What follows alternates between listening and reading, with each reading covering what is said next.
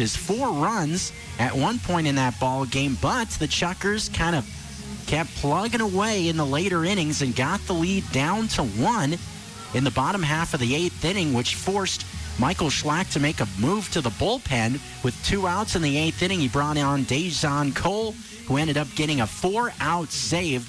2 saves in 2 consecutive nights for Cole, who has been fantastic this season in the back end of that bullpen. But because he has been used now the last 2 nights, I would have to believe that he will not be available today. So if we get into another one of those late inning close game scenarios, it will be interesting to see how the Paddleheads decide to play that all out. Looking at the starting pitching matchup for today, though, Missoula has Taylor Bloy taking the ball, facing off against Austin Dabuski. A couple of pitchers that both pitched earlier this week against the same opponent, and both pitchers will be looking to bounce back from previous performances. Bloy only made it 2 innings. That was game 1 back on Thursday in Missoula. Picked up the loss there, and then Dabuski pitched the next night in Missoula, and he didn't make it out of the first inning of the game he started. It was that game that Missoula won 21-4 before they got out of town. So both of those pitchers kind of looking to wipe the slate clean. Talked about Bloy a little bit with Michael Schlack, the manager of the Paddleheads. You'll be hearing an interview with him in just a few minutes as we roll closer to first pitch here at Melaleuca Field in Idaho Falls. Got fantastic weather once again. It's been beautiful all weekend here in Idaho Falls. Temperatures again in the low 70s. A little bit more of a breeze than what we've seen through the weekend, coming in out of right center field, blowing in. So if you're a pitcher, that maybe will be a good thing to look at as well. As we wind closer to the beginning of this ball game, we have lineups and more coming up for you. And next, we will hear from the manager of the Paddleheads, Michael Schlack. Had a chance to catch up with him before they got ready for the ball game today. You are listening to Paddleheads Baseball on ESPN Missoula, 102.9 FM. Stick around to hear the interview with Michael Schlack. The trained soldiers of the Army National Guard are a new generation of leaders called to serve and make a difference. Do you want to make a difference? During our Hiring Days event, May 10th to June 14th, we're hiring highly motivated candidates for part-time careers in the Army National Guard. You can work or attend college full-time while you earn a paycheck and great benefits. Learn more about serving part-time in the Army National Guard at nationalguard.com/hiring days. Sponsored by the Montana Army National Guard. Aired by the Montana Broadcasters Association and this station. The sun is setting later and the weather is getting warmer. What sounds better than sharing a bottle of wine or beer with friends in the backyard? Why not both? Worden's Market has an amazing selection of wine, beer, cheese, cured meats, and more to power your good times, finally reconnecting after what has been a long pause for all of us. While you're there, choose from a selection of gourmet entree and salad choices to make an evening of it. Located at the corner of Higgins and Spruce, Worden's Market, Missoula's oldest grocery store.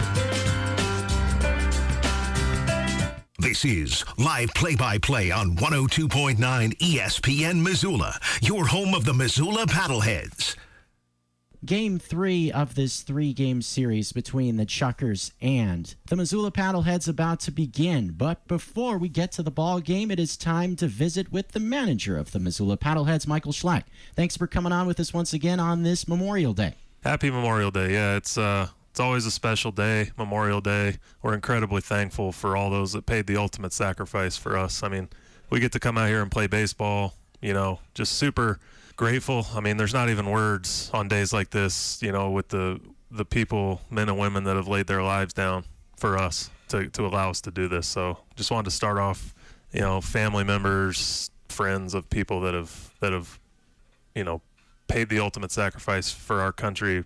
We thank you from the bottom of our hearts. And you think about summer holidays, we got the 4th of July and Memorial Day, kind of the two main ones, and baseball kind of a main part of both of those. What do you think that says about America in general, just having baseball being this great tradition? I love baseball. I've always loved baseball, since I was little, and I know that it brings people together. It brings families together. It makes memories. I mean, what we do on the field is trivial compared to, the memories that are left with the people that come and watch us. And it's just important. That's something I preach to these guys every day anyway.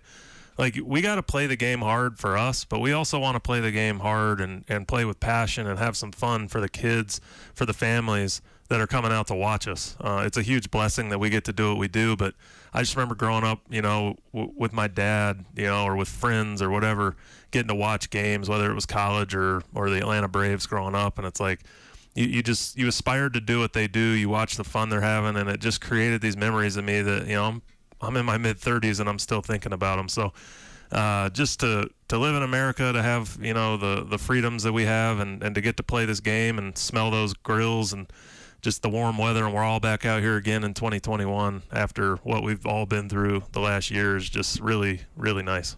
Visiting here before the game with the manager of the Paddleheads, Michael Schlack, and it's been quite a run for your ball club over this week. Had that tough game one of a doubleheader against the Chuckers, and since then, it's just been rolling through this week.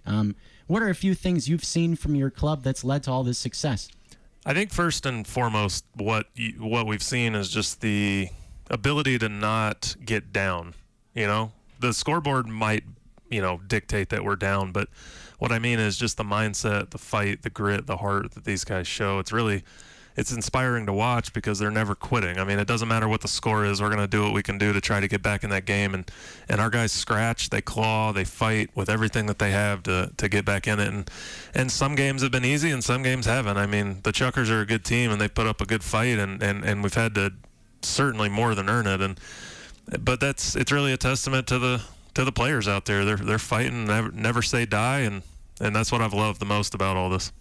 And looking at your team's success, you kind of touched on it there a little bit, but your team has done very well in close games this season, being 3-0 in games decided by 2 runs or less. How is that going to be something to look at as the season continues, as games get more and more important as the season goes on? Well, those are always important games, whether it's the first or the last, whether you're in the regular season or playoffs, is how you perform, how you play, and ultimately do you win or lose those 1-run, 2-run, 3-run games. I mean, it's going to be incredibly important. It's a testament to our bullpen, to our defense, and obviously to our hitters as well that, when the time comes, whoever's number is called, we're preaching do your job, whatever that job is. You might be the everyday guy, but you might be on the bench and be called off the bench, and it doesn't matter. You do your job, whatever your job is that day, and everything's going to work out. Obviously, sometimes it doesn't, but as long as you're prepared, as long as you're giving it your all, and those are the things that this team does really well. One more question here for you, Michael.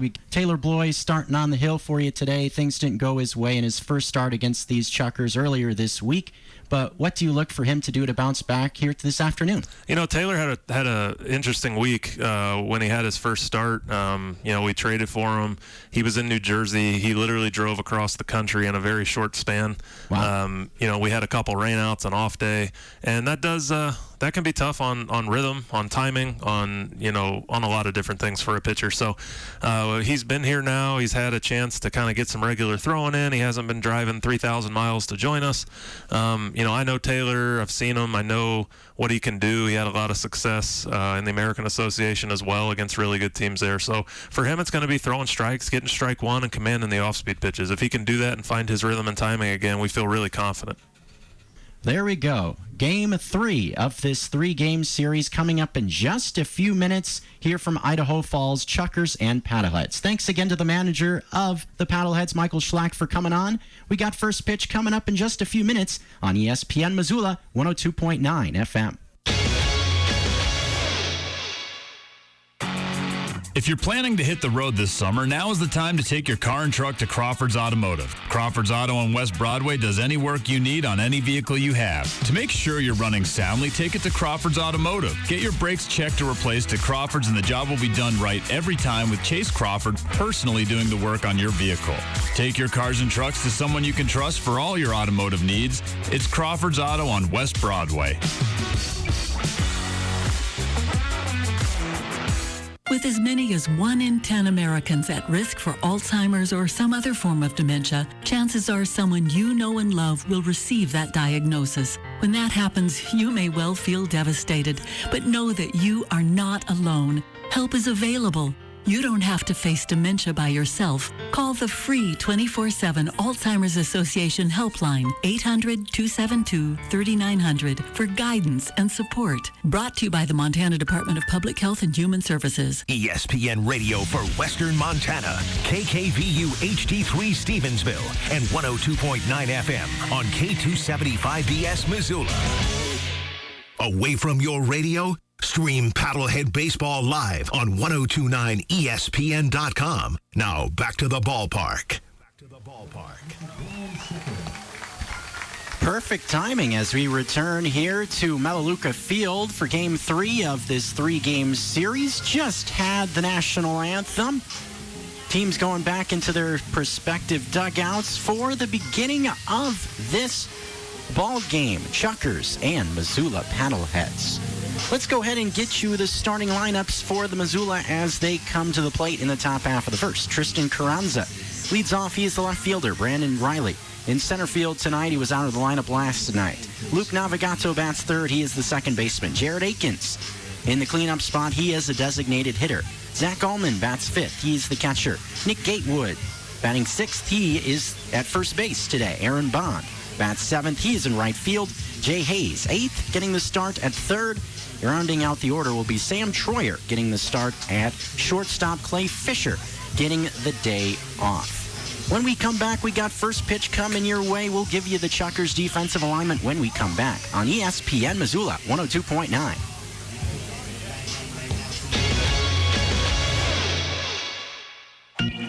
Baseball is back, and the Missoula Paddleheads season is in full swing.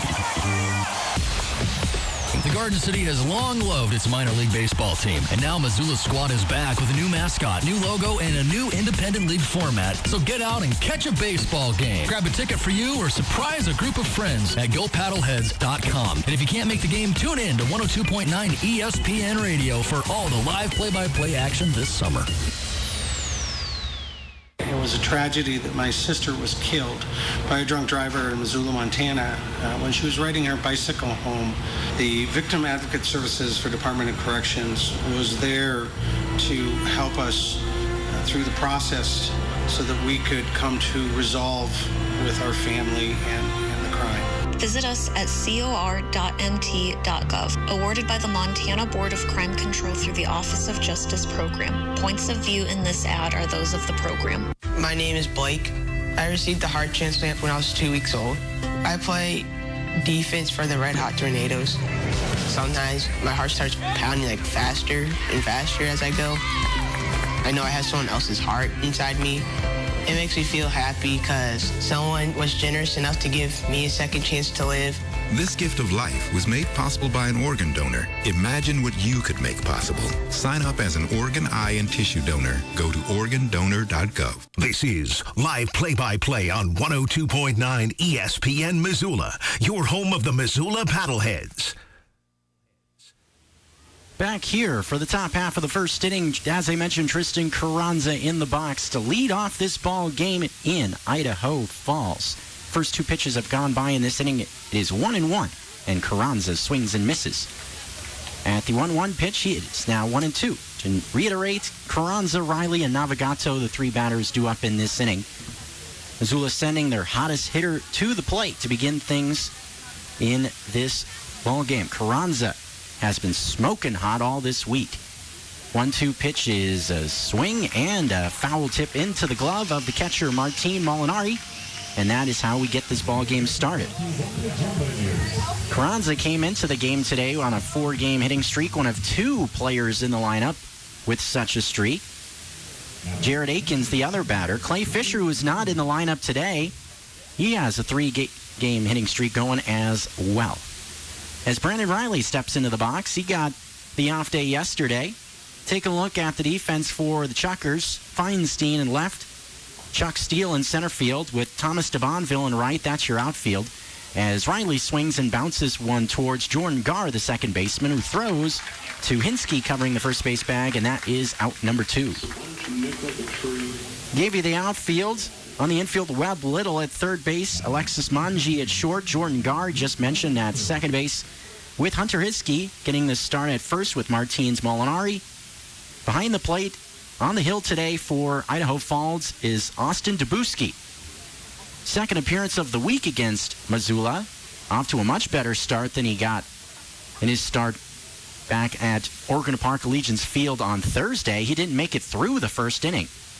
That was that monster game for Missoula's offense where they scored 21 runs. Navigato takes the first 2 pitches in this at-bat out of the zone, 2-0.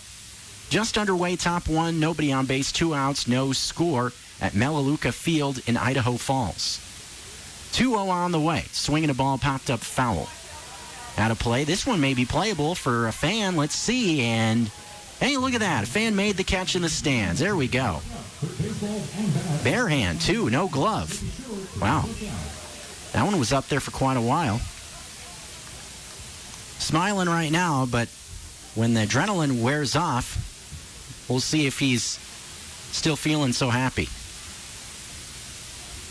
It's tough. 2 balls, 1 strike pitch is a swing and a ball laced into deep right center field. Moving over is Steele, and he can't get it as it bounces up against the wall. Navigato hustling around first. He slides into second base easily. That's a double.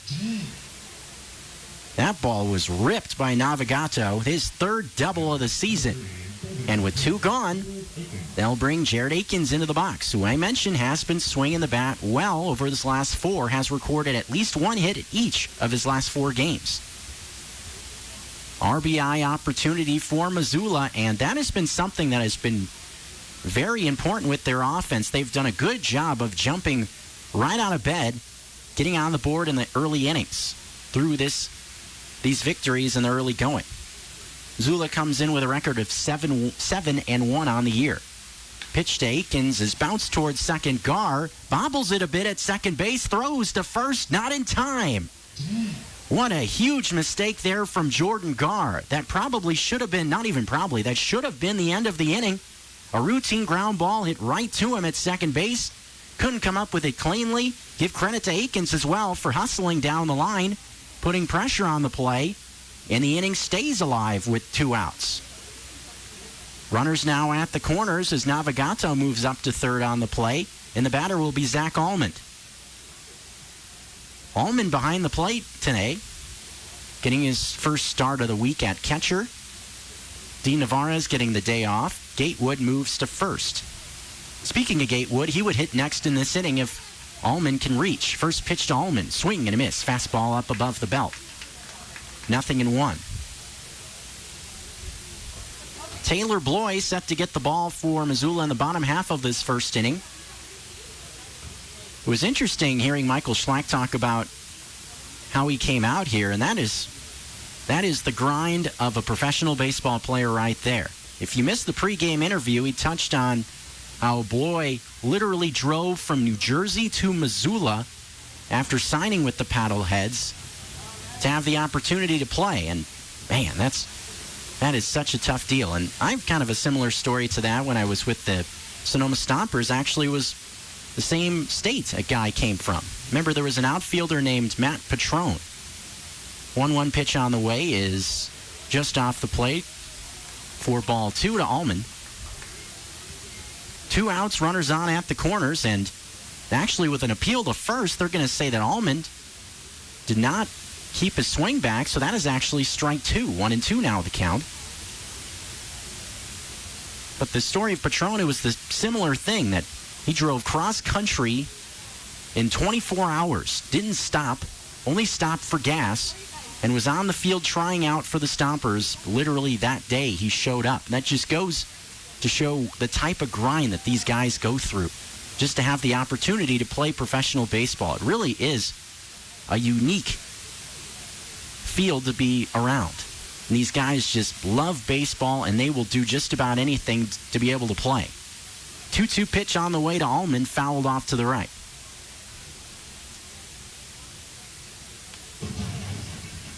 Allman, average at .250 in his first 8 games played, 7 for 28 so far batting. Allman does have 5 driven in. That's tied for second on the team. 2 balls and 2 strikes is the count. Runners on at the corners. No score here in the top of the first, but Missoula threatening, looking for a clutch hit here from Allman to drive in a run. 2-2 from Dabuski as the runner takes off. This one shot into the gap, right center field. This one could be trouble, and it will be as it's off the wall. One run is in. Here comes Akins around third. He scores easily. Allman stops at first. Either way, it's 2-0 Missoula. What a swing of the bat there from Allman, as that was a rocket into right center field that went off the base of the wall. Got a good carom to DeBonville, which kept him at first base. Either way, Missoula will take it as they have a 2-0 lead here in the first inning.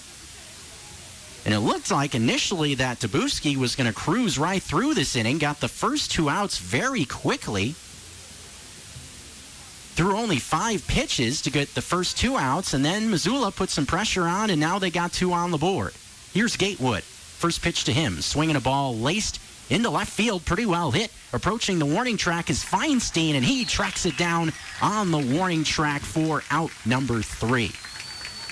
2 runs come in for Missoula in this half inning thanks to Zach Allman. It's 2-0.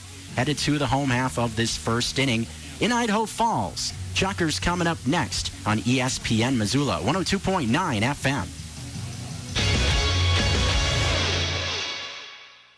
Hey, it's David with Garden City Plumbing and Heating. In 2020, COVID-19 brought renewed attention to the importance of indoor air quality. Even with the vaccine rolling out, the importance of maximizing the health and safety of your indoor air should not be forgotten. In one client's home, we were able to help them reduce their air's harmful particle count by 83%. This helps promote the health and safety inside the home, no matter what is going on outside. Interested in learning how you can increase the quality of your air? Call Garden City today at 728-5550.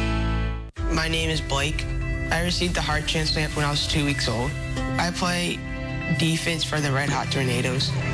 Sometimes my heart starts pounding like faster and faster as I go. I know I have someone else's heart inside me. It makes me feel happy because someone was generous enough to give me a second chance to live. This gift of life was made possible by an organ donor. Imagine what you could make possible. Sign up as an organ, eye, and tissue donor. Go to organdonor.gov. On June 26th, the Montana Football Hall of Fame will honor its 5th induction class at the Red Lion in Billings. This year's class is headlined by legendary broadcaster Brent Musburger and also includes contributors like Marty Morningweg and Bob Beers. Bobcat greats like Travis Lulay and Ken Amato will also be a part of this year's celebration. Tickets for the banquet are $100 per person or $800 for a table and can be purchased at Universal Athletic locations around Montana. Act fast for a night to remember in Billings with the Montana Football Hall of Fame, where legends live in immortality. This is Missoula Paddlehead Baseball on 102.9 ESPN Radio. ESPN Radio. Bottom 1 here in Idaho Falls. Paddleheads off to a good start once again, getting on the board in the top half of the first inning. They have a 2-0 lead. As Taylor Bloy takes the hill, let's take a look at the batting order for the Idaho Falls Chuckers. Leading things off will be Chuck Steele, then Webb Little. Matt Feinstein bats third. Andrew Dunn in the order. He is the designated hitter today, cleaning things up. Daniel Martins-Molinari bats sixth. Hunter Hinsky sixth. Thomas DeBonville seventh. Jordan Garr eighth, with Alexis Manji winding out the order for Billy Gardner Jr. and the Chuckers. Chuck Steele getting into the batter's box for Idaho Falls. Lead off bottom half of the first inning. Looking at the defense for Missoula, starting in the outfield. Carranza in left, with Riley in center field and Akins in right. That's your outfield from left to right as Bloy delivers the first pitch for ball 1. 1 ball and no strikes. Looking at the infield, Jay Hayes at third base, Troyer at shortstop, Navigato at second base, with Gatewood at first and Allman behind the plate doing the catching for the right-hander Bloy. Coming over the top, here is the 1-0 delivery, and it is on the outside for strike 1. Faced these same Chuckers earlier this week back in Missoula. 2 innings pitched wasn't the outing he was looking for, but clean slate today, new field. See if he can get his rhythm. 1-1 pitch is a swing and a line drive into center field. That is a base hit, as it actually gets by Riley, the center fielder, and will go all the way to the wall. Steeler hustling around second base. He is going to go all the way to third, and that's a triple.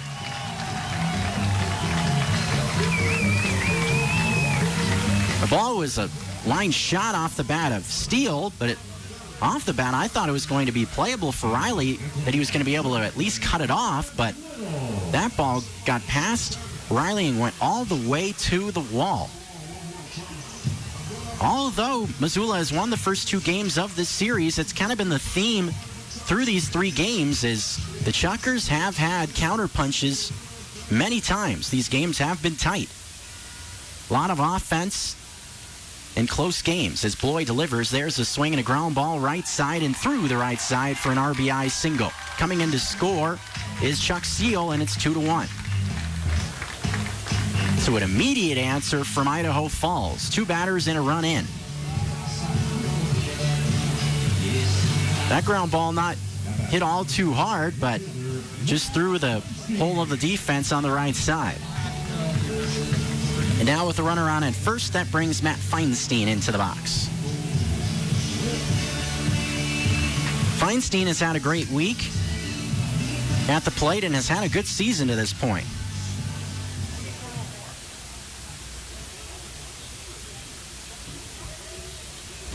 Steele waiting at first base, see if he takes off in this spot. There is a pitch taken for a strike on the outside. Count is 0-1.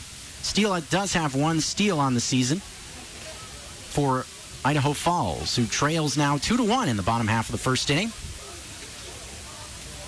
Run on the board already. 0-1 pitch is on the outside for strike 2. Fastball moving away from the right-handed batting Matt Feinstein.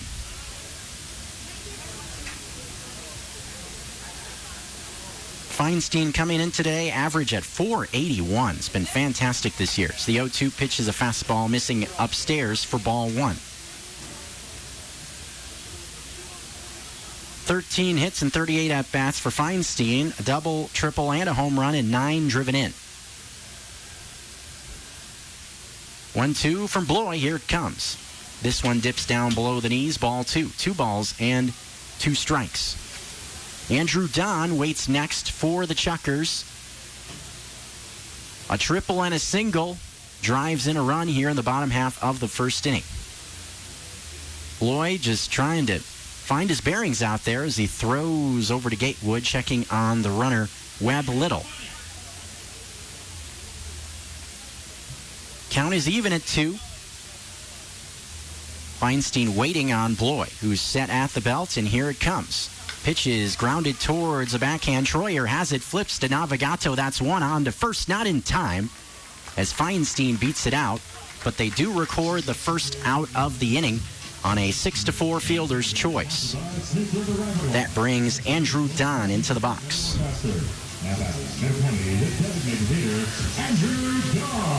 Don, another very productive hitter in this Chucker order. This offense has produced plenty this week. It's, of course, the 6th game played this week between these 2 teams. Home and home series. First pitch from Bloy is a fastball just above the belt for ball 1. Saw Don have a huge home run in game 1 of this series, a 3-run shot, part of a 4-hit night for him that night. Andrew Don, 12 for his first 29, 2 doubles, 2 homers, and 12 driven in. 1-0 pitch finds the inside corner for strike 1. Ball and a strike is the count. Nice crowd on hand. It's been nice crowds all weekend here in Idaho Falls, and why not? It's been beautiful weather. Can't think of many better things to do. On this holiday weekend, they go check out some baseballs. There's a soft line drive right field. Akins is going to have to play it on a bounce. That's a base hit, and he fires it into second base. Not in time to get the runner there. 2 runners on now with 1 gone, as that's the 3rd hit of this inning for the Chuckers. They'll set it up for Martins Molinari. And you just go down the list of the Chuckers order. It's more a question of who isn't hitting the ball well. Martins Molinari, another one. 11 for his first 26 in 7 games played. 423 average, 7 RBIs, with 3 doubles for him. One of those doubles, a huge hit in the game last night. was a 3-run double that cleared the bases, that gave the Chuckers the lead at the time. Has a chance to do more damage here with 2 runners on and 1 out as Bloy throws a fastball that misses upstairs for ball 1. And just hearing his manager Michael Schlack talk about Bloy in the pregame, it's obvious that he has a lot of confidence in him from their time previous in the American Association together, as the 1-0 pitch is on the outside for strike 1. And that has to be a good feeling for a pitcher on the mound, knowing that your manager kind of has your back, so to speak, and that you have a little bit of time to find your bearings and prove that you belong. Ball and a strike is the count to Martins Molinari. As time is called very late, Bloy was starting to come to the plate, it looked like, just about, and had to put the gun back in the holster. Count is even at 1. 1 run in for the Chuckers in the bottom half of the first. It's 2-1. Hunter Hiskey waiting on deck as the 1-1 pitch finds the zone on the inside. Good pitch there from Bloy. Count is now 1-2.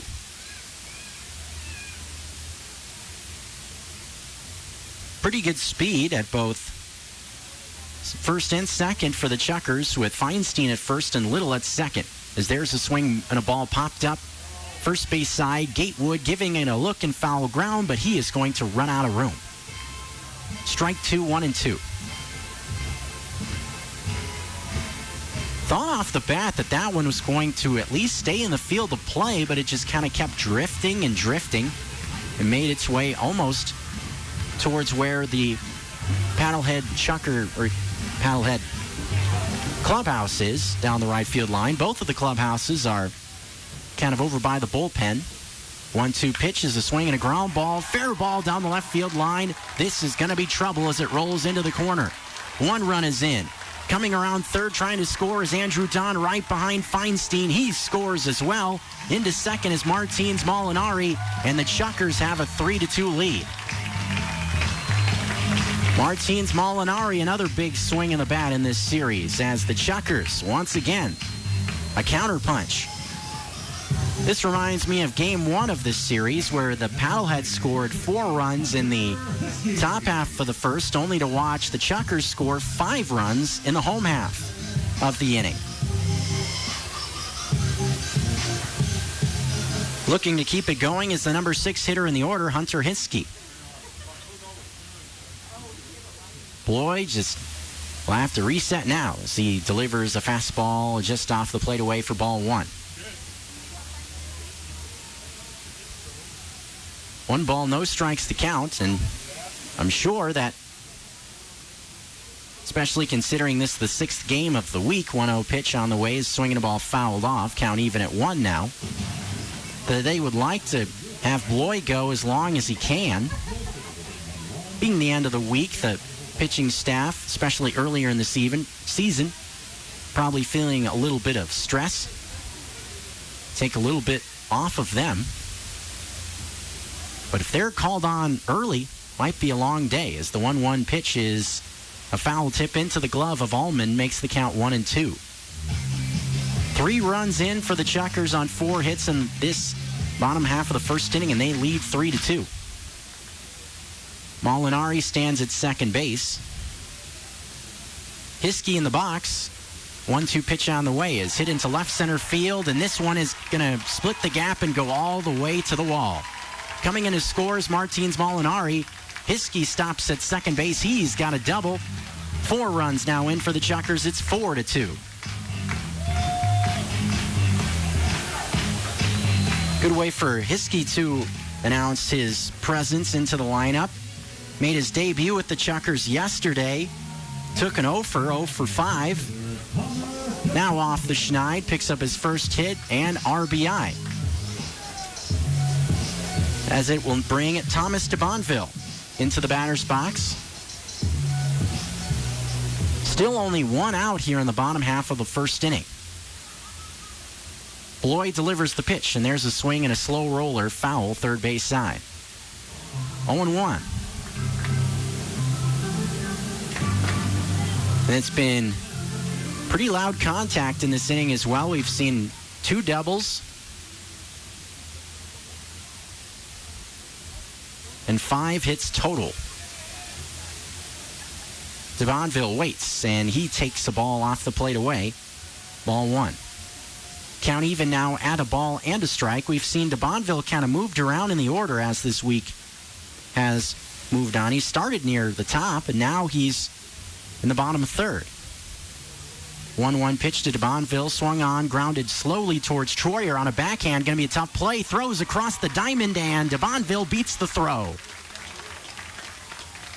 Good effort from Troyer at short. Had to go well towards the third base bag and threw off balance. Trying to make that play, made an accurate throw to Gatewood at first, just not quite in time. DeBonville using his legs to reach with an infield single, and with runners on at first and second, that brings Jordan Garr into the box.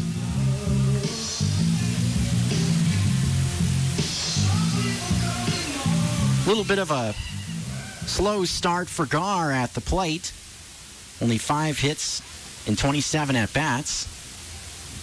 And with 1 out and runners at first and second, and this inning continuing on, I'm sure the Paddleheads would love to see a double play ball to stop the bleeding.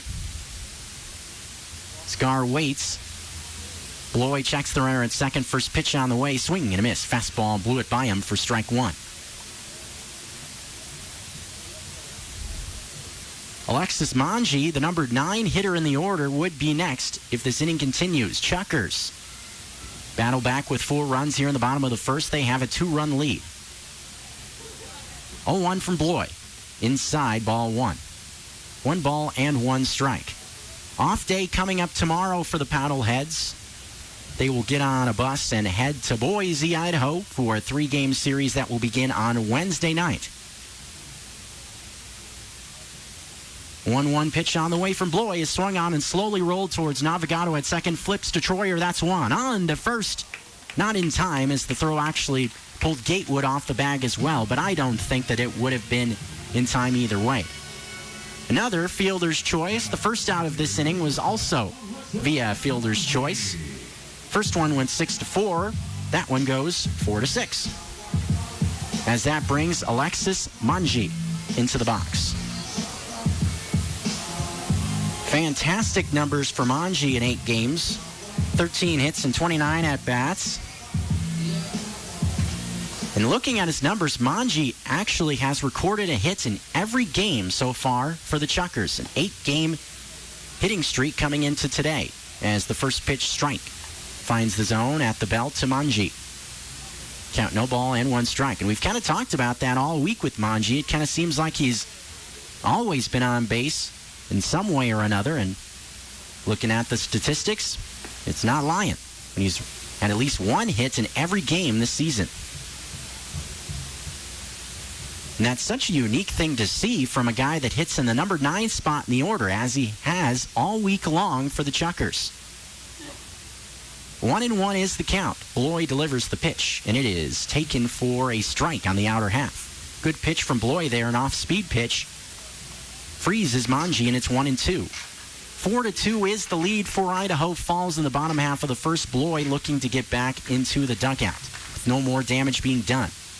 There are runners at the corners. 1-2 pitch is off the plate away. Backhanded stop made by Allman behind the dish.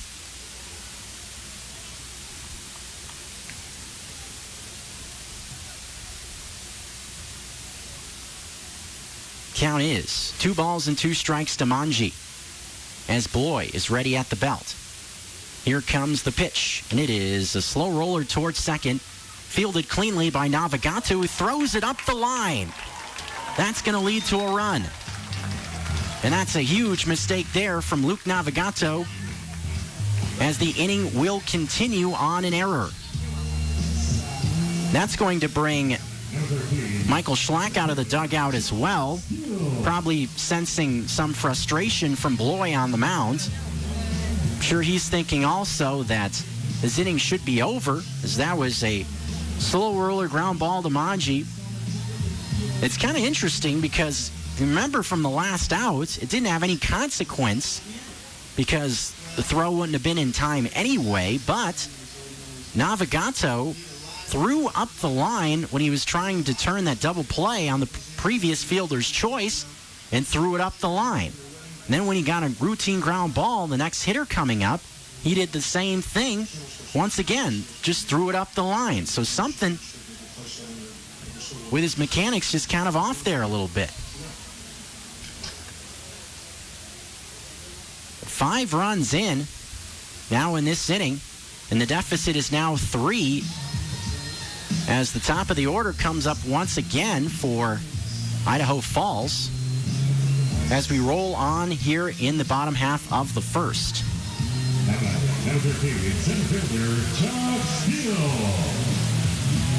Chuck Steele will bat for the second time in this inning. Each already has tripled and scored a run. Looking to do even more damage with still 2 runners on and 2 gone. Beloy delivers. Fastball, that one finds the zone on the outside. Right at the knees, 0-1. Chuckers have been doing it all week long, putting big innings together. This match is their largest inning of this series, this 3-game set.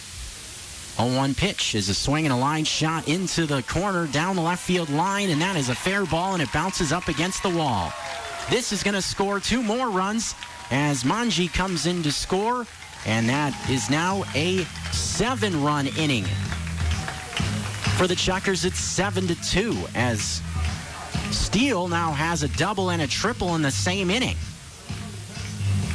And now 2 RBIs and a run scored. That's quite a way to start a ball game off. As Webb Little will now step into the box. He started the scoring in the first inning as the Chuckers immediately were on the board in the first inning. First 2 hitters of the game brought in a run. As here's the pitch to Little. Swinging a ball fouled off to the left. Strike 1, 0-1. 7 runs on 7 hits in this first inning for Idaho Falls, and they lead by 5, 7-2 the score in the bottom half of the first. Beloy is set at the belt, looking at second base. Pitch on the way. Taken down low below the knees, ball and 1 strike. Nothing happened in the bullpen down the left field line.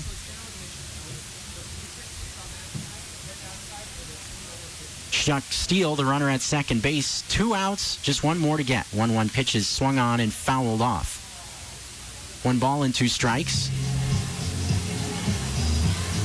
Both of those runs that came in on that double will be unearned because of the error made by Navigato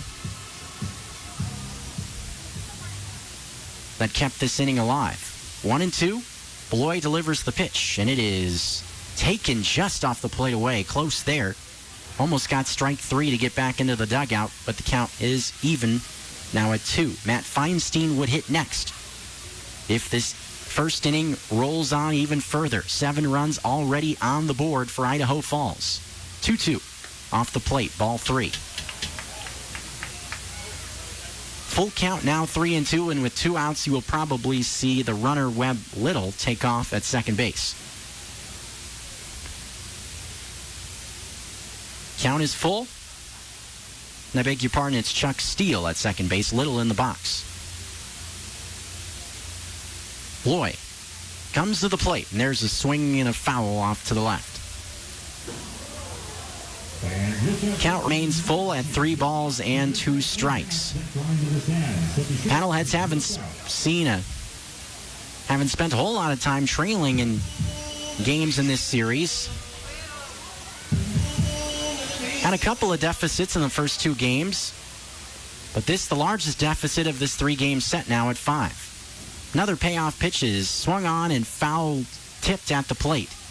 Allman couldn't quite hang on to it.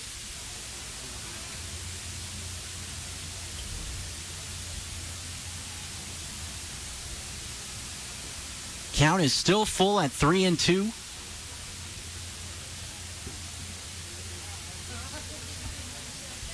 As Beloy is set looking in at Allman, the catcher. takes a peek at second. Pitch on the way is taken for strike 3 called on the inside corner, and that ends the first inning, but not before 7 runs come in for the Idaho Falls Chuckers, and they lead 7-2 headed to the top half of the second at Melaleuca Field in Idaho Falls. We continue on with more after this on ESPN Missoula, 102.9 FM.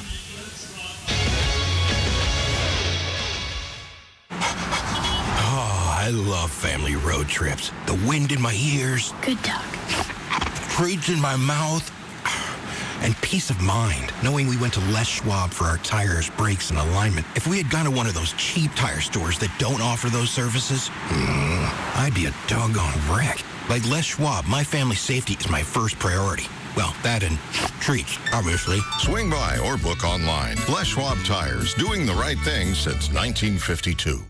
When it comes to your health, and particularly your medication, it's important to know that the folks helping fill your prescriptions care about you. Lolo Drug is a locally owned and operated pharmacy located at 103 Glacier Drive in Lolo, where pharmacist Corey and his team will always treat you like their neighbors. Skip the long lines and the impersonal service. Instead, let Lolo Drug let you feel like you matter, because you do. Lolo Drug, your friendliest neighborhood pharmacy located off of Highway 93 on Glacier Drive in Lolo. Wayne McElmurray knows what you can achieve through hard work as an athlete from a small town in Montana. The Troy native rose up to become an All-American safety for the Grizzlies on UM's 95 National Championship team before spending time playing in the NFL. McElmurray has also used those values in his work at McElmurray Homes. Since 2003, McElmurray Homes has helped contract and subcontract some of the Garden City's finest houses. McElmurray Homes is committed to offering quality custom service, quality products, and the best prices throughout any project. And McElmurray Homes is also a proud supporter of high school athletes around the state of Montana. Back to live local play-by-play on 102.9 ESPN Missoula. Top half of the second inning coming up, and the Paddleheads have now some work to do offensively as the Chuckers score 7 times in the first inning, and they hold a 5-run advantage. Looking to get something going in this half inning to start things off will be Aaron Bond, as Missoula will bring their bottom 3 hitters to the plate in this half inning. Bond, Jay Hayes, and then Sam Troyer, all facing Dabuski. Right-hander sets from the first base side of the rubber and delivers the pitch, and it is down low below the knees for ball 1. 7 hits and an error did the damage for Idaho Falls in the first inning, as Bond waits on Dabuski, who throws a fastball for a strike at the belt. Count even at a ball and a strike. Aaron Bond's solid numbers thus far this season. Pretty good series as well for Bond. He had 2 hits last night and home run in game 1 of the series. As he goes after the 1-1 pitch, count is 1-2. Fastball up above the belt. Bond couldn't keep the bat back. 10 hits in his first 28 at-bats, including 2 homers and 4 driven in. For the Paddleheads, right fielder. 1-2 from Dabuski. Swung on and bounced it towards the middle. Gar, sliding towards the second base bag, throws to first, not in time, as Bond beats it out. Good hustle by Aaron Bond, sniffing a hit that time. Aaron Bond, rather. And is able to get on base. And when you're trailing, that's the way the Chuckers are. The Paddleheads are. Base runners is what you want to try to put big innings together. Offense this week has been good for Missoula, including their last 4 consecutive wins. They've been averaging over 10 runs a game in that span, as Jay Hayes digs into the box and he takes the ball off the plate. 1 ball and no strikes. Seeing Hayes step in and pinch hit rolls, and now getting a start on this Monday, Memorial Day afternoon in Idaho Falls.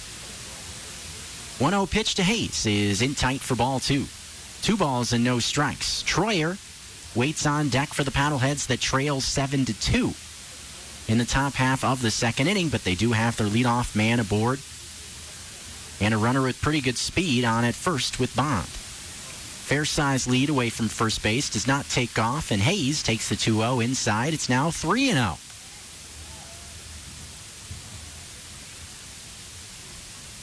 This becomes a big pitch here, and I'll be curious to see if Hayes reaches what Michael Schlack decides to do with Troyer in the box, the number 9 hitter. Still a ways to go, though, as the 3-0 pitch is taken. Late call, strike one on the outside. 3-ball, 1-strike count. This could be a pitch where you see Bond take off. We'll see. Has a fair-sized lead away from first. Dabuski not paying any attention to him. 3-1 pitch is bounced towards Gar at second base. Gets a good hop. Flips to Manji. That's one on to first. Not in time as Hayes beats it out. But Bond retired at second base. That will be a fielder's choice. And out number 1. That brings Troyer into the box. It was a high chopper hit by Hayes. Took just enough time to get to Gar that Hayes was able to beat it out to stay out of the double play. As Sam Troyer steps in. Has been very solid defensively over these last couple of games. Got the start last night at third base. Flashed the leather with a diving stop on a line drive. First pitch in this at-bat, look out. Fastball way up and in. That one at 91 on the gun coming at your ear hole. That's got to get your attention. Hello. Carranza would hit next if this inning continues. There is one out with Hayes on at first in this 7-2 ball game in the top half of the second. Chuckers with the lead. The 1-0 pitch is upstairs once again to Troyer. 2 balls, no strike, the count.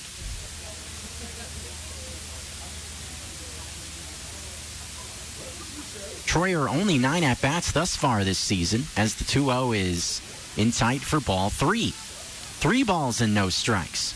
And touched on the defense, and I imagine that Paddleheads look to get him more action just to keep his glove on the field. And if he can get the bat going, that'll just be a bonus. 3-0 is the count to Troyer, and that is a fastball taken all the way for strike one. Just kind of a get-me-over pitch that time. And that's something that pitchers probably can't do too much anymore with so many hitters now swinging 3-0. Runner takes off on the 3-1 pitch, and it is a strike on the inside part of the plate. No throw down to second base, so Hayes now stands at second. But the count is now full at 3 balls and 2 strikes. Troyer waiting on Dabuski. Payoff pitch will be on its way, but Troyer first steps out of the box as Dabuski was taking a little bit too much time on the mound. Righty looking in, getting the sign. He's got what he wants from Martins Molinari. Here's the payoff pitch, swinging a ball fouled off to the right. Count remains full at 3 balls and 2 strikes. This is the final game of a 3-game set and stretch of 6 games against the Chuckers. Not the last time that Missoula will visit Idaho Falls. They will come here again Father's Day weekend in June. Another payoff on the way is a swing and a ball hit high in the air down the right field line in foul territory. This one drifting and will make its way out of play.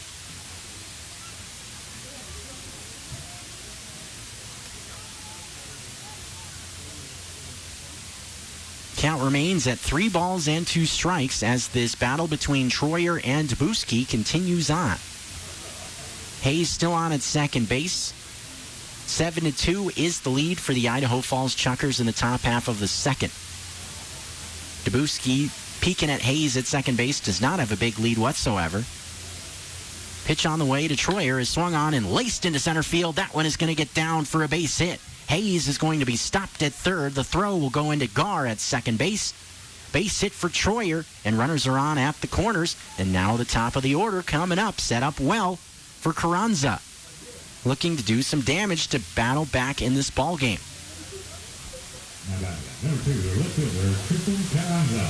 The way this offense has been rolling, Missoula probably feels pretty loose in that dugout, knowing that if they can just keep things rolling the way they have all week long against these Chuckers, they're far from out of this ball game. Still nothing doing in the bullpen down the left field line, keeping an eye on what's going on down there. Paddleheads hoping that Bloy can brush off that first inning and find some more success as he rolls along here. Right now, though, it's up to Carranza. Trying to get into this deficit. Pitch on the way to him is a breaking ball that drops into the zone at the knees on the outer half. Haven't seen many curveballs from Dabuski today. There was one right there on the first pitch, maybe catching Carranza off guard. To jump ahead 0-1. Troyer at third, Troyer at first, Hayes at third. One out in the inning. Carranza waiting on Dabuski. Here's the 0-1 delivery, and no, check that, is someone called time. And that's the second time we've seen that, where time has been called extremely late. Saw that happen with Bloy in the first inning at one point, where he was seemingly already into the stretch, and time was called. But Dabuski's reset. Here's the 0-1 pitch, and a swing and a rocket into left field. That's a base hit. Scoring easily is Hayes, and it's going to be 7-3. Stopping at first is Carranza on that RBI single. Troyer also up to second base. Here we go. Missoula cuts the lead to 4. It might just be one of those days, folks. It might just be another offensive afternoon. Bob Malacki, the pitching coach, is headed out to the mound to have a word with Dabuski. Seen something he doesn't like in that dugout. And probably part of the message is, hey, yeah, we got a 4-run lead, but this Paddlehead offense has been a thorn in our side all week long. So don't let them get rolling. The lead may feel like 4, but I'm sure this game feels a lot tighter to a lot of folks in that dugout on the first base side. Brandon Riley will be the hitter once this little powwow is finished on the mound. It looks like it will be ending here pretty quick as Malacki makes his way back into the dugout on the first base side.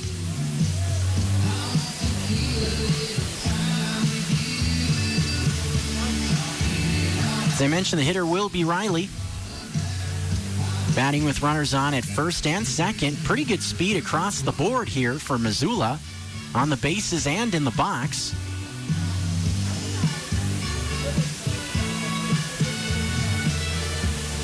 As Riley waits, and now we'll get into the box as they shut John Party off the PA system.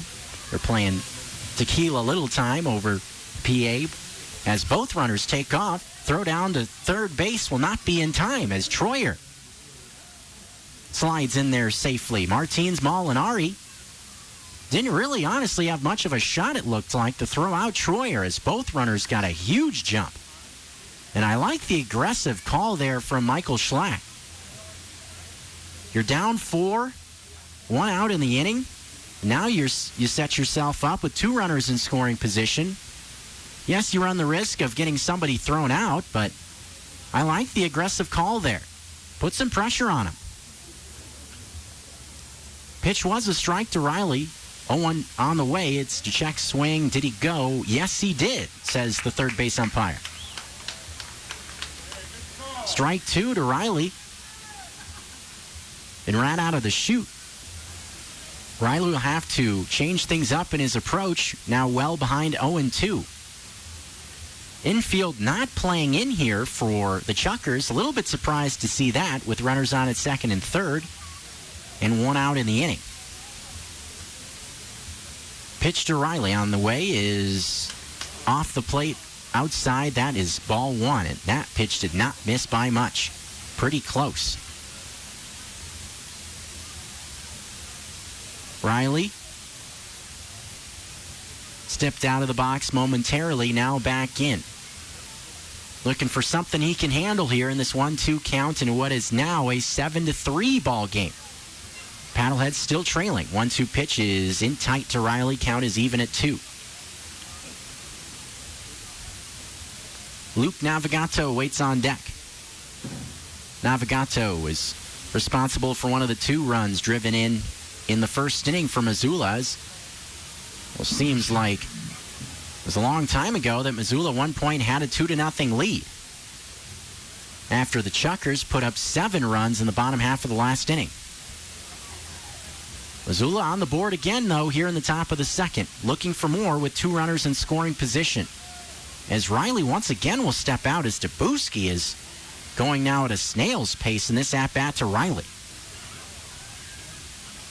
The righty is set on the mound. We'll see if he throws this century. 2-2 pitch is coming, and it's swung on and foul tipped at home plate. Riley stays alive to keep the count. 2 balls and 2 strikes. Beautiful afternoon for baseball once again. Just a few wispy high clouds hanging around up there. Nothing much to speak of. Wind direction has been shifting around through the day. At first it was blowing in from right field. Now it looks like it's blowing straight out to center as Riley swings and hits one into shallow left field. Coming in is Feinstein. He makes the catch. Staying put at third is Troyer. Doesn't try to tag up that time.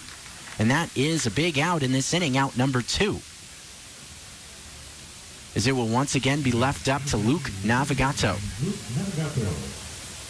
Came up big in the first inning. Another RBI opportunity here. Looking to cut into the lead, which is now at 4. For the Idaho Falls Chuckers in the top half of the second. Score is 7-3. Troyer is on at third base with Carranza at second.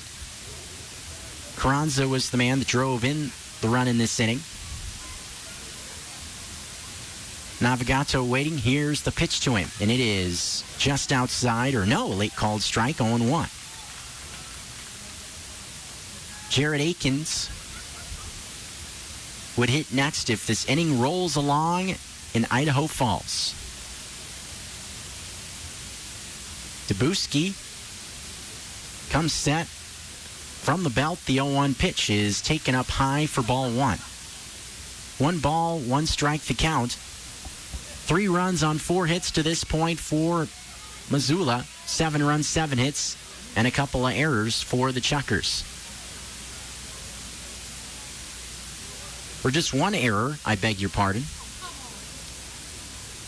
1-1. Dabuski delivers the pitch, and it is past the catcher, Martins Molinari. And that is going to allow Troyer to come in to score from third. 3-run game now as it is 7-4. A little bit of a break there for Missoula.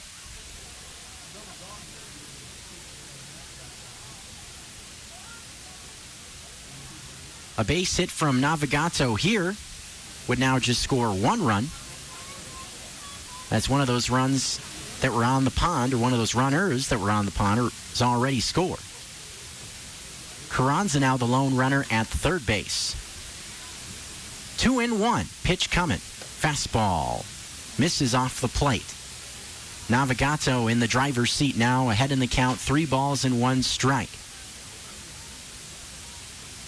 And even though first base is open, I would think Dabuski would want to challenge Navigato here and try to avoid facing Akins in this inning, who would potentially represent the tying run, as Navigato hits one off the end of the bat a bit, shallow left field. Feinstein coming in on it, and he is going to put this one away for out number 3.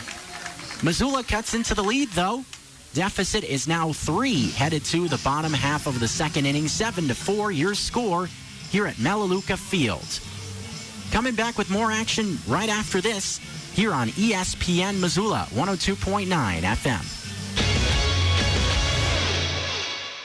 This is Mike Nugent with Berkshire Hathaway Home Services. Berkshire Hathaway provides Western Montana with full-time real estate professionals for you whenever you need us. Our reputation as the state's most knowledgeable and available real estate group has helped build unmatched trust in the Garden City and statewide. If you have been thinking of making a real estate move in the short or long term, give me a call. No pressure, no expectations. Just professional opinions and service at whatever pace you are comfortable with. Give me, Mike Nugent, a call today. 531-1802. And remember, every question is good to ask.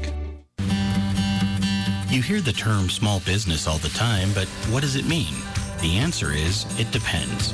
Whether you're a one-woman show or employ over 100 people, at Farmer State Bank, your business is never small to us. Find the tools for success at any Farmer State Bank location or check us out online at farmersebank.com. Farmer State Bank, helping businesses succeed since 1907. Member FDIC. When the sun comes out, your favorite coffee drink calls to be blended into a creamy, cold Floco Frappe. Start with your favorite coffee drink and add one of Floco's all-natural flavors to create your own blended coffee perfection. Stop by any Floco location for a creamy, cold Frappe today or go to Florence.com. The best flavor under the big sky. Lawrence Coffee Company. We now return to Paddlehead Play-by-Play on ESPN Radio. Matt Feinstein into the box to lead off the bottom half of the second as the Chuckers lead by 3, 7-4 your score. Glad to be with you on a Memorial Day Monday. Jeff Safford joining you on the radio on ESPN Missoula 102.9. First pitch in this inning from Bloy misses down below the knees for ball one. 1 ball and no strikes. Coming over the top, here's the 1-0 pitch from Bloy, and it is off the plate away. 2 balls and no strikes as Bloy looked to wipe the memories of the last half inning off the slate and pitch a good inning here in the second. Over the top, here he comes. 2-0 pitch. Fastball. Good spot on the outside corner for strike 1. Right at the knees on the outside. Feinstein, Don, and Martins Molinari coming up in this half frame for Idaho Falls. 2-1 on the way. Swinging a ball fouled off to the right. Chuckers were in a blue alternate uniform yesterday, back in their home whites today with black pinstripes and black numbers. Missoula in their black Zootown unis today once again. Bloy in the 2-strike count. Here's the 2-2. Swinging a ball slowly, hit right side and through the right side past the dive of Navigato, and that is a leadoff single.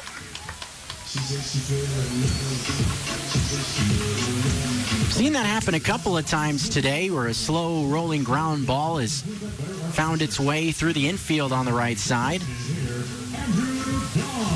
That will bring Andrew Don into the box as Bloy goes right back into the stretch once again. Spent a lot of time there in the first inning.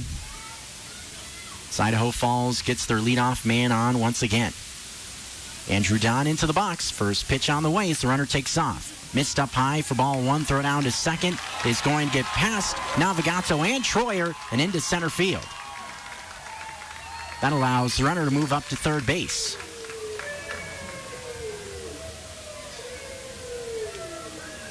I would imagine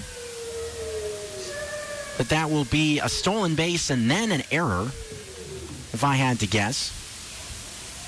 So it looked to me like Feinstein would have beat the throw either way. As I mentioned, the pitch missed for a ball to Don. It's 1-0. The 1-0 delivery is swung on. Look out. Ball laced foul over by the Chuckers dugout on the first base side. Looks like everybody's okay, though. Count even at a ball and a strike. Lead is 3 for the Chuckers, 7-4 the score. Looking to score even more here, though, as they have a runner on at third and nobody out. Don swings and spoils one off to the right. Count remains at 1 ball and 2 strikes. Corner infielders are playing a bit in, and now looks like everybody's going to come in. Didn't start that way in this at-bat. 1-2 pitch on the way is swung on and laced down the right field line. Fair ball. That's going to bring in another run as Don knocks in a run on an RBI single to right, and the lead right back up to 4 as the Chuckers on the board for the second straight inning, and it's now 8-4.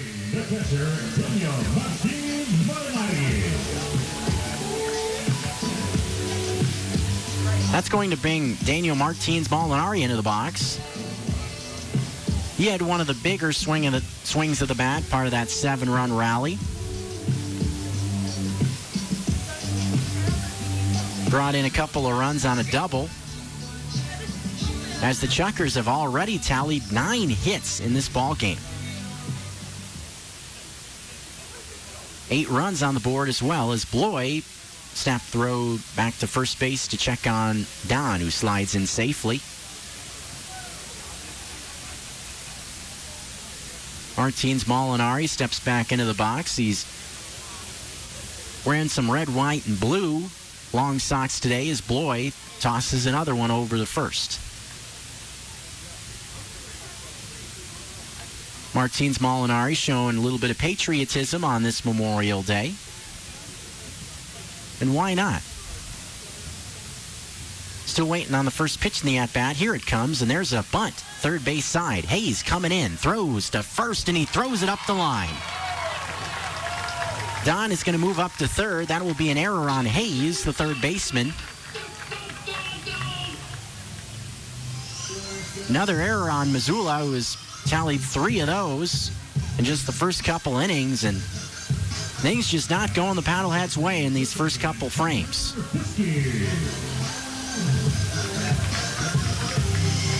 Hunter Hiskey now into the box for the Chuckers. Runners at the corners, and still nobody out in this frame.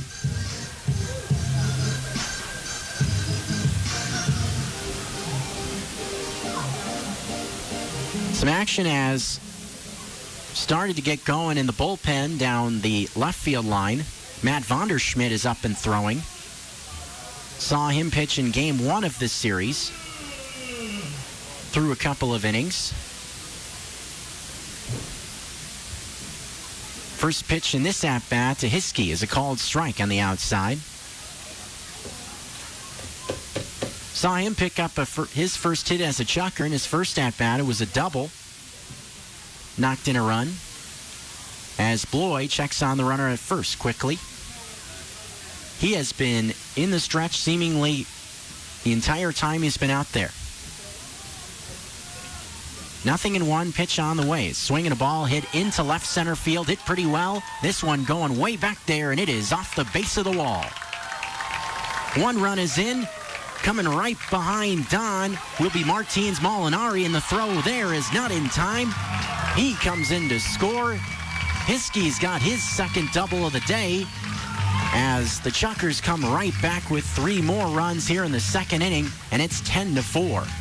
And there is still nobody out in this frame as the Chuckers offense has just been rolling so far against Bloy. 11 hits allowed and 10 runs, and that's going to bring Michael Schlack out of the dugout. He motions towards the bullpen. This is going to do it for Taylor Bloy. Just was not his day here in Idaho Falls. As mentioned, Matt Vonderschmidt was warming in the bullpen. It likely will be Vonderschmidt coming into the ball game here as Bloy exits stage left, goes back into the dugout for the Paddleheads. Vonderschmidt pitched pretty well in the game on Saturday night. Through 2 1/3 innings, gave up a couple of runs, but both the runs that he gave up came towards the end of that outing, so maybe it was a matter of him not quite having enough juice there towards the end of that outing. And now he comes in trying to stop the bleeding for the Paddleheads, who have allowed, mentioned, 10 runs in the first 2 innings, and it's been up and down this lineup. Just about everybody getting in on the act. We've seen balls flying all over the yard both fields, right, center, left center. It's been all over the place. And now Vanderschmidt will be tasked with trying to shut this down. As Missoula has been productive offensively as well over the first 2 innings. They have been on the board in both of the first 2. But hard to stick with a team when the team on the other side has got 10 runs in less than 2 innings. As Vanderschmidt comes in, inherits a situation where there's a runner on base and still nobody out here in the top half of the second inning.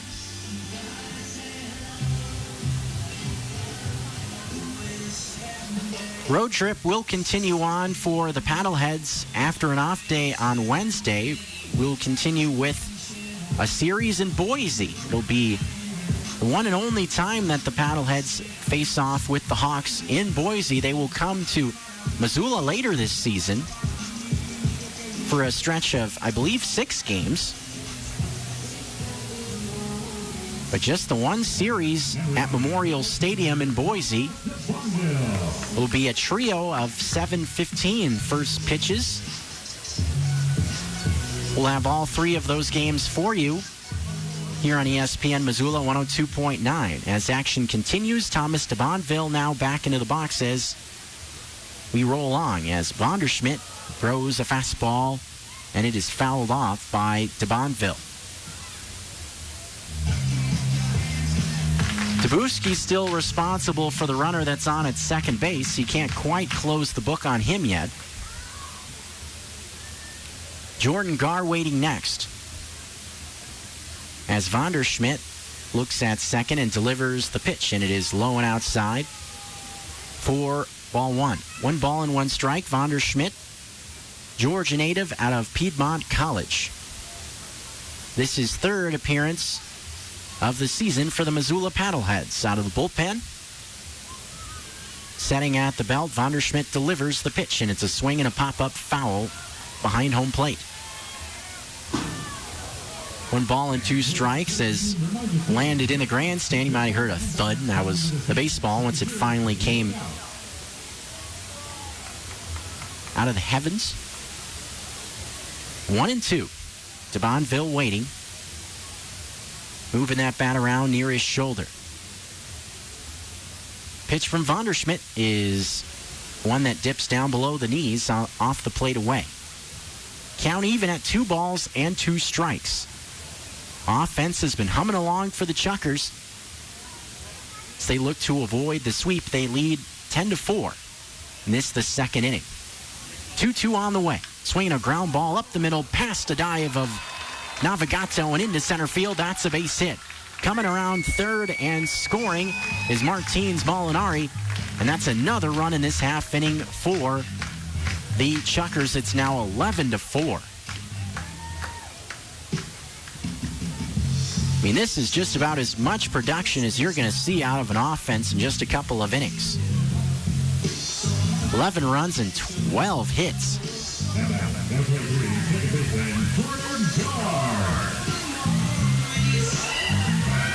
Jordan Garr now into the box with a runner on at first base. Alexis Manji waits next. As Vanderschmidt sets and throws, and there's a swing and a line drive left center field, and this one is going to split the gap and go all the way to the wall. Garr coming around third. He is going to score standing up, and that's an RBI double for Jordan Garr as the offense just keeps on pouring it on for the Chuckers. It's now 12-4. I mean, this is just an onslaught from Idaho Falls. Onslaught from its first 2 innings, a 7-run rally in the first, a 5-run rally in the second. And Alexis Manji coming into the box, and there is still nobody out here in the second inning. As here's Alexis Manji.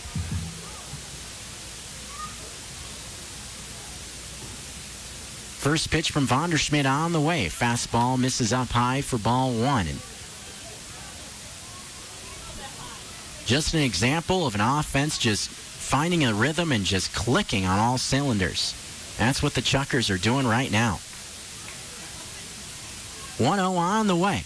It is just off the plate, 2 balls and no strikes. And that, to me, is probably the most impressive part about it is, yes, we've seen a lot of extra base hits from the Chuckers, but none have left the yard.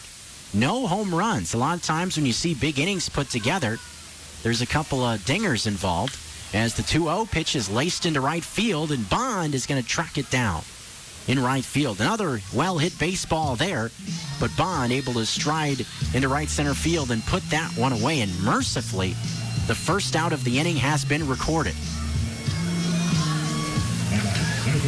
That brings Chuck Steele into the box. Lead is up to 8 for the Chuckers in the bottom half of the second inning. Score at 12-4.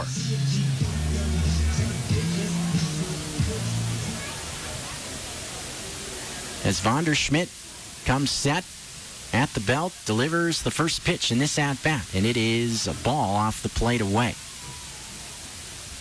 Mentioned Idaho Falls' ability to put a lot of hits together, and not just hitting home runs, but we've seen them use the entire field as well. Spray chart from this game will probably look pretty impressive as the 1-0 pitch is fouled off to the right. 1 ball and 1 strike. That has to probably make hitting coach Billy Butler feel pretty well. Saw him hanging around today before the ball game. Of course, Billy Butler, a pretty well-known guy around these parts. He was an Idaho Falls Chucker at one point before his 10-year Major League Baseball career. Made an all-star team and really was a fan favorite in Kansas City for a lot of years. 1-1 pitch is a swing and a soft line drive, and it's going to be played off a hop by Navigato. Throws to second, and they just got Chuck Steele, and it was close. A little bit surprised Navigato didn't just charge that and catch it, and it almost cost him as Steele was very close to beating that one out. Runner moved up to third on the play, and there are now 2 outs in the inning for Webb Little. 5 runs in here for the Chuckers as the offense keeps humming right along. First pitch to Little is down low below the knees.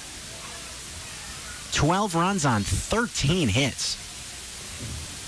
4 runs for Missoula, score 12-4. And this is the bottom of the second. 1-0 coming.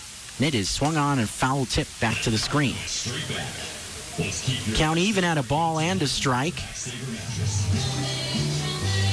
So the Chuckers maybe taking a little bit of frustration out. They've had a rough last 4 games against Missoula. 1-1. Here it comes from Vanderschmidt, and it is taken on the outside for a strike. 1 ball, 2 strike count.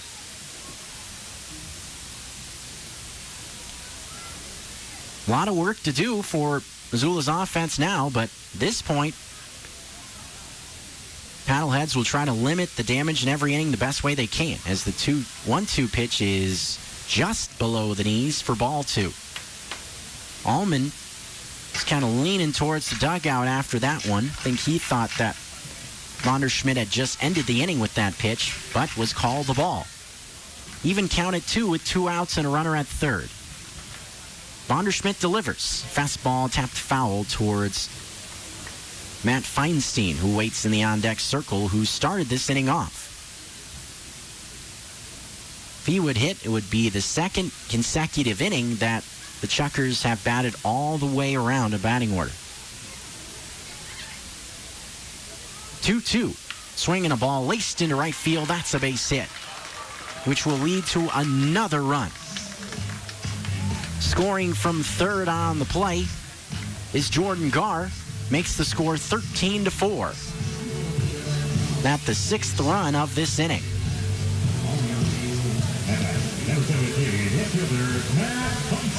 As indeed, the Chuckers have batted now around the order for the second consecutive inning, as it will now be Matt Feinstein coming into the box.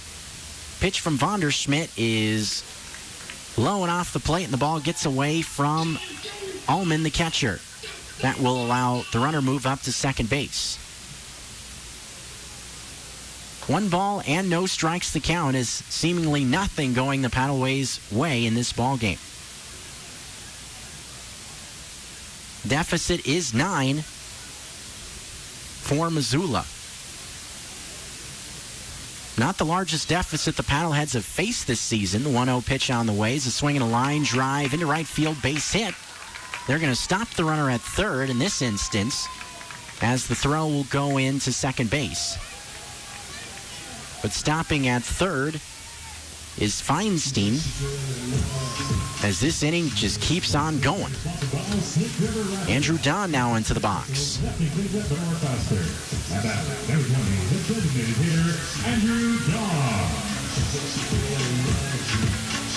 15 hits. Seems like it doesn't matter what the Paddleheads do, just keep on coming. Hits from the Chuckers as Don takes one off the play away for ball 1. 1 ball, no strikes the count. There are 2 outs here in the bottom half of the second inning. Chuckers, though, looking to match what they did in the first by scoring 7 runs, and that base hit there by Don will do just that as another run comes in to score for the Chuckers, and it is now 14-4. The Chuckers match the 14 runs they scored in Game 1 back in Missoula, and they do it in less than 2 innings here this afternoon. As Daniel Martins Molinari will get into the box, and for the Chuckers, this has to feel like a little bit of revenge, as they've seen the Paddleheads come in here and take the first 2 games of this series. First pitch to Martins Molinari. Swing and a miss on a pitch on the inside part of the plate. Count is 0-1. Martins Molinari looked like he was a little bit out in front of that pitch on the inside corner. 0-1. 7's wild for the Chuckers as they have scored 7 runs in both of the first 2 innings, and they lead by 10. 0-1 pitch from Vonderschmidt, swinging a ball hit well, left center field. Moving over is Riley, and he is going to track this one down right in front of the warning track in left center field, and that is going to do it for the second inning.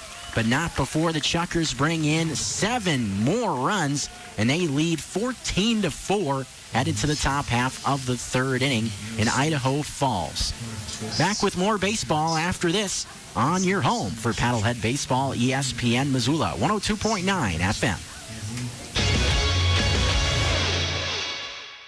Be a part of one of Missoula's biggest and best card shows to date. The Missoula Sports Cards and Collectibles Show will be held Saturday, June 12th at the Commercial Building on the Missoula Fairgrounds from 10 a.m. until 6 p.m. James Spence and JS Authentication, the premier authentication company in the country, will be on site all day. Admissions for patrons and buyers is free, and up to 50 vendor tables will be offered, presented by Zootown Sports Cards. The Missoula Sports Cards and Collectibles Show is still accepting vendors, so call 493-6665 today. What do Missoulians do best? They support their local stores. Come support your local pharmacy at Palmer's Drug. Palmer's Drug is a retail and compounding pharmacy that is the alternative to big box chain pharmacies. You can expect short wait times, free medication shipping, and friendly service at Palmer's Drug. Located at 918 Southwest Higgins in Missoula, Palmer's Drug is the most convenient way to get your prescriptions in the Garden City. Come in and discover how they can serve your pharmacy needs.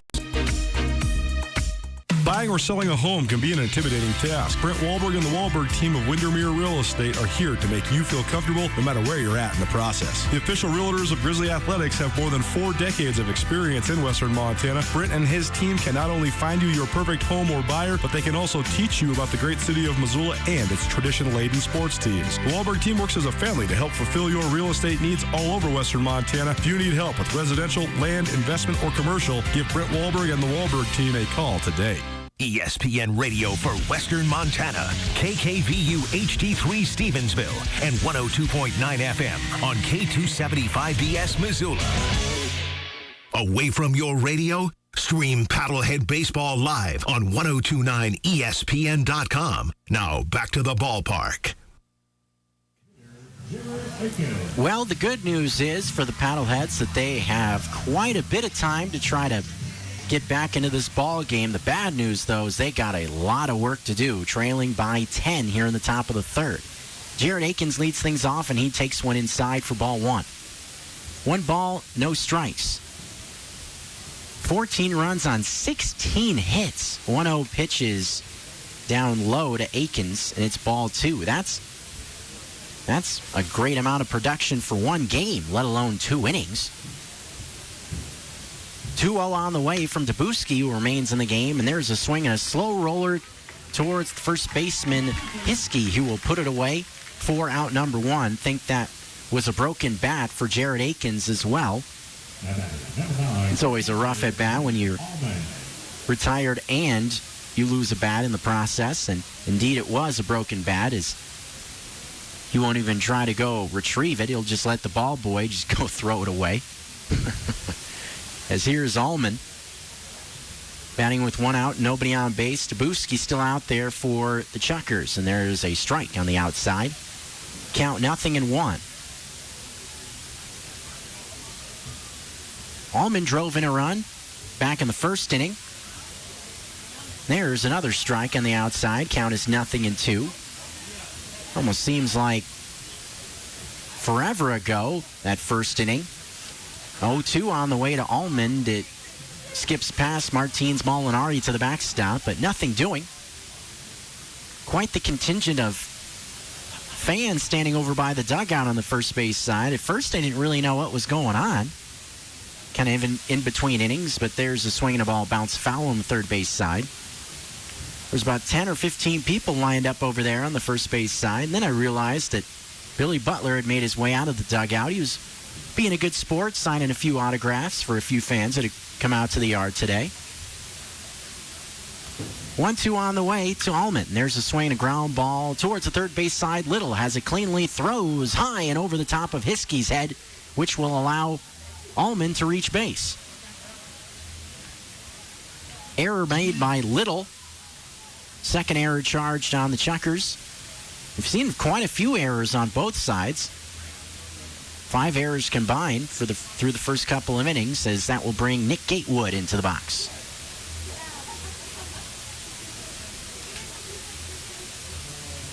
Number of other games going along around the Pioneer League today. Take a look at the scoreboard as this afternoon rolls along. As there's a swing and a ball laced into left field. That's a base hit off the bat of Nick Gatewood, who has been swinging the bat pretty well in his first 5 games played for Missoula. Of his hits thus far this season, already has 4 doubles. That's tied with Tristan Carranza for the team lead. Obviously, with him signing not all that long ago, has had much fewer at-bats than Carranza has. But now 2 runners on and 1 out. That brings Aaron Bond into the box. Deficit is 10 for the Paddleheads. First pitch on the way is a ball, missing up above the letters for ball 1. 1 ball, no strike count. Don't have to get it all back in 1 inning. Do the Paddleheads. They can slowly chip away as this game rolls along, but it is going to be tough to come back. 1-0 pitch to Bond is swung on and missed. Pitch off the plate away. Bond maybe getting a little bit greedy on that 1-0 pitch, looking for something to drive. 1 gone in the inning. Allman stands at second base. Gatewood at first, with Jay Hayes waiting on deck for the Paddleheads. It's Bondville. Pitch misses up high. Or Dabuski, rather. DeBonville out in the outfield. 2-1 pitch will be coming from him in just a second here as Bond stepped out of the box momentarily, now right back in. Pitch on the way. It's swung on and fouled back to the left. Just a bit to the left. 2 ball, 2 strike count to Aaron Bond. seen the wind shift around all afternoon. We've seen it blowing in from right field, blowing straight out to right. Now it looks like it's kind of blowing right to left across the diamond. Can't really decide what it wants to do on this beautiful Monday, Memorial Day in Idaho Falls. 2-2 pitch. Pitch taken on the inside, just a bit inside to Bond. Thought for a second the umpire was going to ring him up on that one, but we will see a 3-2 pitch with one out. This could be a situation where you see the runners take off. Maybe not with the lead runner, Allman. Doesn't have particularly good speed. Payoff pitch on the way is swung on and hit into straightaway center field. Hit pretty well, but looks like it will be playable for Steele, who does make the catch right in front of the wall on the warning track. That ball had quite a bit of carry off the bat of Bond, taking on one of the deeper parts of the yard in straightaway center, and Steele was able to track it down right in front of the wall for out number 2. Bond just missing one there. Wasn't quite able to pick up home run number 3. Has homered once in this series already. Did so in the game on Saturday. And with 2 outs, that brings Jay Hayes into the box.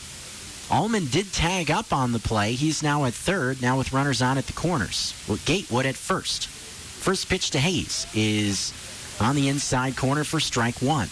Good pitch there from Dabuski. Nothing doing in either bullpen. Probably we'll see Matt Vonderschmidt for another inning in the top, or in the bottom half of the third. 0-1 on the way to Hayes, and it's a swing and a ball laced foul down the right field line. So it lands, looks like, on top of the clubhouse, and will kind of rattle around a bit. Hayes will now have to readjust as he is now behind in the count, 0-2. Sam Troyer would be next for Missoula if this inning continues. The deficit is 10-14-4. The score here in the top of the third inning. 0-2 pitch. Swing and a miss at a fastball out of the zone. Hayes goes after it, and that is the end of the inning. A pair of runners stranded in the top half of the third. No runs come in for Missoula. 14-4 ball game. Chuckers out in front on ESPN Missoula, 102.9 FM.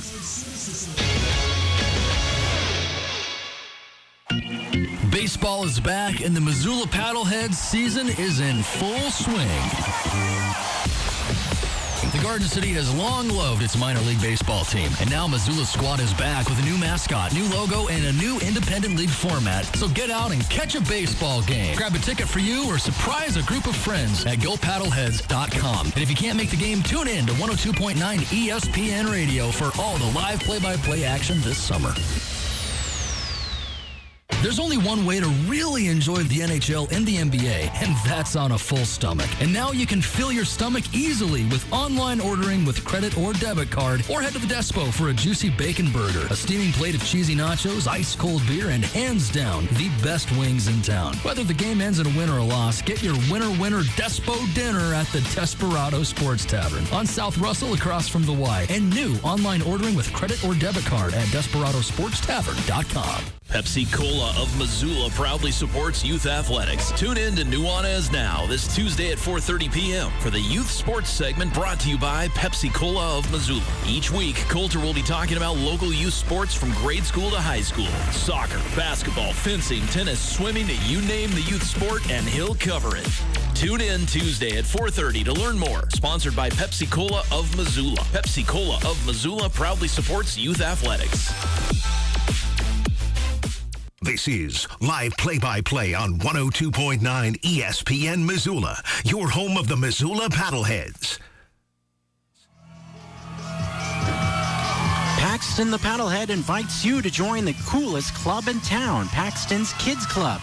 Memberships include 2 tickets to every Sunday home game, Fun Zone tokens, a swag bag, and baseball clinics with professional baseball players. Enroll today at www.gopaddleheads.com.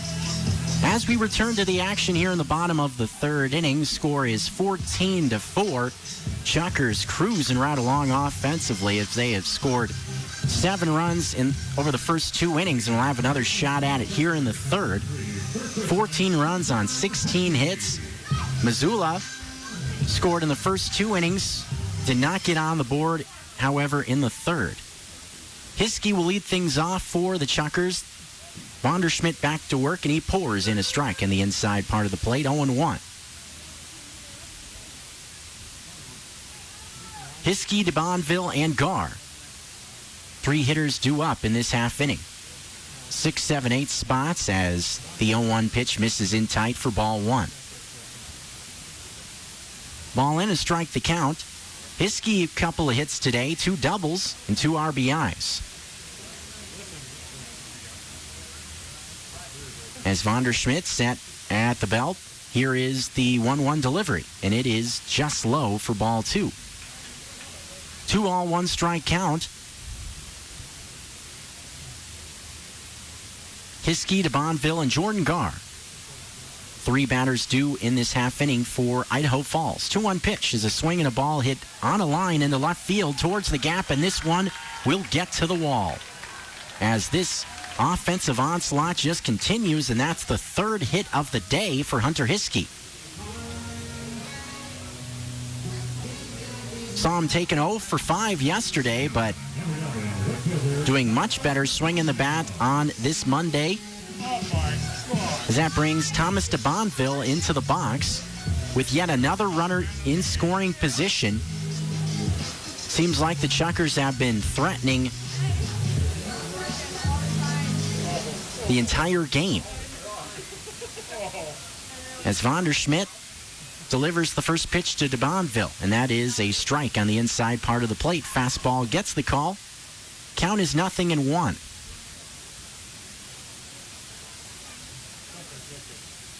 Road trip will continue on Wednesday after an off day tomorrow for Missoula.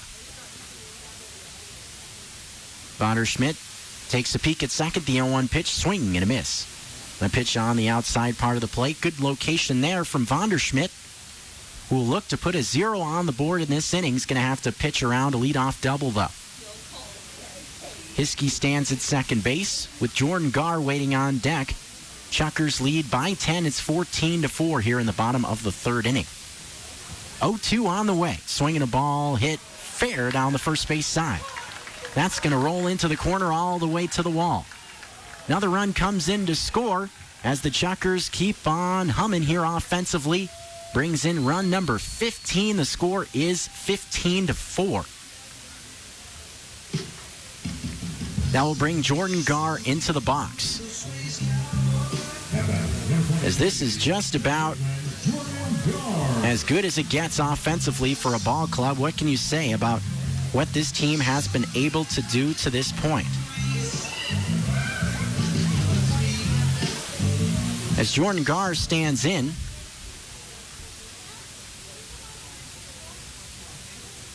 for DeBonville, that was hit number 3 for him already, as Gar takes one low and off the outside for ball 1.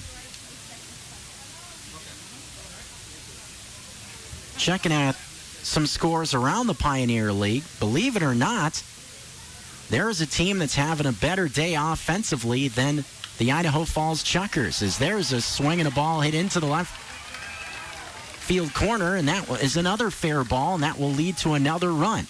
Stopping at first, though, is Jordan Gar. Then it's another RBI, and it is now 16-4.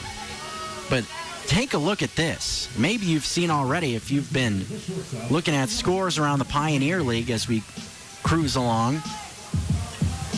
There's one final score in the books, and I almost think this has to be some type of a mistake. But as it's listed now, Ogden defeated Great Falls today 31-11.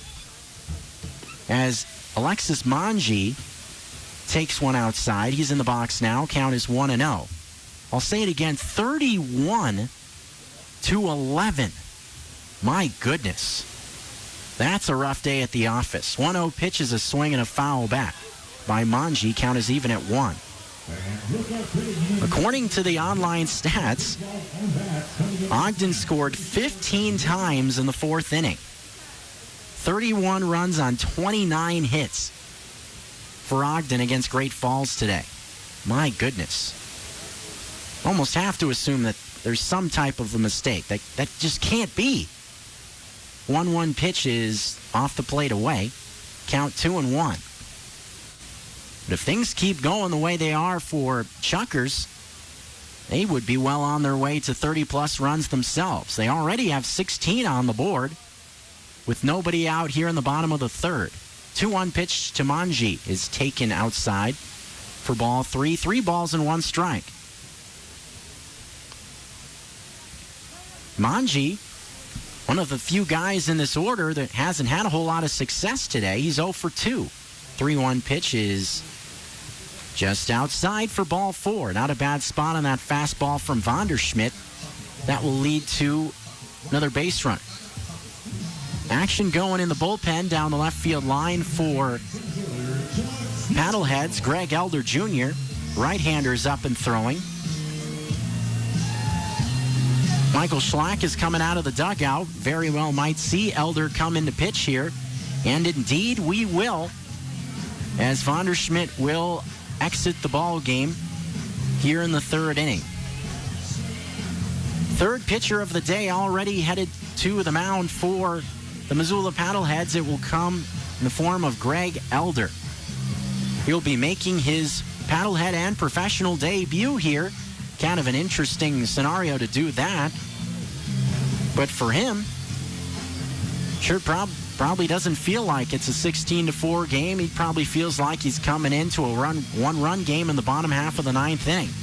Making your professional debut, and this becomes an important spot for Elder, as I'm sure Michael Schlack would love to see him eat some innings up here to save some of those bullpen arms, especially going into that off day tomorrow. Give some guys as much rest as they can.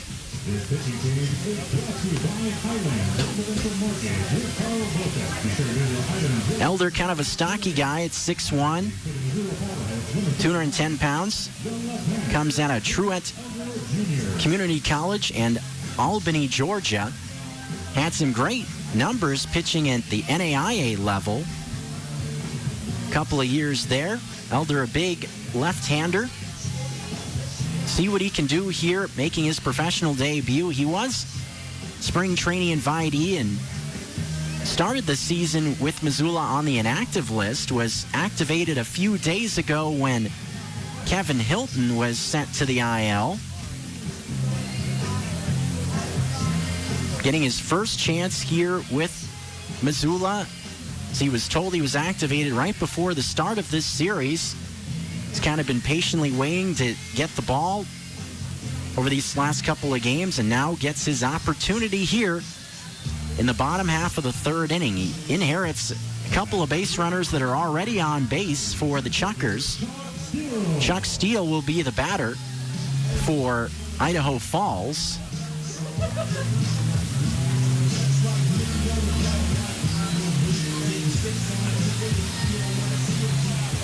So not exactly the easiest scenario to step into if you're Elder. First pitch on the way from the left-hander, and it is a strike on the outside. Count is 0-1. Good way to start there. Perfect pitch on the outer half.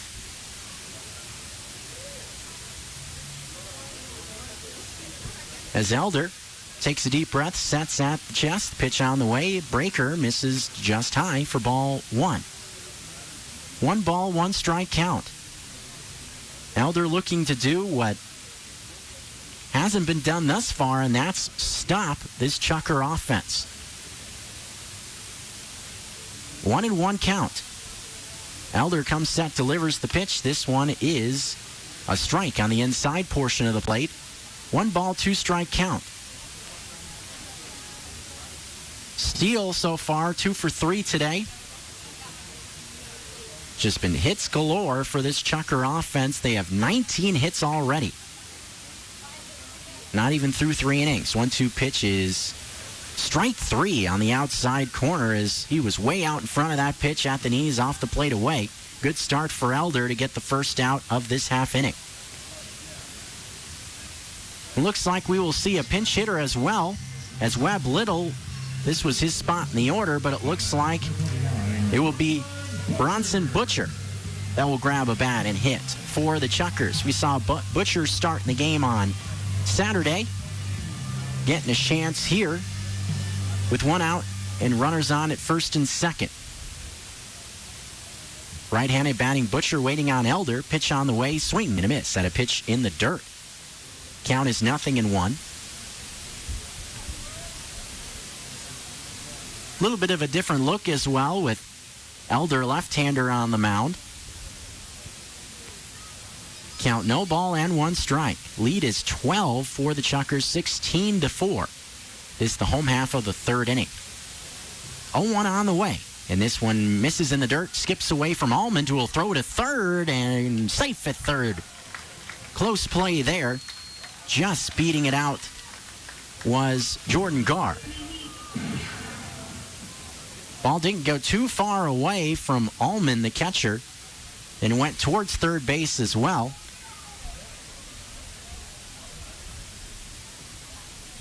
But he was able to beat it out. Manji moves up to second base as well on the play. Now runners on at second and at third with 1 out in the inning. Key count is even at 1. As Butcher waits on the 1-1 pitch, and it is upstairs for ball 2. 2 balls and 1 strike.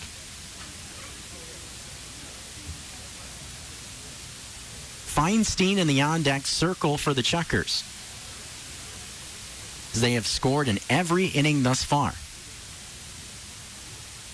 Elder delivers. Fastball upstairs for ball 3. 3 balls and 1 strike the count. That's one thing we haven't seen too much of is walks. It's been all hits from the Chuckers. 3-1 pitch on the way is a swing and a line drive right field, but it goes right to Bond, the right fielder, who makes the catch. And that will be all, as Garr will stay put at third base, not trying to tag up in this spot. And that is out number 2 in this half inning. That brings Matt Feinstein into the box.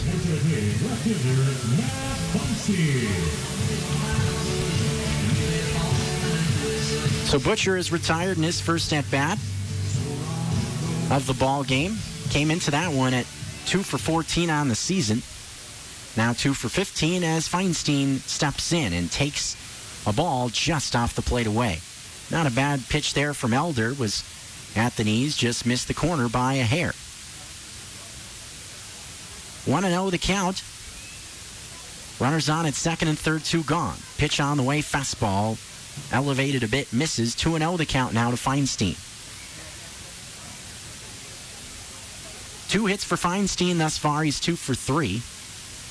Crazy, this is his 4th at-bat already and haven't even played 3 innings. 2-0 on the way is upstairs for ball 3. Fills the count, or excuse me now, at least the ball portion of the count is full now at 3-0. Andrew Don would be next if this inning continues for the Chuckers. 16-4 ball game in the bottom of the third. 3-0 pitch from Elder is outside, and it's a 4-pitch walk to Feinstein, almost kind of like an intentional walk that time, as none of those pitches were really that close.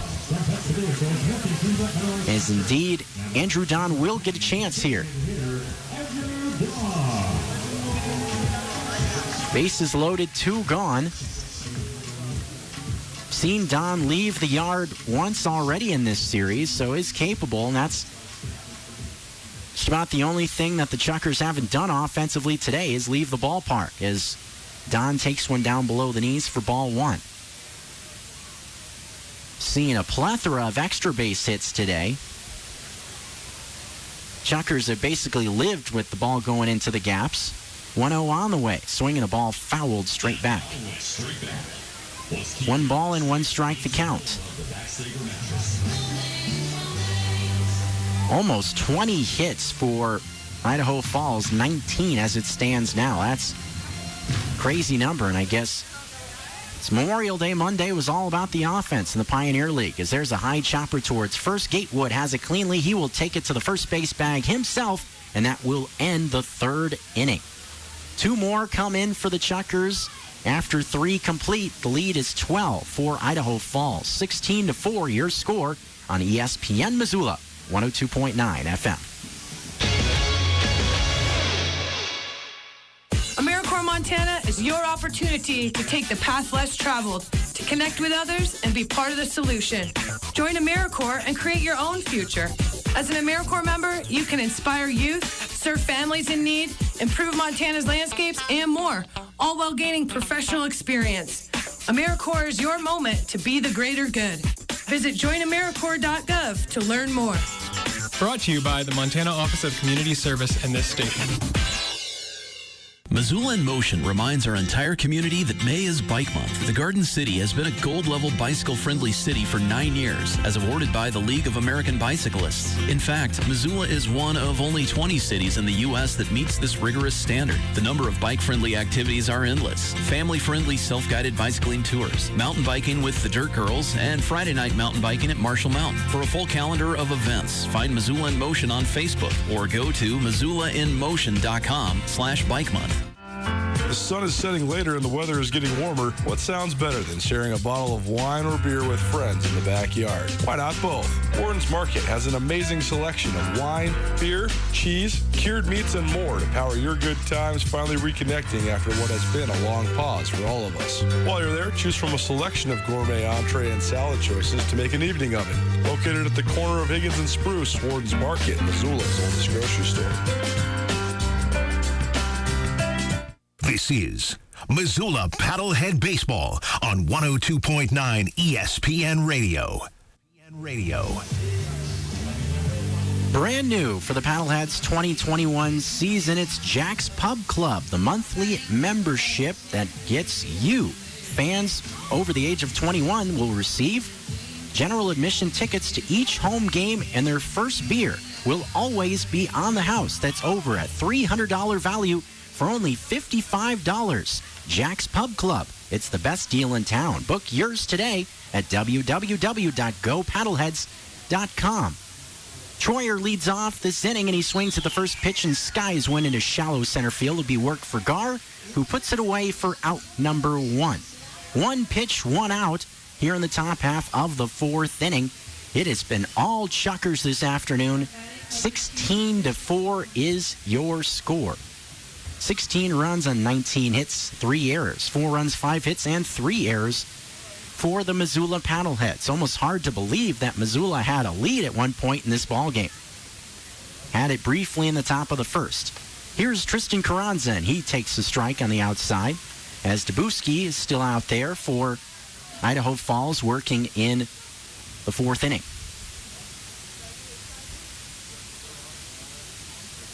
Riley to follow as Carranza waits on an 0-1 delivery. But stands from the right side, and now Carranza is going to step out of the box.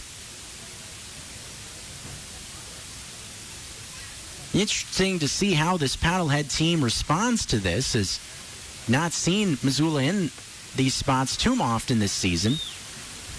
Kind of interesting how the week is beginning and ending kind of on a similar note. With game 1 of that 2-game doubleheader start the week with the Chuckers winning 14-0. And now another large deficit here to end the week. Other than that, Missoula had been rolling right along coming into today. 4 wins in a row. 0-2 pitch to Carranza is up high for ball 1. 1 ball and 2 strikes, and even for the best teams, it's baseball. It's a long season. You're going to have these every once in a while. Beauty of it is, in this case, it'll be 2 days, but usually, if you have a game like this, you can brush yourself off and come back the very next day and try to have more success as Carranza swings and misses at the 1-2 pitch on the outside. That is strike 3, and Carranza will head back into the dugout, the second out of the inning. Another game going on in the Pioneer League. Got the Billings Mustangs facing off with the Rocky Mountain Vibes. Actually, that game has gone final. Mustangs pick up a win. They move to 5-4. 6-3 victory today over the Vibes. as Riley steps into the box with 2 gone and the base is empty, and he takes one right down Broadway for strike 1. Boise Hawks, who Paddleheads will see in a couple of days, took on Grand Junction. They also picked up a win today, 10-8. They move to 3-6. Grand Junction falls to 5-4. Ogden with the win. They stay hot. And the Paddleheads have been kind of going back and forth. They both were tied for the Pioneer League lead with wins coming into today, both at 7-1. 0-2 pitch to Riley is a fastball taken for strike 3 called on the outside corner, and that is the end of the inning.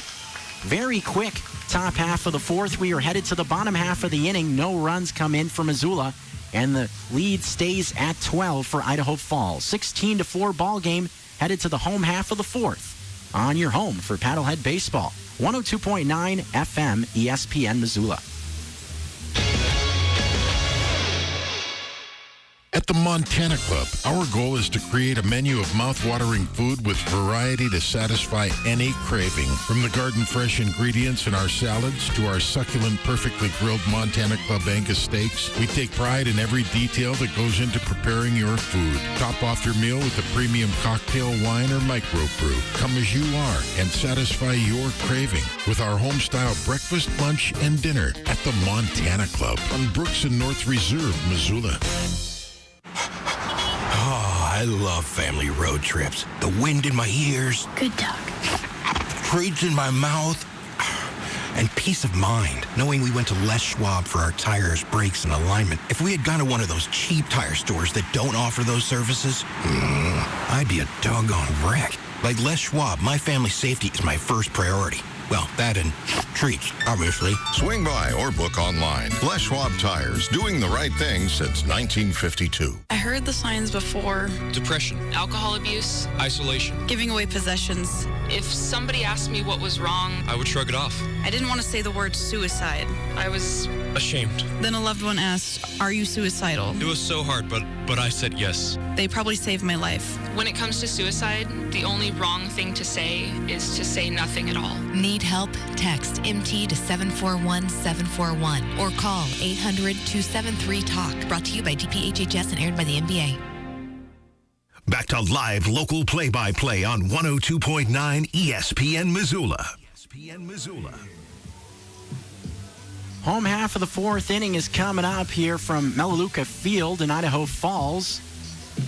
It's been a ton of offense for the home team. Fans got to be happy in the stands what they've seen from their Chucker team today. Missoula on the wrong end of this one on this Monday, 16-4 the score. For Greg Elder going back to work, see what the rookie left-hander can do. Swing at the first pitch, there is a high chopper towards second. Navigato has it cleanly, throws a little bit low, but handled that time by Gatewood. That's out number 1.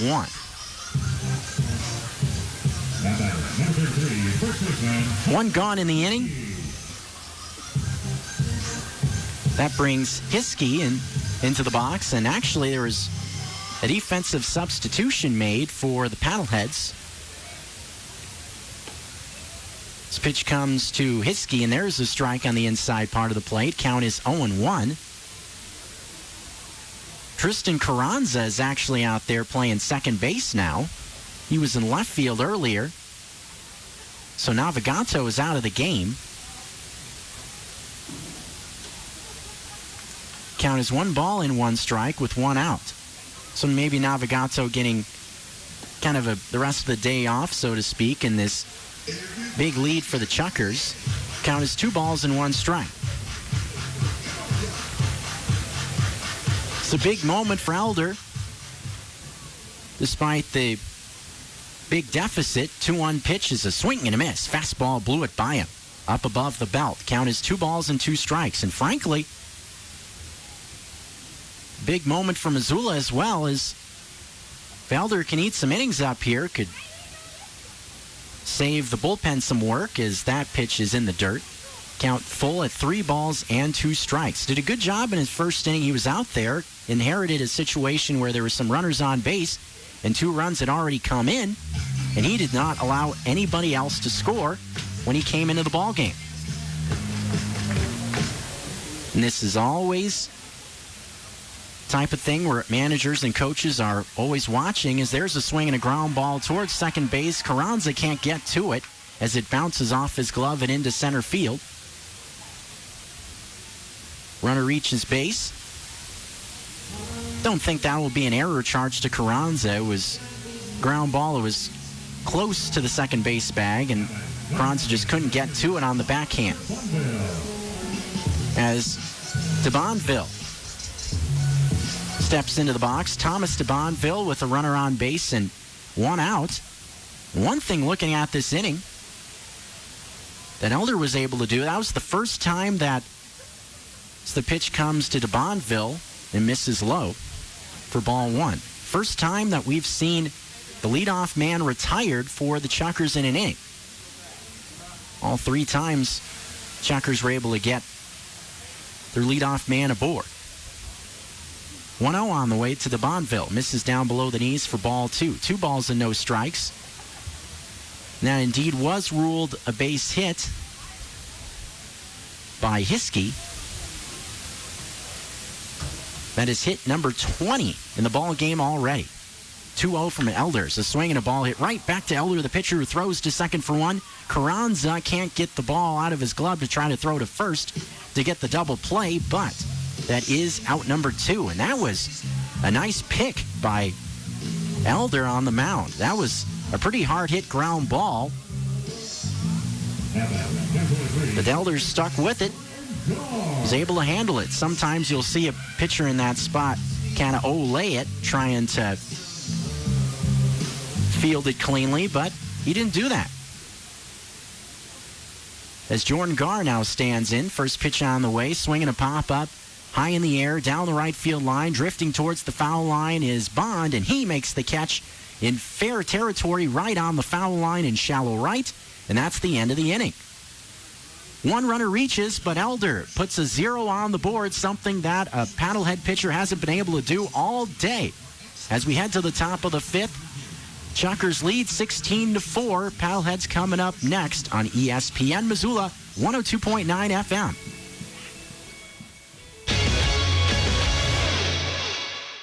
The world of real estate is always evolving. That's more true now than ever. If you are a longtime Missoulian that is looking to upgrade or downsize, it might be the best time yet to sell. If you're in the position to buy something new, today might be the best time to buy. And no matter what questions you have when it comes to residential or commercial real estate, Mike Nugent and the professionals at Berkshire Hathaway in Missoula have your answers. To find out what Mike can do for you, give him a call today, 531-1802. And remember, every question is good to ask.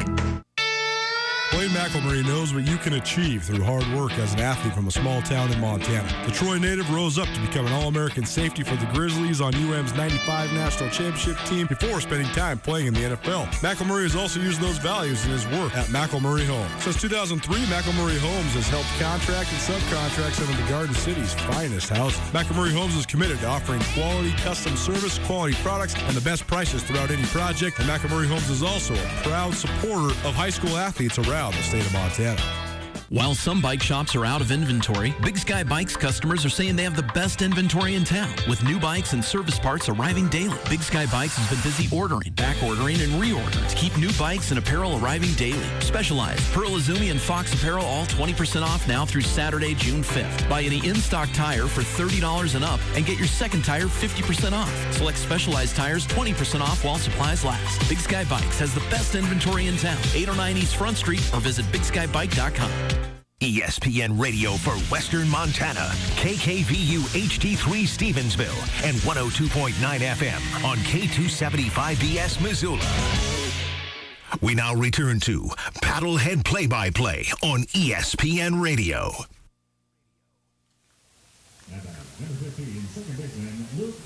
Back to the action here in Missoula.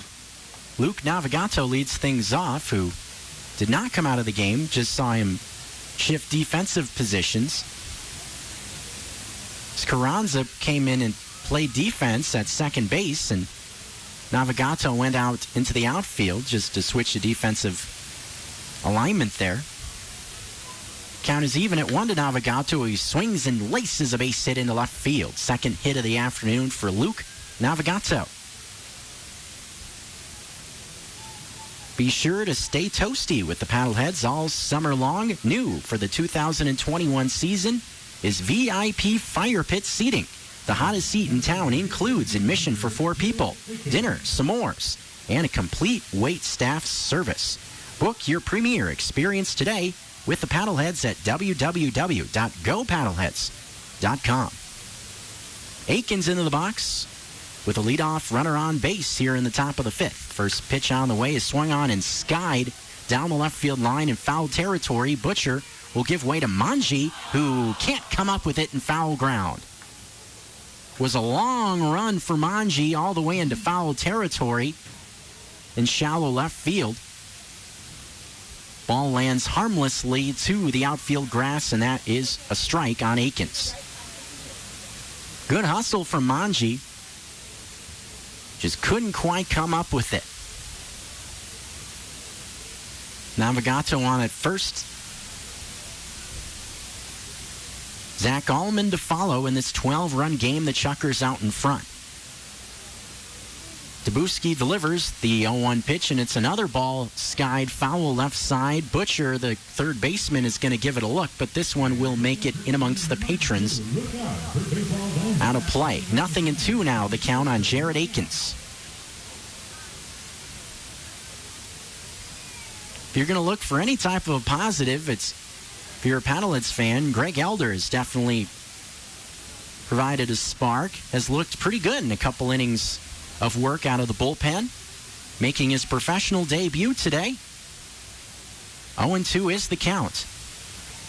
Pitch from Dabuski on the way is inside for ball 1. And that's part of being a professional. Game like this, the deficit obviously is a big one, but it doesn't matter. If you're a pitcher, your job is to go out there and to execute, and that's exactly what Elder has done. Did his job. 1-2 pitch, swing and a miss. Fastball blew it by Aikens. That's strike 3 in the first out of the inning. Here's Zach Allman. As Dabuski has settled down over these last couple innings, he gave up 4 runs over the first 2, but hasn't given up anything since then. For Idaho Falls, it was 7 runs in each of the first 2 innings, and then 2 more in the third. Here's the first pitch to Allman, swing and a foul, straight back. Allman was right on that one. Count is 0-1. Nick Gatewood to follow. In this half inning, we're in the top half of the 5th. Hope everyone is enjoying their Memorial Day Monday. 0-1 the count. Dabuski is set at the belt. Here it comes, 0-1. Fastball misses up high for ball 1. 1 ball and 1 strike the count. Navigato is over at first base. Quietly, he's had a nice day swinging the bat.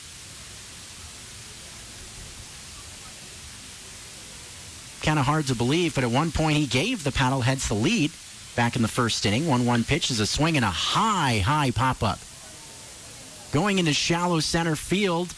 Looks like this one is going to be work for Steele, who calls everybody off, and he can't make the catch. That one was up there forever. It was Gar going out. Looked like he was going to be the one to make the catch initially, but then Steele kind of came out of nowhere and called everybody off. Came sliding in trying to make the catch and couldn't do it. So Allman reaches. That's going to be a base hit for him. No error charged. Man, that was one of the higher pop-ups I've seen in a while. That thing was hit a mile up there. 2 runners on now, and here's Nick Gatewood.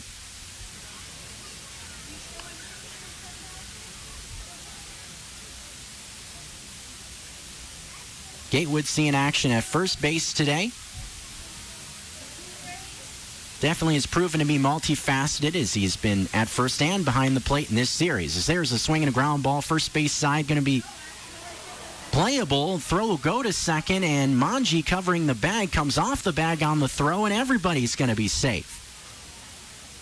So the base is loaded. Hiskey's throw went to Manji, and the throw just took Manji off the bag.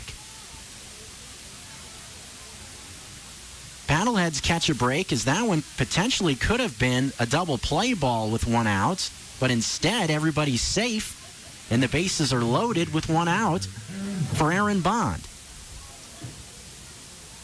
You never know. Even though the deficit is 12, we've seen wilder things in the Pioneer League. Just ask the Great Falls Voyagers. I still think that must be a something that can't be. 31 runs scored. My goodness. First pitch on the way to Aaron Bond is low and inside, 1-0. And if you're just tuning in, is checking scores around, you always kind of peruse the scoreboard, see what's going on around the league, and one score jumped out. The Raptors 31-11 over Great Falls today, as there's a swing and a miss by Aaron Bond. Just about came out of his shoes swinging at that pitch. Count as 1 ball and 1 strike, and he is a hitter that when he gets a little bit of count leverage, he is not afraid to let it rip. Example of that right there. 1 out in the inning, bases juiced here in the top of the 5th. 16-4 ball game, Chuckers out in front. 1-1 delivery. Swing and a miss on a pitch on the inside. 1 ball, 2 strike count. Bond is going to get his money's worth in this at-bat. He's up there hacking. And why not? What do you got to lose? Jay Hayes is next. 20 hits in the ball game for the Chuckers, 7 for Missoula. As Debuski is set and now will step off, as looks like there was accidentally like a little sound clip was played before that pitch, so Debuski just decided to step off and reset. I think I heard the voice of what sounded like Napoleon Dynamite play. 1-2 pitch on the way, fastball fouled straight back. There's one I haven't heard in a while. I guess it fits, considering I think that movie Napoleon Dynamite was set in Idaho, and of course, being in Idaho Falls kind of fits. I wonder what happened to the actor that played Napoleon Dynamite. John Hader is his name, I believe. I feel like I haven't heard from him in forever. Guess that's the risk you run, being in a role like that, where it's such a specific role. Here's the 1-2 pitch to Bond, and it is outside for ball 2. 2 balls and 2 strikes the count. 1 out here in the inning. Paddleheads looking to put some runs on the board. Haven't done so since the second. Scored in both the first and second innings. 2 runs apiece in both of those innings. Bond has been battling in this at-bat. It's been well behind, now has the count even. 2-2. Swinging a ball laced just foul down the right field line. Just was a hair bit in front of that one was Bond. Couldn't keep it fair. Count 2 balls and 2 strikes on Aaron Bond.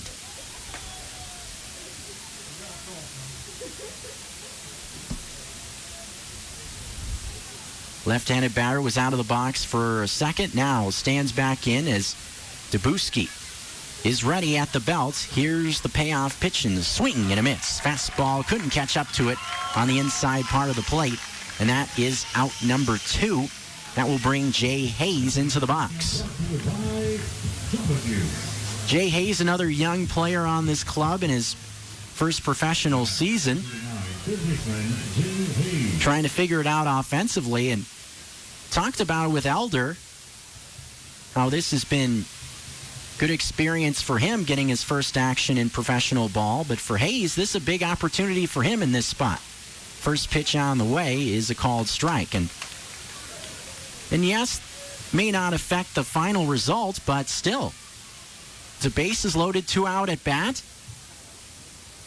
This is the type of situation that Michael Schlack wants to see Hayes put up a good at-bat. Show his manager that he can trust him in this type of spot. 0-1 pitch on the way. Fastball taken off the plate. 1 ball and 1 strike.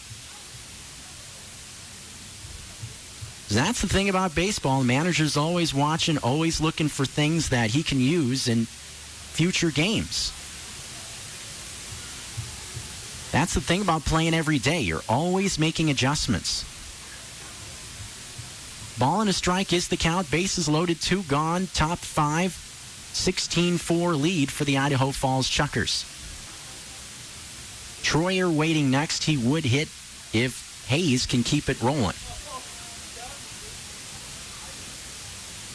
1-1. Here it comes. Swing and a ball barely tipped in the field of play, and there is not going to be a play anywhere. Coming in to score from third base is Navigato, and the Paddleheads put a run on the board at 16-5. Was just kind of a swing and bunt there from Hayes. The ball barely trickled out in front of home plate. Martins Molinari got to it, but by the time he did, there wasn't a play anywhere.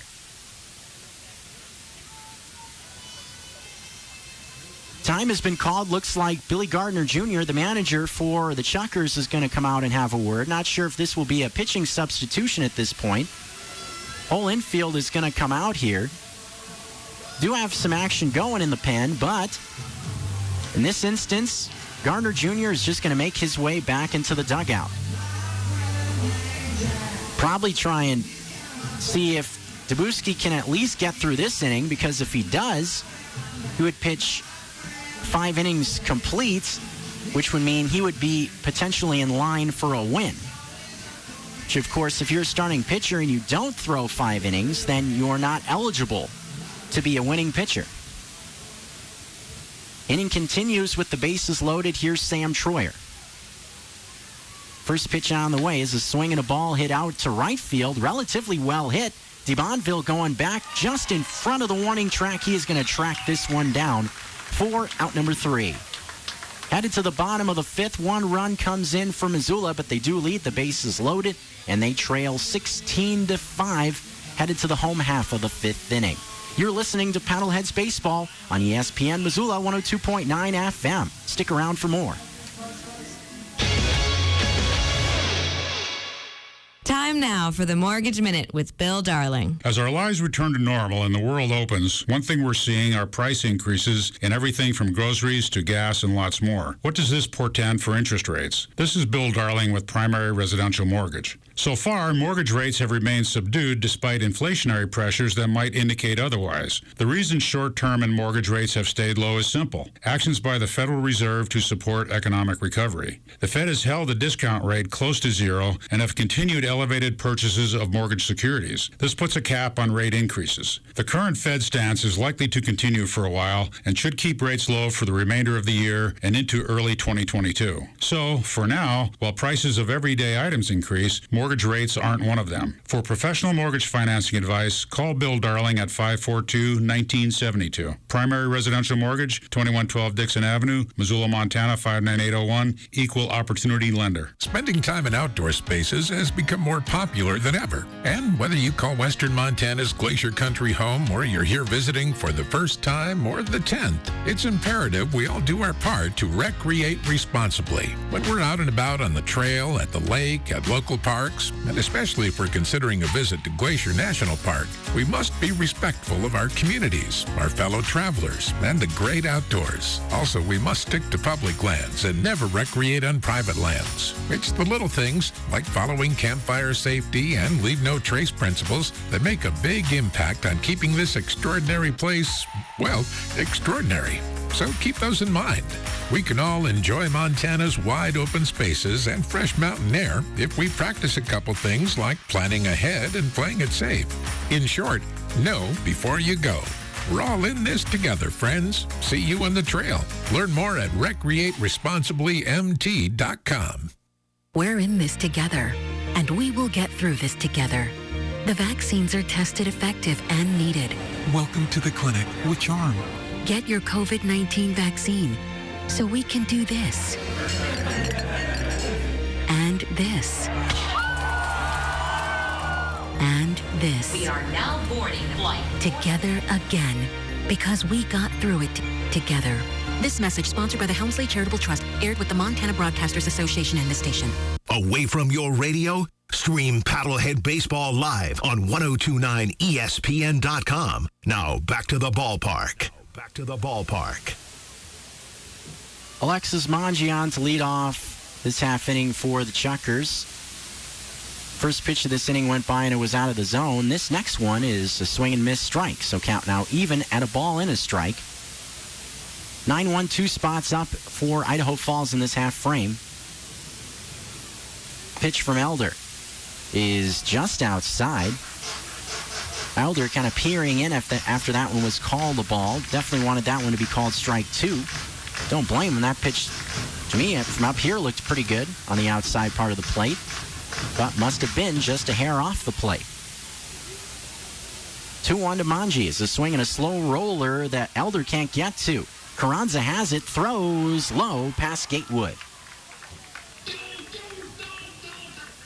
Have to see how that one is scored. I would think that will be a hit for Mangi. And indeed it will, as Chuck Steele jumps into the box. Treat your employees, clients, friends, or family with a Paddleheads group outing this summer. Discounted tickets, chef-inspired meal options, and professional baseball. It's a surefire way to put a smile on their faces. As there's a swing and a foul.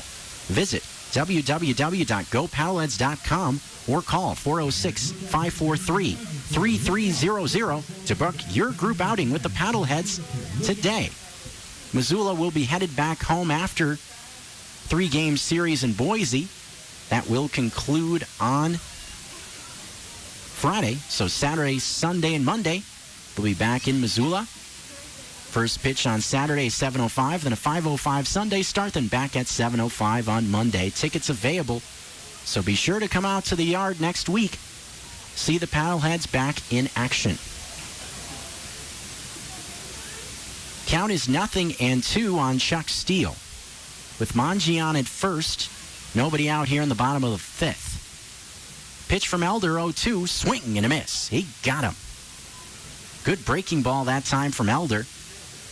And no, I beg your pardon, looks like Steele must have just gotten a piece of that one.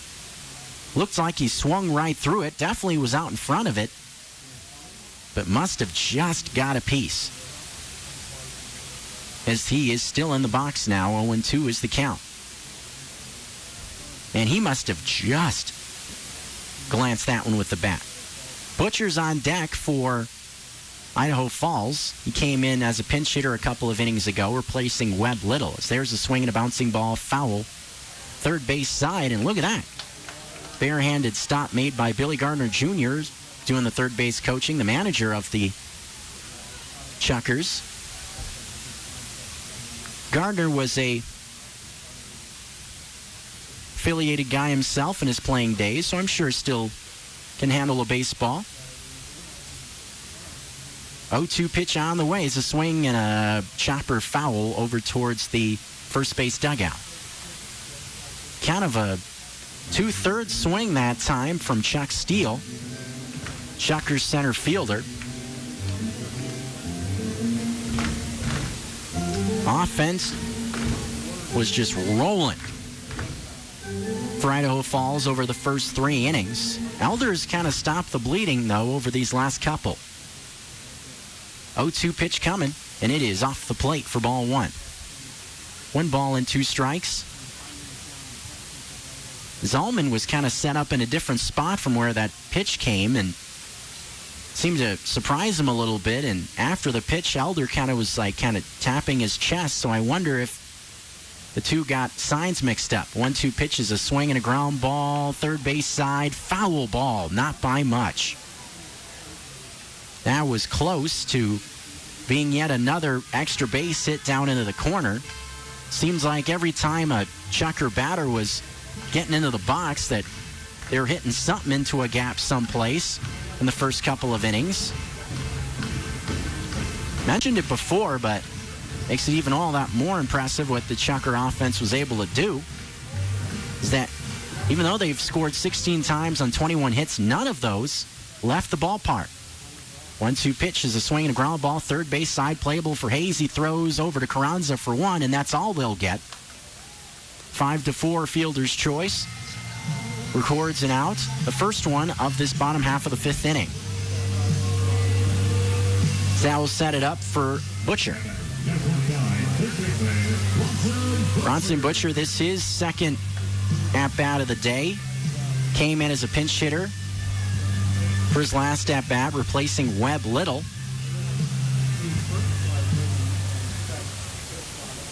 Bit of an open stance from the right side. Here it comes from Elder, and there's a swing and a ball hit straight away center field. Going back on it is Riley, way back there, and that ball is gone.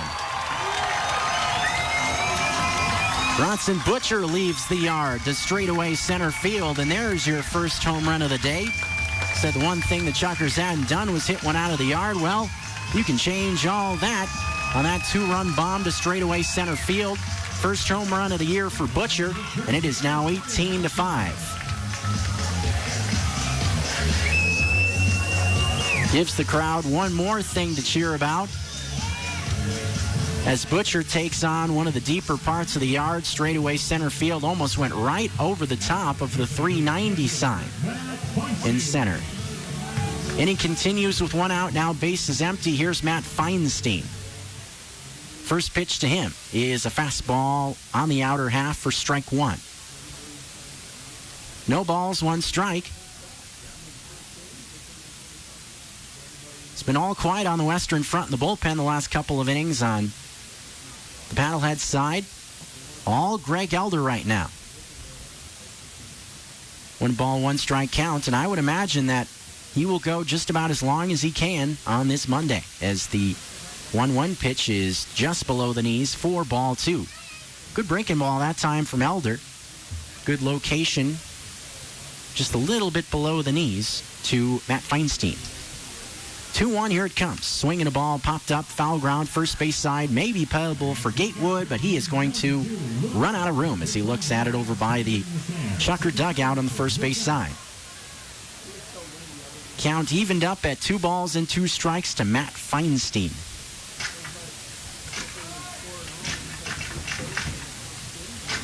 Feinstein got back into the box initially, took a step out, now back in.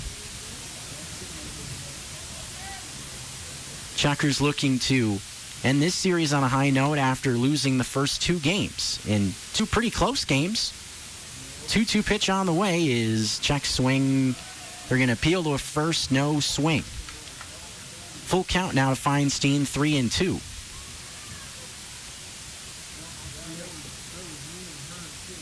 Andrew Don is in the on-deck circle for Idaho Falls.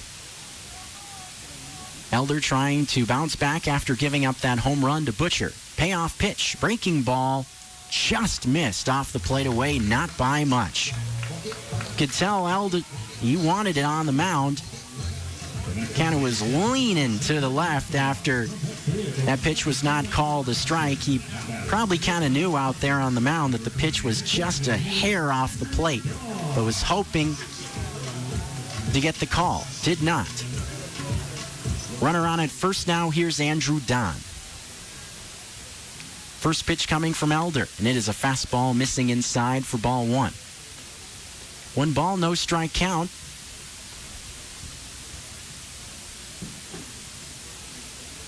Game began with the Paddleheads up in front in the first inning with a 2-0 lead. Since then, it's been all Idaho Falls as the 1-0 pitch misses inside, 2-0. 2 more runs come in this half inning for the Chuckers. Lead at 18-5. We're in the bottom half of the 5th. 18 runs on 22 hits. 2-0 from Elder. On the way, swing and a miss. Fooled Don on that one, was well out in front of it. Count 2 balls and 1 strike.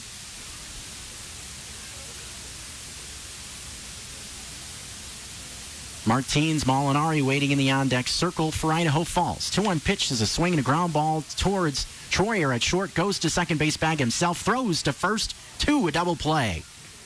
Nice job by Gatewood as well to dig out a low throw at first base. And that will end the inning as Elder puts does not put up a zero, gives up the 2-run bomb, but that is it in this half inning. 6th inning coming up.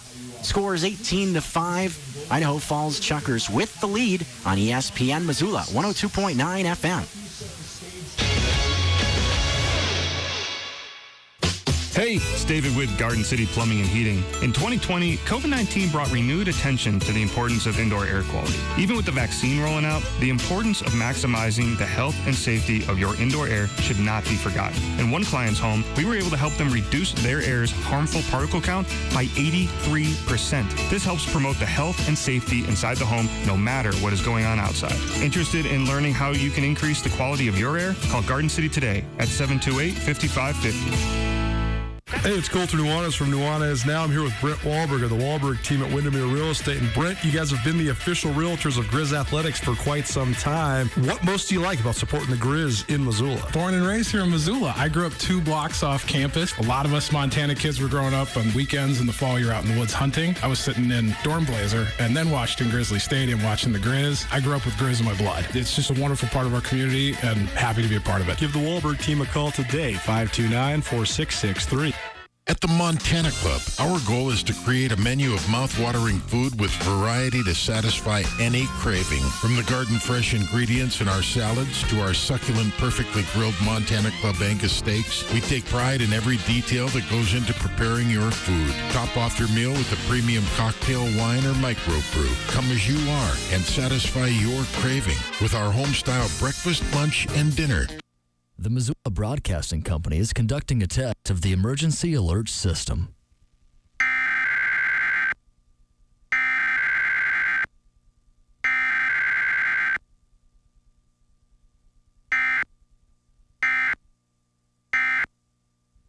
This has been a test of the emergency alert system. To extend empathy to somebody.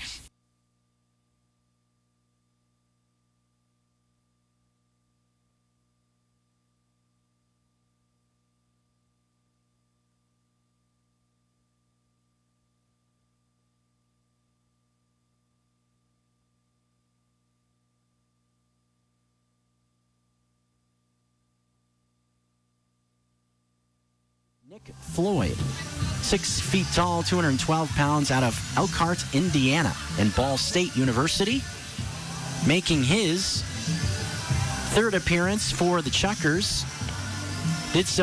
Made an appearance earlier this week back in Missoula against the Paddleheads. Does have 1 start on the year. 7 hits allowed, 6 innings so far this season, 4 runs. And with him having that start to his credit, this could be the type of a situation where he could maybe go the rest of the way, try to conserve some bullpen arms for the Chuckers. Does come in with a year of professional experience, as Tristan Carranza leads things off in this half inning, and he fouls one off. Straight back, count is 0-1. Carranza, Riley, and Navigato coming up in this half inning for Missoula. Saw Carranza and Navigato switch spots defensively. Carranza on the infield, Navigato moved out to left field. 0-1 pitch is swung on and fouled off to the right. Mentioned Floyd's year of professional experience. It came in 2019 in the American Association. He pitched in 12 games with the Gary Railcats. Gary, Indiana, very close to the Illinois border. 0-2. Pitch on the way from Floyd is a swing and a miss. Fastball up above the letters, and Carranza can't stay off of it. That is the first out of this half inning. 2nd strikeout of the ball game for Carranza. That brings Riley into the box. 5 runs on 8 hits for Missoula, 18 runs on 22 hits for the Idaho Falls Chuckers. Action going in the bullpen down the left field line. Looks like it's Kevin Long getting loose. Kevin Long was reactivated, or I should say re-signed today by the Paddleheads after Matt Workington was sent to the inactive list.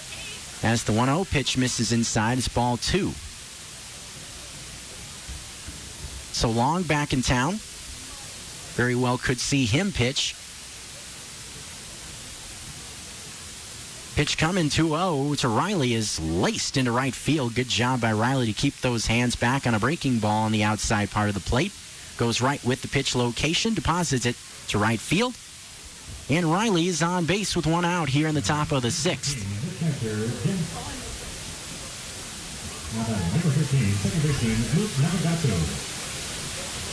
That brings Luke Navigato into the box.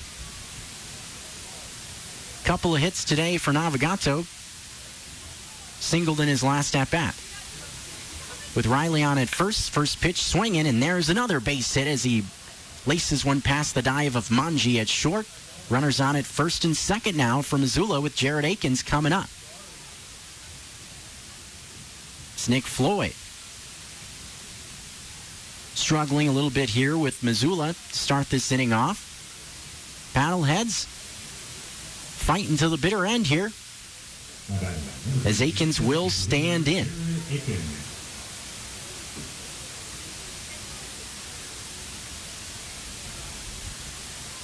Touched on it a little bit earlier. That's what it's about. Putting good at-bats together regardless of what the score is.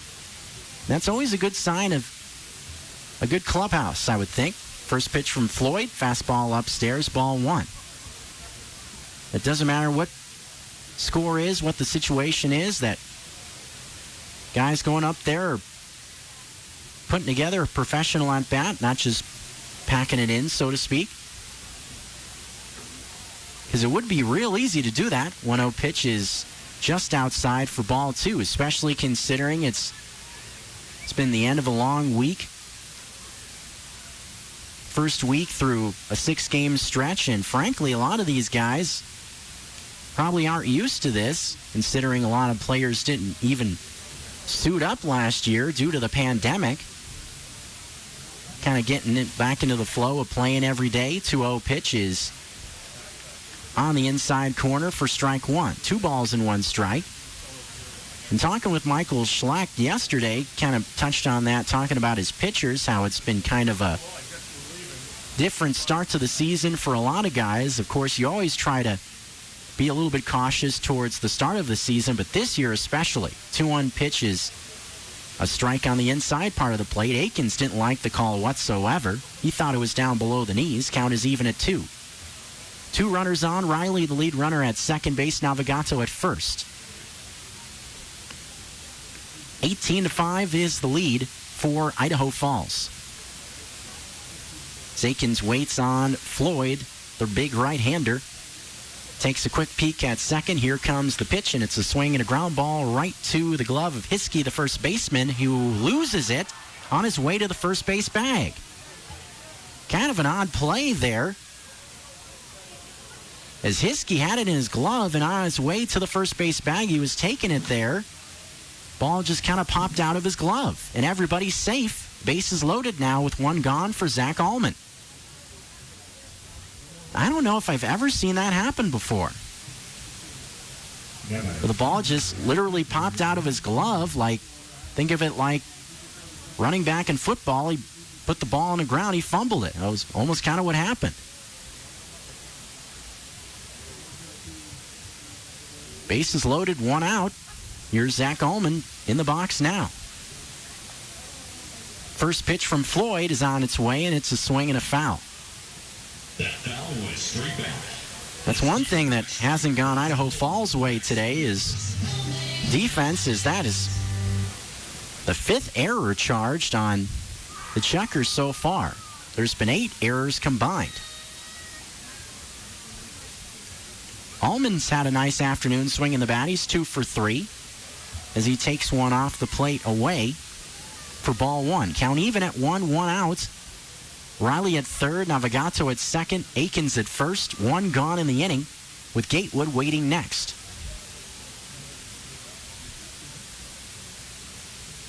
Couple of scores already in the books on this Monday as the 1-1 pitch is skied to right field. Hit pretty well, going back to the wall, and making the catch against the wall is DeBonville. stays in the yard just barely. It will bring in a run, so it is a productive out as Riley scores from third on the sacrifice fly as Allman knocks in a run. RBI number 6 for him on the season, and the score is now 16-8 here in the top half of the 6th inning. Runners on now at first and second for Nick Gatewood.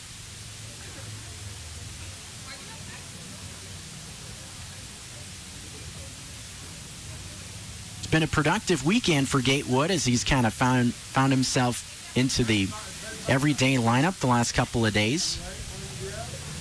First pitch coming, swinging a line shot past the glove of Hiskey at first and into right field. That's a base hit.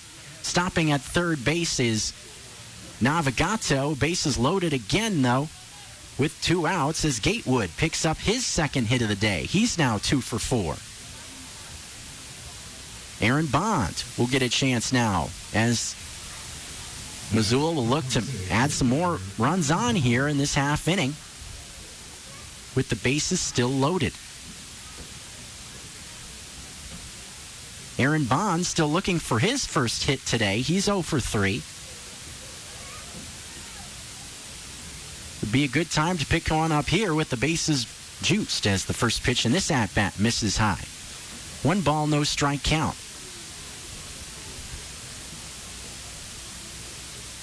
Mention a couple of final scores. Ogden defeated Great Falls and Billings over the Rocky Mountain Vibes. Billings a 6-3 win. And we've touched on the Ogden Great Falls game a few times. As it stands now, 31-11 is the slated final from that one. Man, oh man. 2-0 is the count on Bond. Waiting on Floyd, who is set and delivers the 2-0 pitch, and a fastball misses up high for ball 3. Nowhere to put a base runner. A walk would mean a run for Missoula with the bases loaded. 1 run already in this half inning. 16-8 is the lead, though. Still a lot more work to do for Missoula if they want to even think about making this one interesting. 3-0 on the way. It is on the inside for strike 1. 3 ball, 1 strike count. Bond already kind of had 1 foot out of the batter's box when that pitch was coming, so he was taken all the way that time. Kind of more the old stereotypical approach. 3-1. Here's the pitch to Bond, and it is just inside for ball 4. Little bit of a delay after that pitch was thrown. We've seen a couple of delayed called strikes today, but that one not the case there as Navigato comes in to score from third on the walk. Looks like that now time will be called, and looks like we are going to see a mound visit as Billy Gardner is going to come out and have a word with Floyd on the mound. 17-8 the score. Jay Hayes will be the batter once play continues here on this Labor Day Monday. Hopefully everyone is enjoying themselves.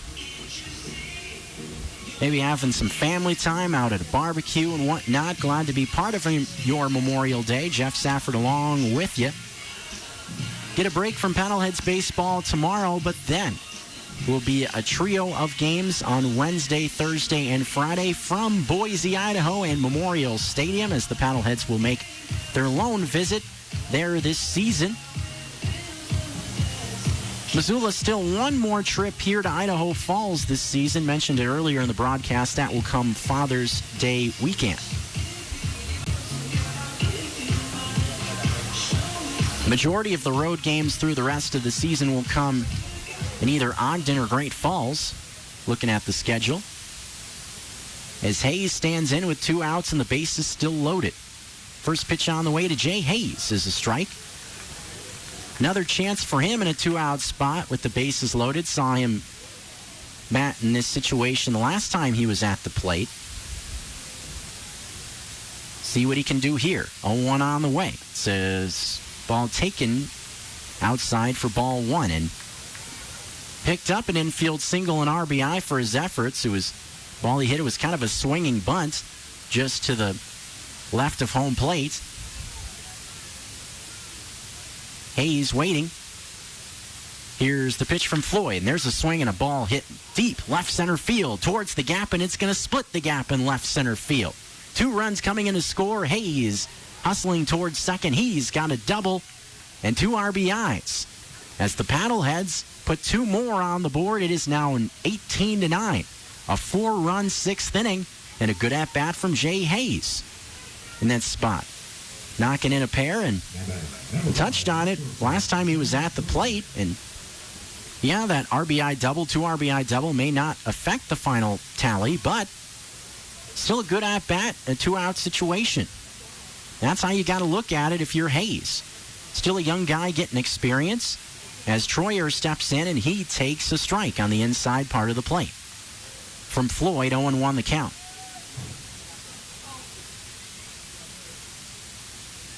Saw some action going earlier with Kevin Long, the right-hander, throwing. He is not throwing anymore, though, as the 0-1 pitch misses high and outside. A ball and a strike. Mentioned how he was re-signed today, so that could have been an instance of him getting some work, just trying to knock a little bit of the rust off. Carranza would hit next if this inning continues, as the 1-1 pitch is fouled straight back by Troyer. Count a ball and 2 strikes with 2 outs in this inning. 4 runs in for Missoula in this half frame. Troyer, 1 hit today. He is 1 for 3.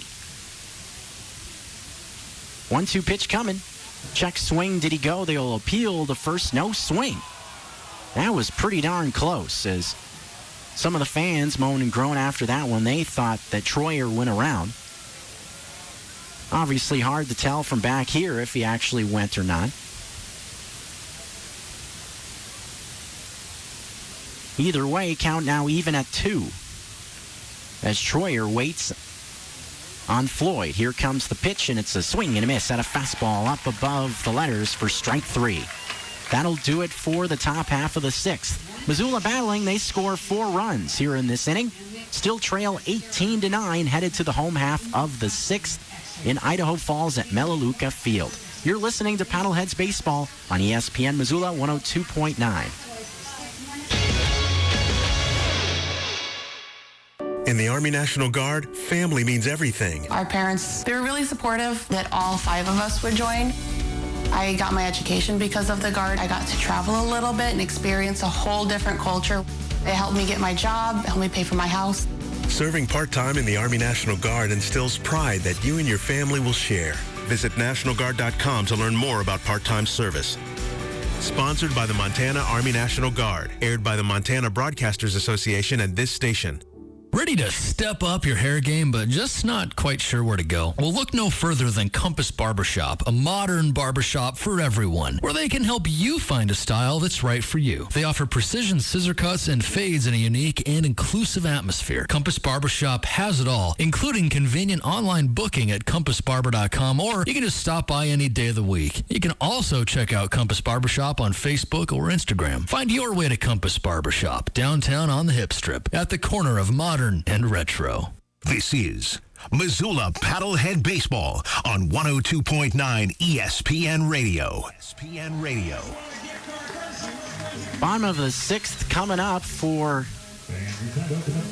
this ball game here in Idaho Falls. Chuckers and Paddleheads. 19-8 is the lead, and there is a new pitcher on the hill for the Missoula Paddleheads, and indeed is Kevin Long. Mentioned that he was throwing earlier, it sat down, but he will be the right-hander that gets a chance here for Michael Schlack and the Paddleheads, as it's been kind of a wild week for him, as he was actually off the main roster for a few days right before that move was announced, right before the team came out here to Idaho Falls, but with the move to Warkington being moved to the inactive list, opened up a roster spot, so Missoula decides to bring Long back into the fray. We'll see what he can do. This is his 4th appearance overall out of the bullpen. He will face Daniel Martins-Molinari. Getting things started, Martins-Molinari, Hiskey, and Thomas de Bonville. 3 batters who will face 5, 6, and 7 in the order for the Idaho Falls Chuckers.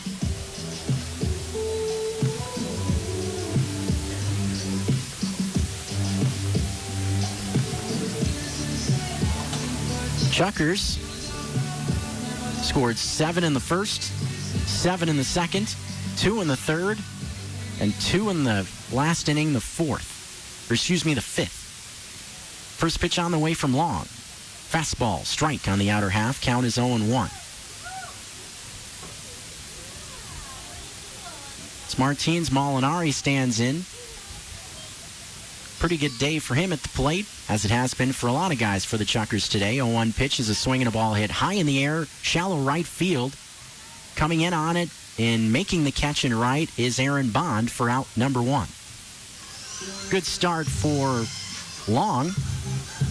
Anytime you can get a leadoff man out, that's a step in the right direction, looking at what the paddleheads have done today.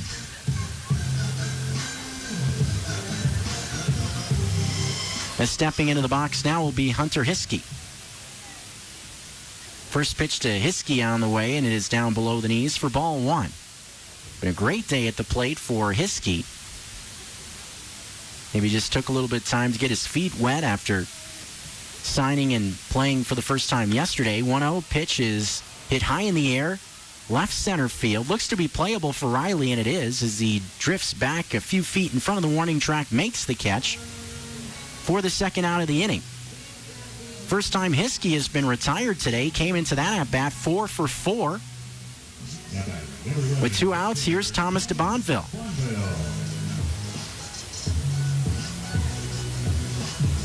As Long looks to make it a very quick inning here in the bottom of the 6th. Just thrown a couple of pitches, 2 to be exact, and gets 2 outs. First pitch to de Bonville, a called strike on the outside part of the plate, 0-1.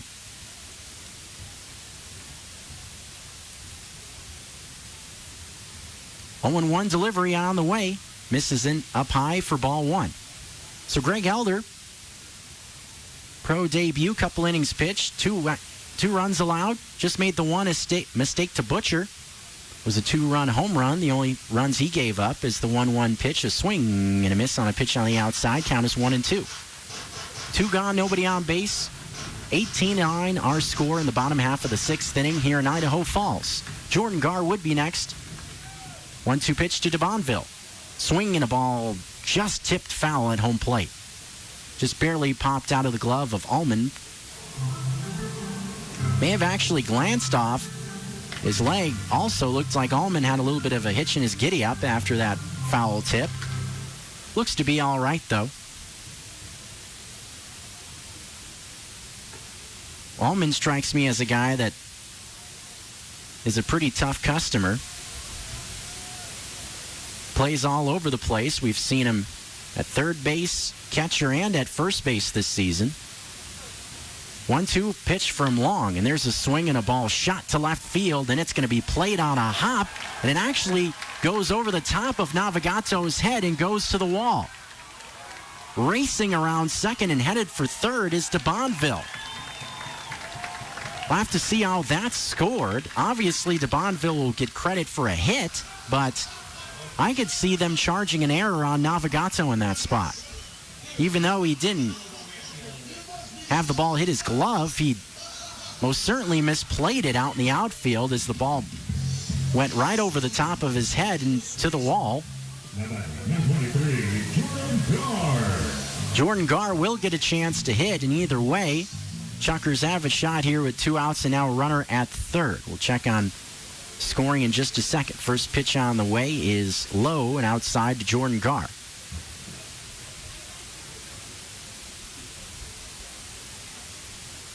"1-0 is the count. Pitch on the way is a late called strike to Jordan Garr. Count even, 1 ball and 1 strike. Alexis Manji would hit next if this inning were to roll on. 1-1 is your count. Swing and a miss by Gar. Way out in front of that one. Good pitch from Kevin Long. Gar, a couple hits today. He's 2 for 4. Guess the question becomes, who doesn't have at least 2 hits in the game? Speaking about the Chuckers, 1-2, 2 out. Here's the pitch from Long. It's in the dirt. 2-ball, 2-strike count. Trying to put a 0 up on the board. Something that, going into this inning, has only been done once. Only scoreless inning for the Chuckers coming into this one was the 4th. With Elder out there. 2-2. Long peeking at third. Pitch on the way is fouled off to the right. Kind of an emergency hack there from Gar. Was way out on the front foot. Just kind of waved the bat across the zone. Probably was looking for something different than what he got. And just kind of realized it and just kind of put the bat out there.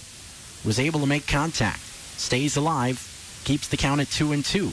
Pitch on its way, and it is on the inside corner. Strike 3 called. Great pitch there from Long, and that ends the inning. Headed to the top of the 7th. Paddlehead strand a runner at third base, Chuckers strand a runner at third base. Score is still 18-9, headed to the top half of the 7th inning here in Idaho Falls.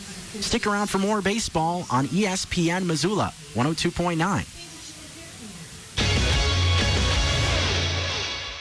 Blue Star Medicated Ointment gets 5-star reviews from our loyal users for fast relief of the pain and itch of almost any skin irritation. Blue Star soothes insect bites and fungal infections. It really works on the summer rashes I get every year. I had psoriasis on my elbows. Blue Star worked wonders. Amazing stuff. Smear a bit on and the itch is gone. Look for the white box with the Blue Star in the first aid section. Feel Blue Star work fast or your money back. Hey, it's David with Garden City Plumbing and Heating. Are you ready to turn your home into that comfortable oasis you've been dreaming of? Would you like to enjoy that comfort now with low payments later? Garden City and Lenox has you covered with no payments for 6 months or rebates up to $1,800 when you finance a new Ultimate Comfort System from Lenox. This offer ends June 8th, so give us a call before it's too late. Contact one of our comfort consultants today at 728-5550. The Big Paddle event returns to Frenchtown Pond State Park, Saturday, June 12th from 10 a.m. till 3 p.m. Free and fun for all ages. Learn about all things fishing access sites, from where they are located to best practices. Demo equipment all day thanks to the trailhead. Learn about smart and safe boating habits. Find educational booths about paddle sports, raffle prizes, free barbecue for participants, and more. It's the Big Paddle Day at Frenchtown Pond State Park, June 12th, 10 till 3 p.m. Baseball is back, and the Missoula Paddleheads season is in full swing. The Garden City has long loved its minor league baseball team, and now Missoula's squad is back with a new mascot, new logo, and a new independent league format. So get out and catch a baseball game. Grab a ticket for you or surprise a group of friends at GoPaddleheads.com. And if you can't make the game, tune in to 102.9 ESPN Radio for all the live play-by-play action this summer. Back to live local play-by-play on 102.9 ESPN Missoula. ESPN Missoula. As we return here in the top of the 7th, Tristan Carranza is at the plate, and he took the first pitch for strike 1 on the inside portion. Glad to be with you on a Memorial Day Monday. Jeff Safford on the call with you. This game between the Chuckers and the Paddleheads. 0-1 delivery. Swing and a miss. Fastball. Blew it by Carranza. Count is now 0-2. For Carranza, he's 1 hit on the afternoon. He's 1 for 4. Probably feels like an off day for him considering how well he was swinging the bat coming into today. 0-2 delivery. Here it comes. Swinging a ball hit well. Straight away left field. This one way back there. And goodbye. Tristan Carranza unloads a solo home run. His second home run of the year, and it is now 18-8. Paddleheads have continued to battle through this game despite a large deficit Good swing of the bat there for Carranza. Makes it a 2-hit day. He's now 2 for 5 on that no-doubter to left field. Base is empty. Here's Riley. Kind of hard to believe, but even if you put both of the run totals together for these two clubs, first pitch on the way to Riley, swing and a miss at a fastball up above the letters 0-1. 28 runs scored still does not match what the Ogden Raptors did today over Great Falls. Still cannot get over that final score. My goodness. 0-1 pitch on the way is a swing and a tapper, first base side foul. Thought initially that one maybe was going to have a chance to go fair, but it did not. Sometimes those choppers, they just have so much English on them, it's hard to tell where the heck they're going to go. Could kick right, could kick left. Could just die. Kind of like if you're hitting a 60-degree wedge or something like that if you're a golfer. That's one of my favorite wedges. 0-2 pitch. Fastball misses up high for ball 1. 1 ball and 2 strikes. Would have been a perfect weekend to hit the links, I'm sure. Who knows? Maybe you're listening to some baseball while you're out there. Wouldn't think that wouldn't be such a bad deal as the 1-2 pitch is fouled again to the right side. 1 ball, 2 strike count. It's kind of fun.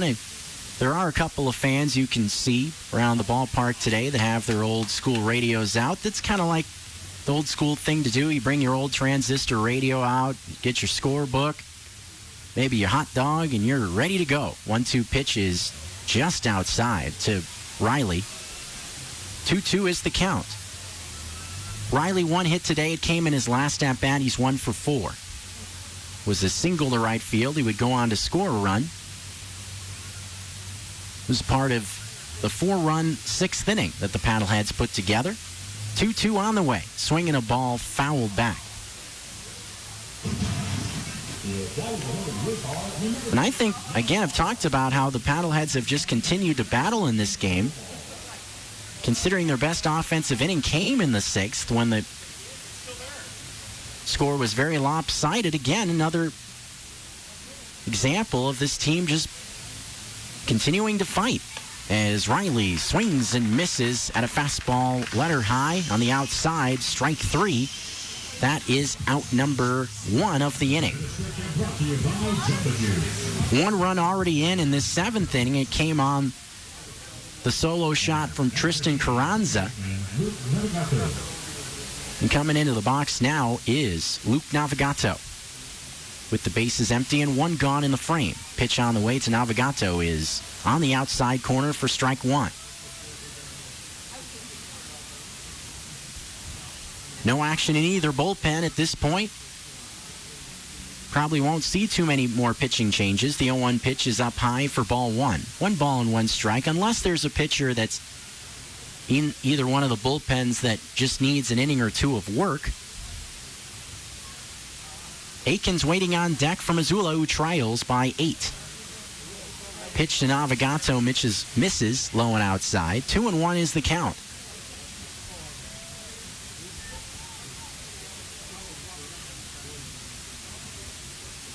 Navigato, nice afternoon swing in the bat for him as he takes one just high for ball 3. 3 balls and 1 strike. Navigato 3 hits today. He is 3 for 4. RBI, couple of runs scored to go along with that. 3-1 pitch on its way. Fastball taken for strike 2. Navigato kind of looked like he was getting ready to stride towards first, but will have to put the bat back in his hands here and will face a 3-2 pitch from Nick Floyd. Here it comes. Fastball grounded towards the middle. Manji has it cleanly, though, just to the left of second. Throws to first in time, just in time to get Navigato. Got him by a little bit over a half step or so. 2 gone in the inning. But Navigato hustling up the line again. Missoula just continuing to battle in this ballgame. You cannot stress that enough. I mean, because you can see it when a team has kind of packed it in, or they're just kind of going through the motions. They're not really putting at-bats together, don't have an approach. That is not the case with this team today. First pitch to Jared Akins, misses high, ball 1. 1-0 the count. Because there's still a lot of things you can gain from a ball game like this. 1-0 pitch is up high. There's different things with your mechanics you can try out, or if a certain scenario presents itself, managers can mess around with different strategies, maybe base running things that you can play with. Because it's still a live game scenario, as the 2-0 pitch is a strike on the outer half, 2-1 count. And you just cannot simulate certain things without playing a live opponent, which is what you got right now. 2-1 pitch on the way to Akins, swinging a tapper foul at home plate. Count even at 2. 1 run in the top of the 7th inning for the Paddleheads. Deficit is 8. Score is 18-10.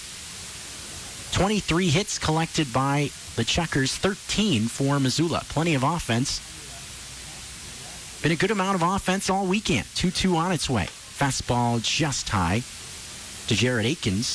Still looking for his first hit of the day. He's 0 for 4. Touched on in the early going how he was swinging it well coming into today, having recorded a hit in each of his last 4 games. Payoff pitch is low and outside. That's ball 4. So Akins will reach in this spot. Keeps the inning alive for Zach Allman. As the Paddleheads put a 2-out base runner aboard.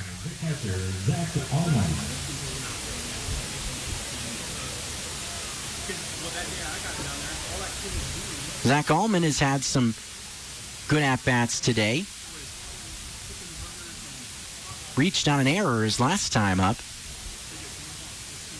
Batting with Akins on at first, nobody holding him on, and there's a big swing and a miss by Allman and a fastball. A little bit above the bell, maybe getting a little bit greedy there. I would imagine that Allman was probably looking for a fastball and got one. Just got a little bit too excited in that spot. 0-1 pitch coming. Fastball. This one he lets it go by for ball 1. Not a bad idea from Floyd, though. Trying to go right back up there again to see if Allman would chase it. Nick Gatewood would hit next in this inning if Allman can get on base. Top 7, 2 gone. 18-10 is your score. 1-1 delivery. Swinging a bouncing ball through the left side. That's a base hit for Allman. Stopping at second base is Akins as this inning will continue. Allman reaches base. That's his 3rd hit of the day. 3 for 4 is Allman. So a couple of guys quietly having good afternoons at the plate. Navigato mentioned was one, and Allman another one. As Nick Gatewood steps into the box. This middle part of the order in general has been very productive today. With Navigato swinging the bat well, Allman and Nick Gatewood, who's in the box now. Another multi-hit game for him. It's been a very nice addition to the offense for Missoula over these last couple of games. First pitch strike on the outside. He's 2 for 4 already. Has a chance for even more production here with runner in scoring position at second base. 1 run in the top of the 7th. Missoula looking for more with 2 outs. Floyd is ready. The 0-1 pitch on its way. It's down below the knees for ball 1. 1 ball, 1 strike count with Aaron Bond in the on-deck circle.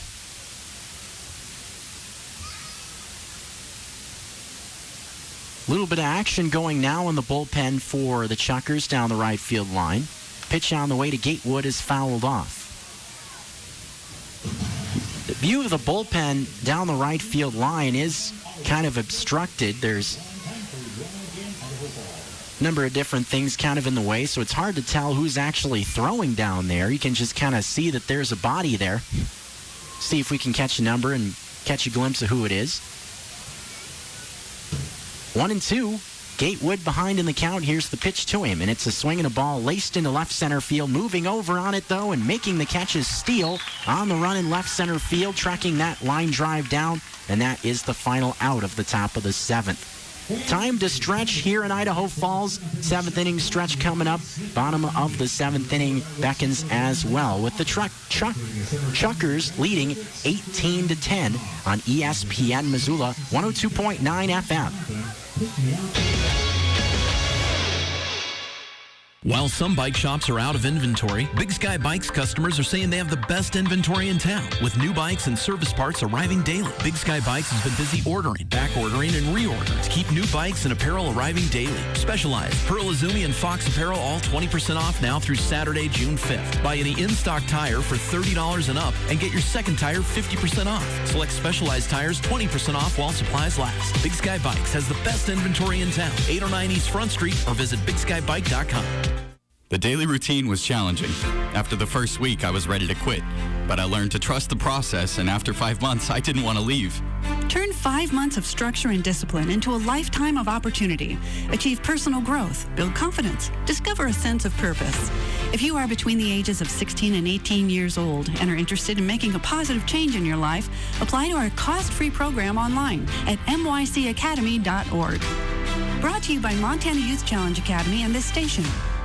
This is Justin Sinclair from Missoula Nissan Hyundai. I want to introduce everyone to the all-new 2022 Hyundai Tucson and Santa Fe hybrids. The concept of hybrids are often misunderstood. Hybrids are powered by a regular engine like most of us are accustomed to, but they also use an electric motor that uses energy stored in batteries. These hybrid batteries come with a lifetime warranty, and you do not need to worry about plugging these vehicles in. With gas prices on the rise, you will appreciate the almost 40 miles per gallon with the new Santa Fe and Tucson from Missoula Nissan Hyundai. We now return to Paddlehead Play-by-Play on ESPN Radio.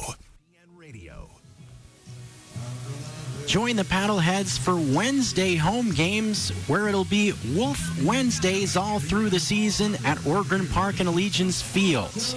The Paddleheads celebrate the furry members of the family with Wolf Wednesdays and bring out your best friends along with to enjoy Paddleheads baseball on Wednesdays. Get your tickets at www.gopaddleheads.com. The next Wolf Wednesday coming up on June 23rd. Another one in June on the 30th. Paddleheads will be back in town on... Getting my days straight. Sometimes I don't even know what day it is when it's the middle of a baseball season, but after the conclusion of their next series in Boise, so it will be next Saturday, the Paddleheads will return home. I should say this Saturday it is Monday. Doesn't feel like the start of a new week with it being Memorial Day. But Saturday, Sunday, and Monday, you can catch the Paddleheads at home next week. First pitch on Friday will be at 7:05. Saturday at 5:05 start, then back at 7:05 on Monday. So Saturday, Sunday, Monday. I think I made a little mistake there talking about those days, but just to clarify, Saturday, Sunday, and Monday. 7:05, 5:05, then back at 7:05. Manji in the box now, facing long, and he swings and rips one towards second. Work for Carranza. Moves to the right and throws wide, but Gatewood keeps his foot on the bag for out number one. A lot going on there. Carranza moving to the right. And Gatewood making a great play at first, keeping that back foot on the bag on the wide throw by Carranza. And Carranza gave Gatewood a little attababe after that time, kind of gave him a little finger point like, hey, buddy, thanks for bailing me out there.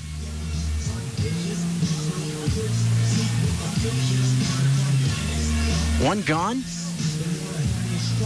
Manji retired, and that brings Chuck Steele into the box, with Kevin Long delivering the first pitch in this at-bat. And there's a strike on the outside corner, 0-1. That's one thing about Long, is he has been around the zone. Thus far, a lot of first pitch strikes as he works here in the home half of the seventh. High leg kick, the 0-1 pitch. This one just off the plate away. Count even at a ball and a strike. Butcher waits on deck.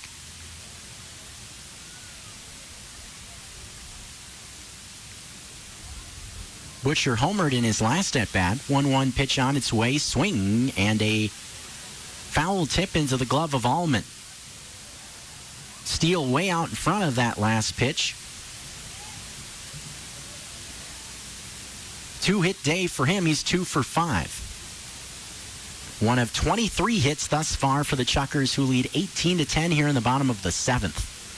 1-2 pitch from Long. Down and away for ball 2. 2 balls and 2 strikes.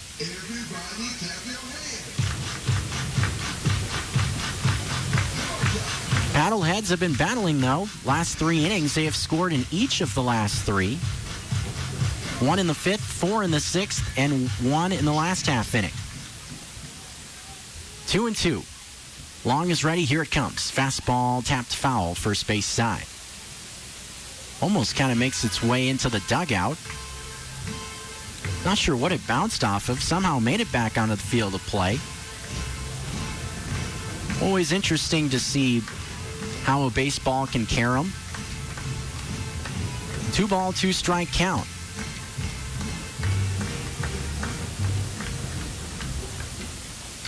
As Steele waits on Long, here comes the pitch, and it is a swing and a ball hit high in the air on the infield. Left side, who's it going to be? Troyer or Hayes? It'll be Hayes who makes the catch to the right of the third base bag. That's the second out of the inning. Steele retired. He is now 2 for 6. And that brings Bronson Butcher into the box.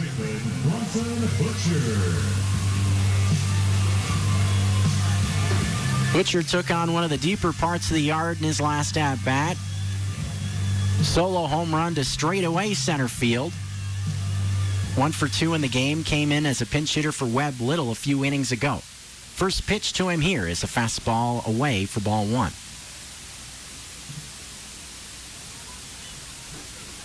Long looking for another clean inning. So far, so good for the right-hander. 1-0 pitch on the way is fouled off to the right. Count even at a ball and 1 strike. Sam Feinstein would bat next for Idaho Falls if this inning rolls on here in the bottom of the 7th. Long from the first base side. The 1-1 pitch is a swing and a shot. Deep to left. This one way back there, and you can forget about it. Second home run of the evening for Butcher. This one to straightaway left field. Makes the score 19-10. Couple of impressive swings of the bat for Butcher. Couple of far from cheapy home runs. Makes the fans happy in Idaho Falls. As the inning will continue now with Feinstein jumping into the box.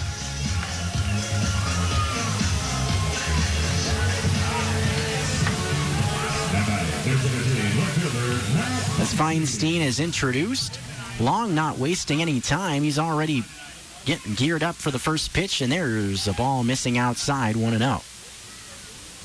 That fastball looked to have a little bit extra mustard on it, maybe a little bit of frustration from Long on the mound. 1-0 pitch coming to Feinstein, and that one finds the zone on the outer half.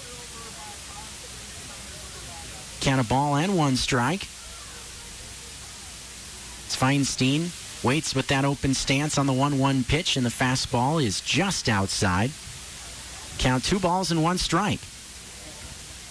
Interesting how we've seen both Elder and Long pitch pretty effectively over their innings of work out of their bullpen as Feinstein laces one into right center field. That one's going to split the gap and go towards the wall. Feinstein hustling around second. He's going to go for 3. Relay from Troyer to third is not going to be in time. Triple for Feinstein. That's his 3rd hit of the day. He's now 3 for 4. As the Chuckers look to get something rolling here with 2 outs. That brings Andrew Don into the box. That hit for the Chuckers, number 25 on the day.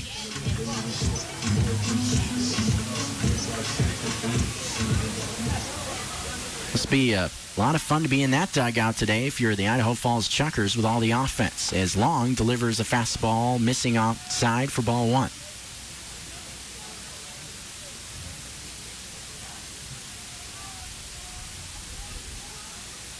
Don, it's been a good day for him at the plate. He's 3 for 5. 1-0 pitch on the way, swing and a miss. Count 1 ball and 1 strike. Feinstein and Don both have been tough as Feinstein just picked up his 4th hit. Don already has 3. 7 hits between the two of them. 1-1 pitch is outside for ball 2. 2 balls and run strike. 19-10 is the lead for the Chuckers. We are in the home half of the 7th. There are 2 outs in the inning. Long just trying to get back into the dugout. 2-1 on the way. Swing and a miss. Pitch on the inside part of the plate. Count 2 balls and 2 strikes. Don really let it rip on that pitch on the inside. Maybe thinking about taking another one out of the yard like he did in game 1 of this series. 2-2. Long comes set. Here it comes. Breaking ball, slowly tapped foul, third base side. It was a breaking ball from Long. And Don was fooled by that pitch. 2-2, 2 outs. Runner on third is Feinstein for the Chuckers. Here comes the pitch. Swing and a foul off to the right. Another breaking ball from Long. Don looked to be on it a little bit better that time than he was on the previous pitch.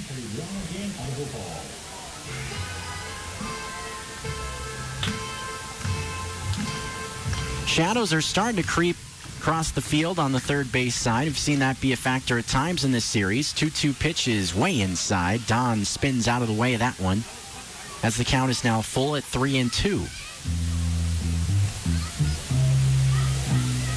Past the 7 o'clock hour now here in Idaho Falls.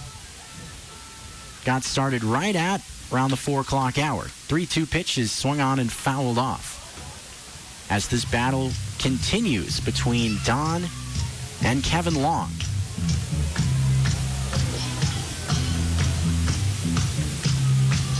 Martins Molinari would be the next batter in this half inning if Don can reach base. Another payoff pitch is a fastball up above the belt for ball 4. So Don reaches once again for the Chuckers, and the inning will indeed continue for Don. Or excuse me, for Martins Molinari, as Don just reached.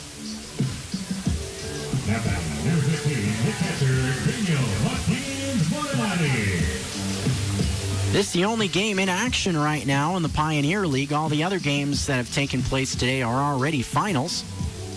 Mustangs picked up a win over Rocky Mountain Vibes, 6-3. Ogden Raptors, 31-11 over Great Falls. And the Boise Hawks defeated Grand Junction today, 10-8. Taking a quick peek around the Pioneer League standings.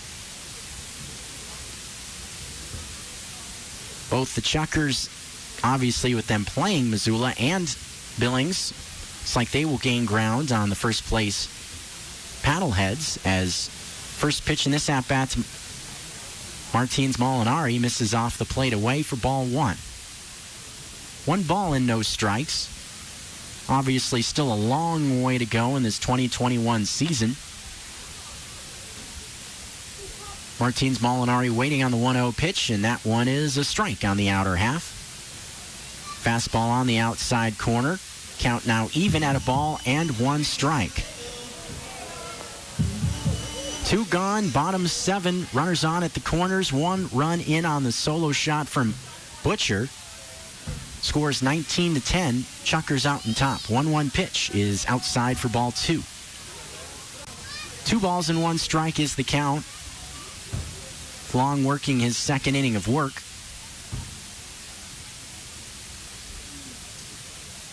Dabuski, the starter for the Chuckers, is the one in line for the win today. He pitched 5 innings. 2-1 pitches swung on, popped up, foul ground. First base side, drifting over towards the dugout is Allman, and he just runs out of room. Just barely. If that foul ball was hit Missoula, I imagine that probably would have been playable for Allman, as there is definitely more foul territory in Missoula than there is here at Idaho Falls.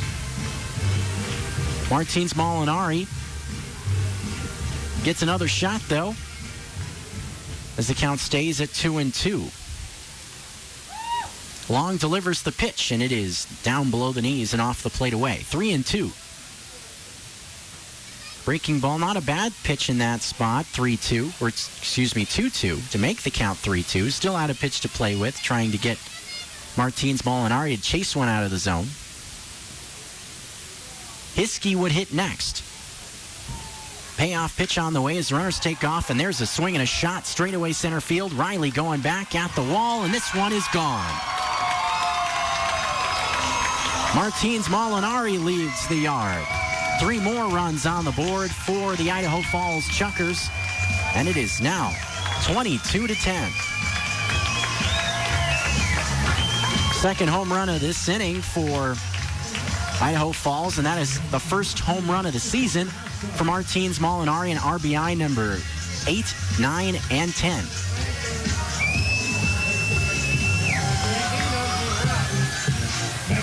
Now we'll bring Hiskey into the box.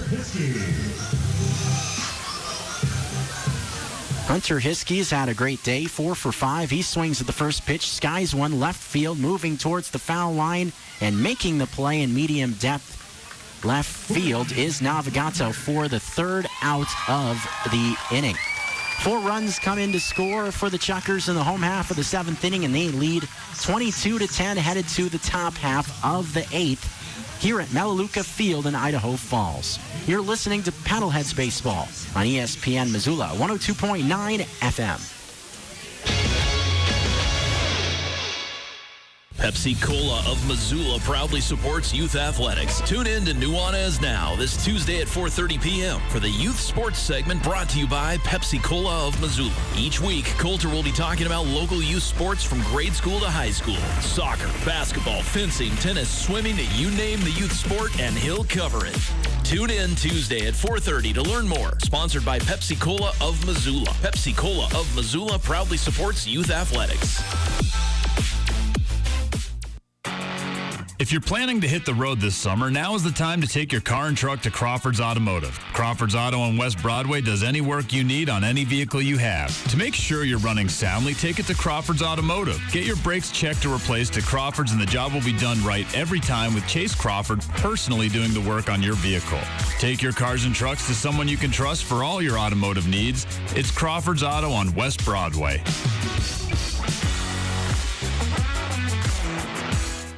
Are you over 55, unemployed, and struggling to get back in the workforce? The Senior Community Service Employment Program, or CSEP for short, may be able to help.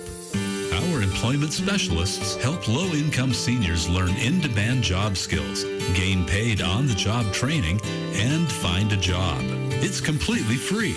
Call Easter Seals Goodwill to see if you're eligible. 406-836-0670. ESPN Radio for Western Montana, KKVU HD3 Stevensville, and 102.9 FM on K275BS Missoula. This is Missoula Paddlehead Baseball on 102.9 ESPN Radio.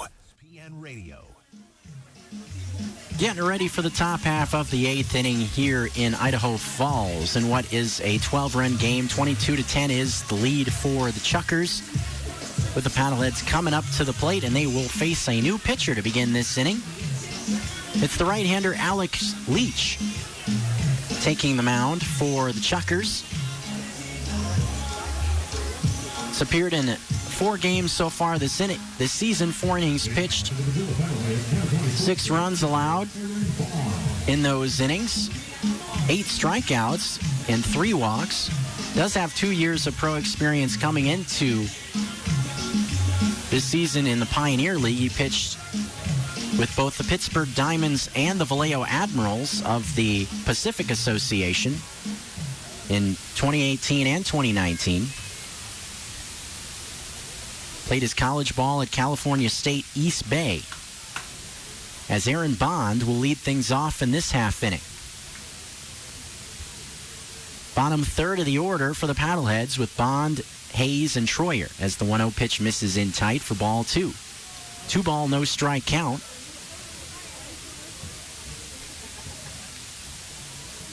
Chuckers' offense it's been pretty tough to stop all afternoon. 2-0 pitch is on the outside for strike 1. 2-ball, 1 strike is the count.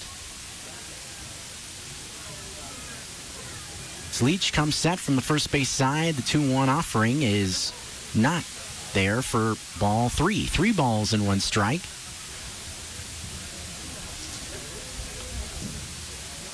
Bond in the box, waiting on the 3-0 pitch, and it is not even close for ball 4. As Bond reaches base, came into that at bat 0 for 3, but starts this inning off with a leadoff base runner, sending it up for Jay Hayes, who had a nice at bat his last time up with the bases loaded, knocked in a run. Part of a 4-run inning for the Paddleheads. That was back in the 6th. Pitch here to Hayes is laced foul down the first base side. 0-1 the count to Jay Hayes as the Paddleheads continue to battle here in this ball game despite the lopsided score. 0-1 is the count. Setting at the belt is Leach, and he fires a fastball in there that's fouled off by Hayes. 0-2 the count.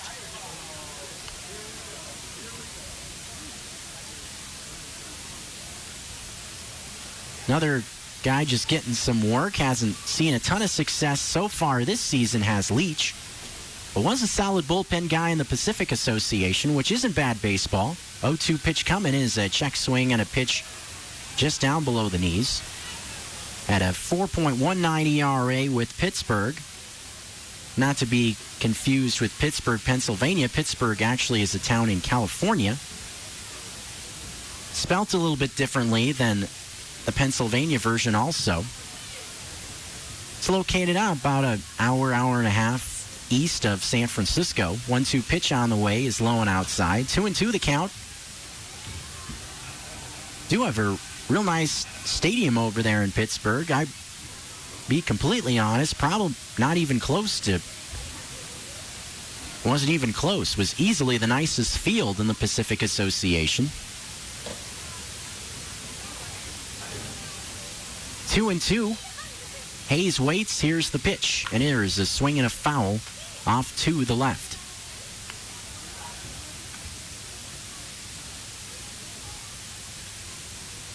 Melaleuca Field here in Idaho Falls. Definitely a nice ballpark if you ever want to take a road trip. It's about a 4-hour drive from Missoula.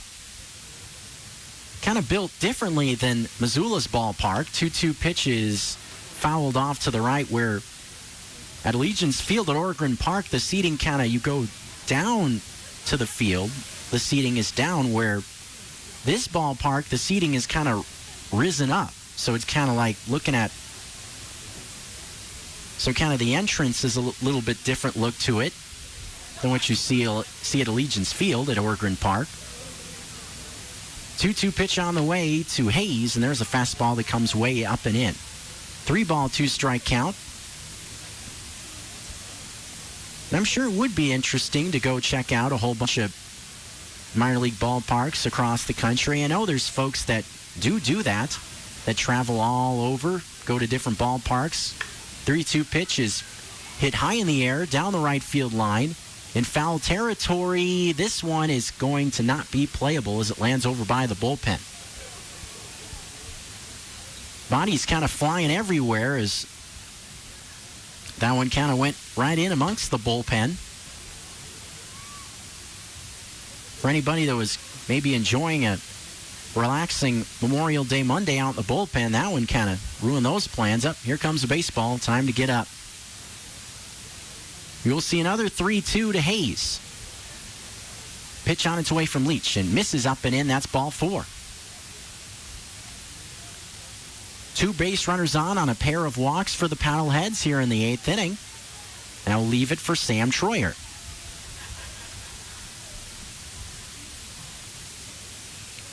As the Paddleheads look to keep moving here, they have scored in each of the last 3 innings offensively. 1 in the 5th, 4 in the 6th, and 1 in the last half inning in the 7th. Good shot for more runs here as there's a big cut and miss by Troyer and a fastball elevated a bit from Leach. Strike 1, 0-1. Fastball seems to have pretty good velocity on it. I would imagine Leach is probably sitting low nines. Take a quick peek at the gun on this next pitch. 0-1 delivery on the way. That was an off-speed pitch from Leach. Good changeup at the knees on the outside. 0-2 the count. Carranza waiting next. 2 runners on, nobody out, top 8. 22-10 lead for Idaho Falls. 0-2, and Troyer now will step out of the box, as Leach was kind of taking just a little bit too much time. Hanging that right arm down. Now he's got the sign he wants. Setting up outside is Martins Molinari. Pitch is fouled off. Count remains no balls and 2 strikes.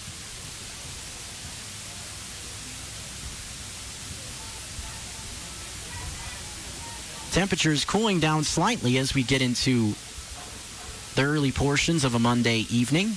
Mentioned the shadows. They're kind of right across the left side of the infield right now. 0-2 pitch, swing and a miss on a pitch on the outside. Strike 3. Troyer goes down swinging for the first out of the inning. And you'll kind of see, or we will see as this evening goes along, the shadows kind of continue to roll across. Saw those play a factor in the game on Saturday night. And considering that Chuckers typically during the week will start their games at 7 o'clock, those shadows will be something that they'll deal with all season long. That's kind of rough. First pitch to Carranza is low for ball 1. Carranza left the ballpark in his last at-bat, a solo shot to left field. Second home run of the season for him. He's 2 for 5 coming into this at-bat. Couple of runners on, 1 out. 10 runs, 14 hits. 22 runs, 26 hits for the Chuckers. Riley would be next, barring a double play ball. 1-0 on the way is in tight to Carranza. 2-0.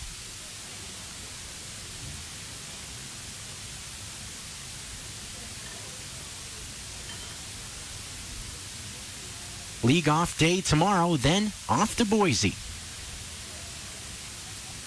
It's been a while since I've been in Boise. Kind of was peeking around at Boise State University way back in the day. Hard to think that was over 10 years ago. Sure, Boise has changed quite a bit since then, along with other cities around the West, Missoula being one, of course. 2-0 pitch on the way is laced into left field. That's a base hit. Putting on the brakes at third is Bond. He is going to stop there, and the bases are loaded with 1 out as Carranza keeps it rolling. Now a 3-hit day for him.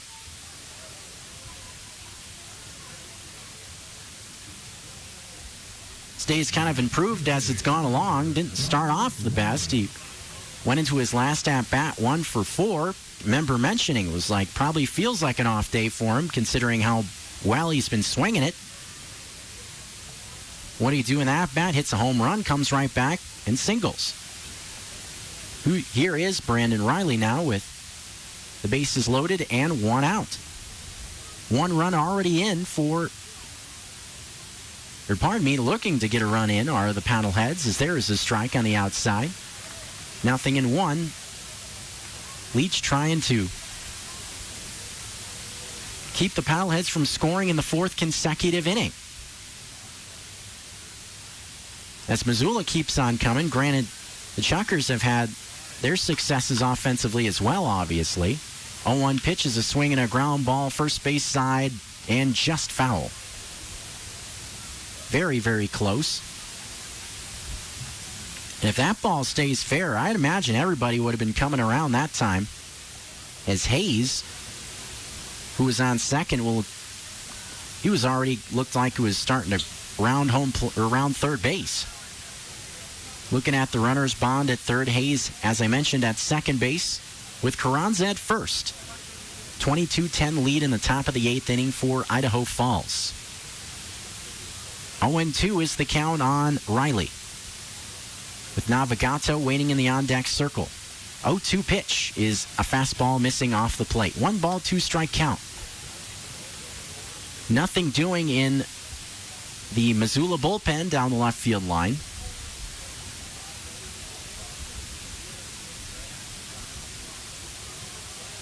One ball, 2 strike count.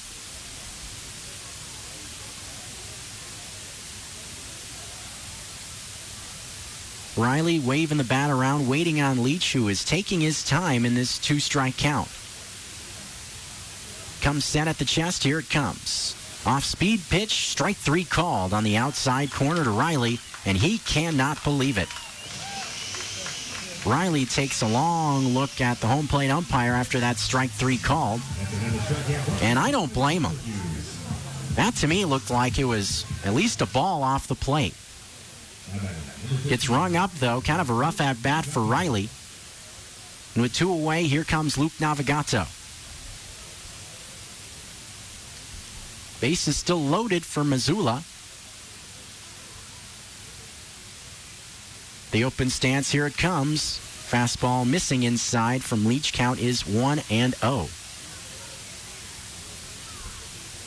Riley moves to 1-6 after that strikeout. As looks like Martins Molinari is going to make his way out to the mound to talk with Leach. Very quick visit from Martins Molinari.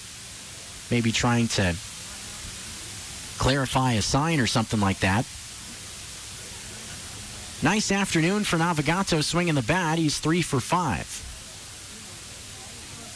Zach Allman with 3 hits today. Carranza, multi-hit, 3-hit game.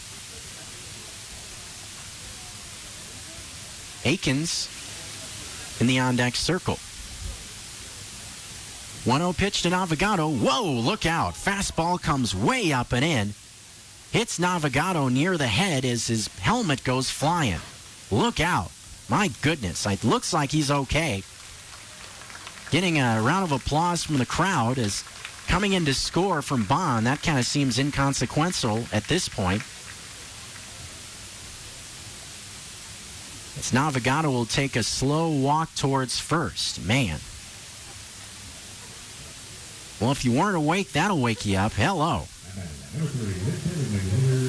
Always a scary deal when that type of thing happens. Especially with a pitcher like Leach, who I mentioned. Fastball gets up there pretty good, low 90s. Run comes in for Missoula. It's now 22-11. Here's Jared Akins. First pitch to him is a fastball taken for a strike on the outside. And it almost looks like Jake Akins, was taken all the way. And why not? After that last pitch, my goodness. Just glad to see that Navigato's all right. 0-1, the count with 2 away. Leach, deep breath, the 0-1 pitch coming, and there's a swing and a miss. Took something off that one. Did Leach. Good changeup. Count is 0-2. And that 2-pitch combination is pretty good if you can locate it. That seems to be the question. At least that's what it seems like in this inning. If the fastball command is there. 0-2, the count on Akins. Still looking for his first hit today, and he swings and bounces one toward short. Mungie will throw across. Long throw, and they just get Akins by about a half step, and that will end the inning. Missoula scores once on the hit batsman with the bases loaded, but that's it as they leave them loaded in this half inning.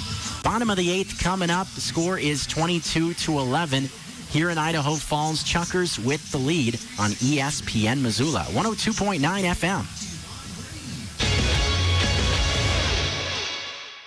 The Missoula Sports Barn is now open. Formerly known as Missoula Indoor Sports Arena, the Missoula Sports Barn is under new ownership and has some very exciting leagues and summer camps starting right away for youth, high school, and adults. Visit MissoulaSportsBarn.com to register for soccer, flag football, lacrosse, dodgeball, volleyball, wiffle ball, and cornhole leagues. Coming in July, there will be 2 brand new state-of-the-art Foresight Golf GC Hawk golf simulators that read righties and lefties without moving equipment. Visit MissoulaSportsBarn.com to learn more and register today.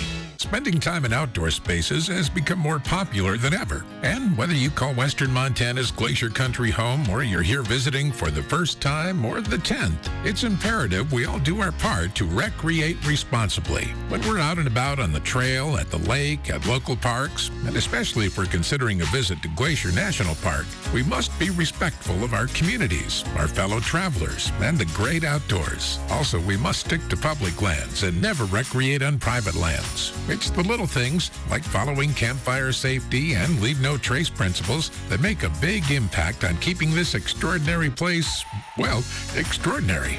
So keep those in mind. We can all enjoy Montana's wide open spaces and fresh mountain air if we practice a couple things like planning ahead and playing it safe. In short, know before you go. We're all in this together, friends. See you on the trail. Learn more at recreateresponsiblymt.com. Back to live local play-by-play on 102.9 ESPN Missoula. ESPN Missoula. Bottom of the 8th inning coming up in Idaho Falls. Chuckers will likely grab the bats for the last time in this ball game as they lead 22-11. Coming in this half inning, Kevin Long will go back to work. And be sure to join the Paddleheads for home games on Thursday evenings through the entire season this summer, as every Thursday home game will be Thirsty Thursday. Domestic draft beers available for $3 and micro brews for $4 all night long. Show up early, and you can also test your knowledge with pre-game trivia. Tickets and more information are available at www.gopaddleheads.com. First pitch of this inning was a strike. Count nothing and one as Long delivers the 0-1 delivery for ball one. Ball and a strike the count.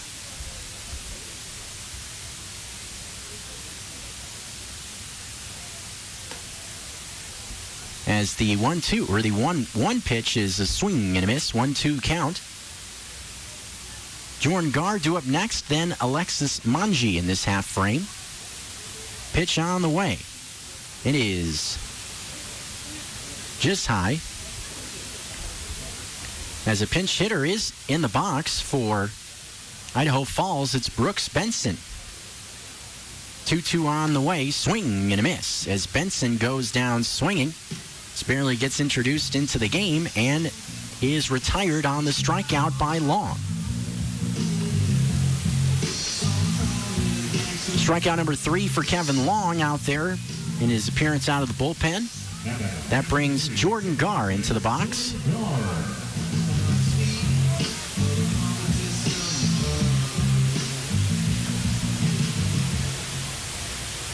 Long working pretty fast, and he delivers this one, and it's a base hit in a right center field. Line shot off the bat of Jordan Gar. Sets it up for Alexis Manji.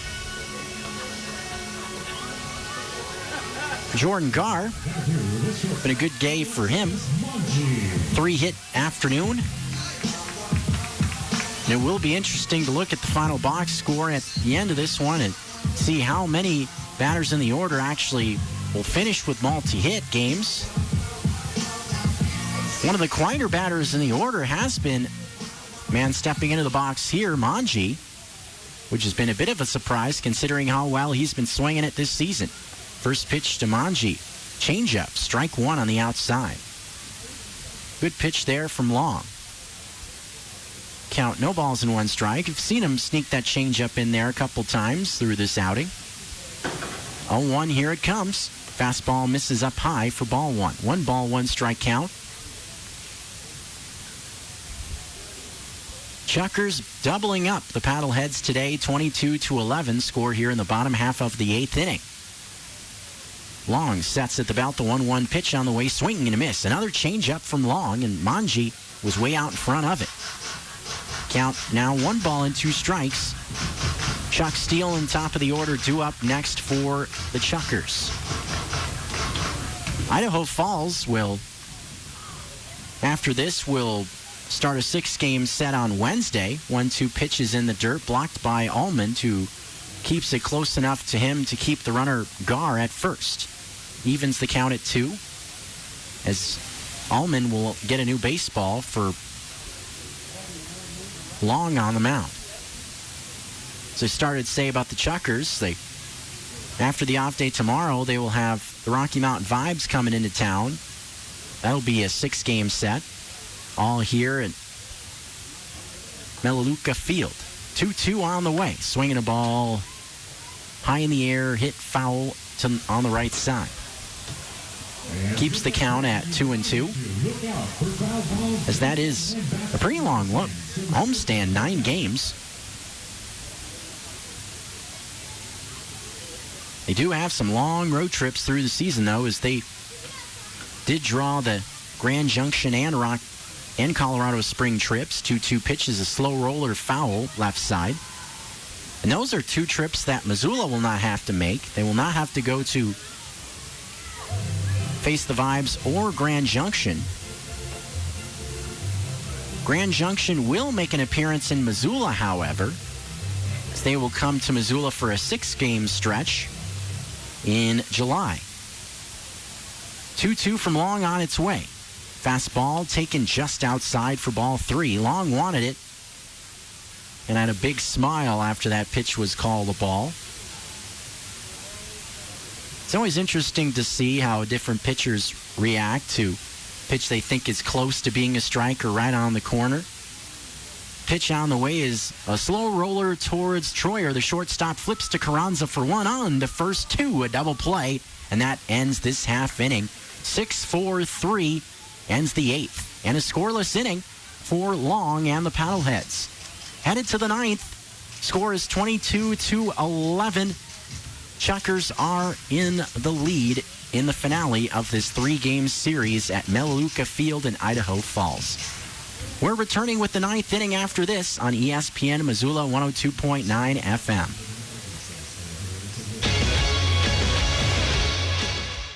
I had no idea that melanoma could be so deadly. He was 35 when he passed away. 1 in 5 Americans will develop skin cancer in the course of a lifetime. The Foundation for Community Health wants you to be sun smart and always remember: slip, slap, slop, and wrap. Slip on a long sleeve shirt. Slop on sunscreen 30+ SPF or higher. Slap on a wide brim hat and wrap eyes with UV rated sunglasses. To learn more about sun safety and the signs of skin cancer, please visit fchwmt.org.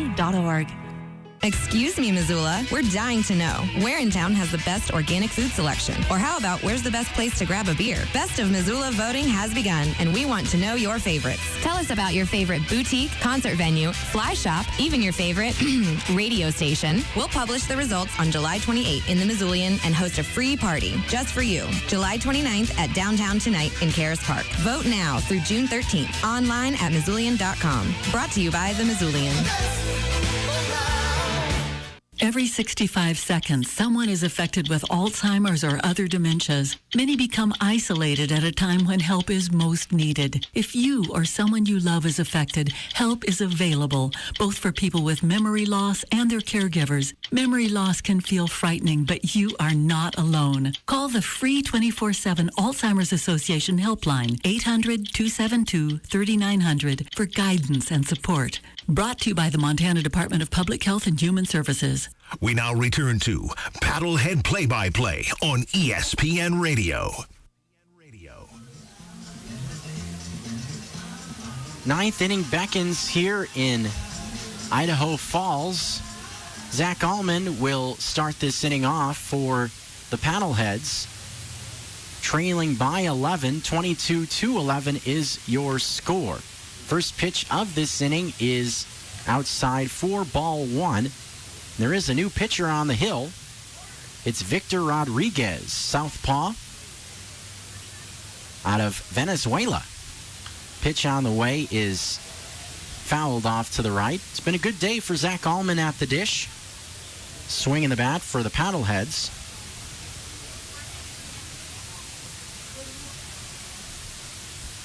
Three-hit day for Allman as he takes one outside for ball 2. 2 balls and 1 strike. Allman, Gatewood, and then Aaron Bond.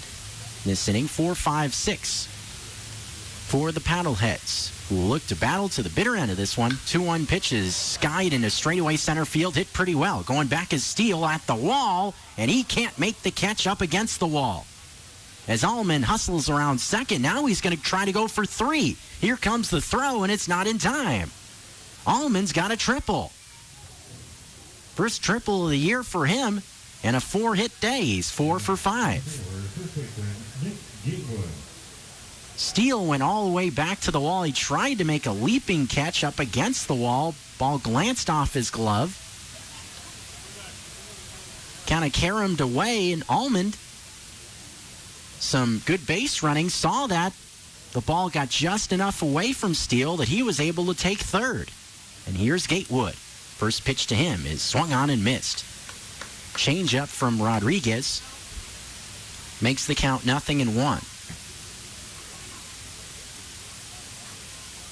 Rodriguez, this is his 4th appearance out of the bullpen for the Chuckers. Has yet to allow a run. As there's a strike on the outside. Count is 0-2. With Aaron Bond waiting on deck, a runner in scoring position at third. Infield not playing in this spot for the Idaho Falls Chuckers. 0-2 pitch to Gatewood. Swing and a foul tip. Looks like it must have caromed off of the front foot of Gatewood as the ball ended up out near the pitcher's mound, and Rodriguez ended up with it. 2-hit night for Gatewood so far. He's 2 for 5.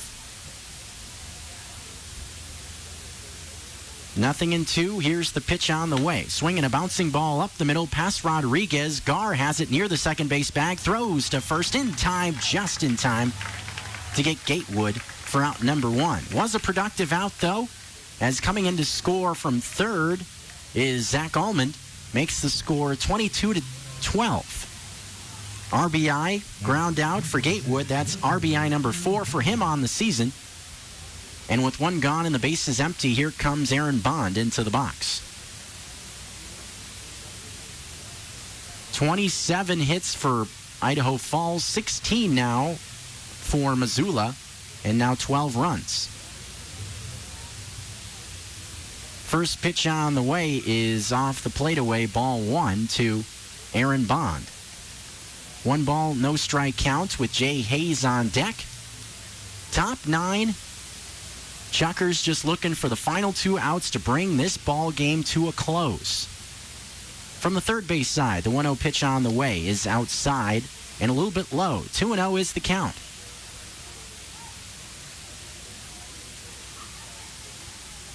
Chuckers took control from the very start of this ball game after the Paddleheads scored 2 in the top half of the first inning.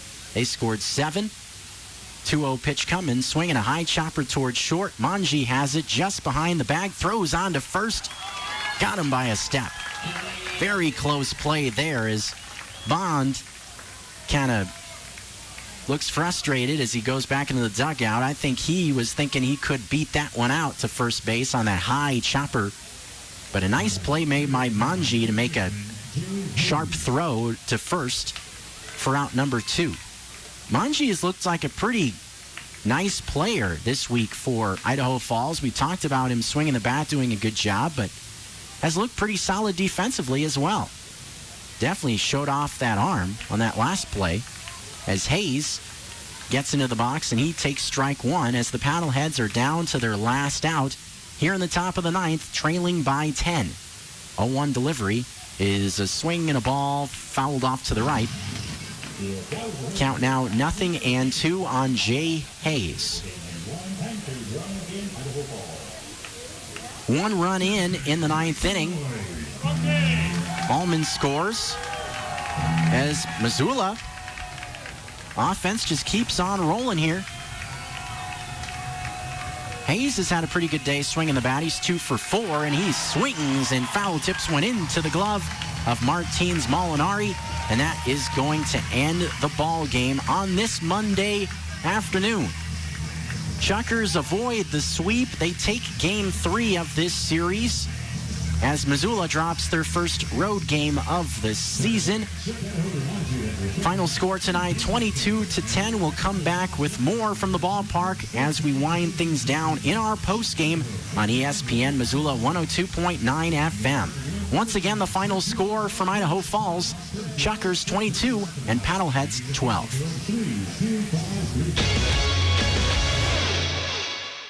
Away from your radio? Stream Paddlehead Baseball live on 102.9 ESPN.com. Now back to the ballpark.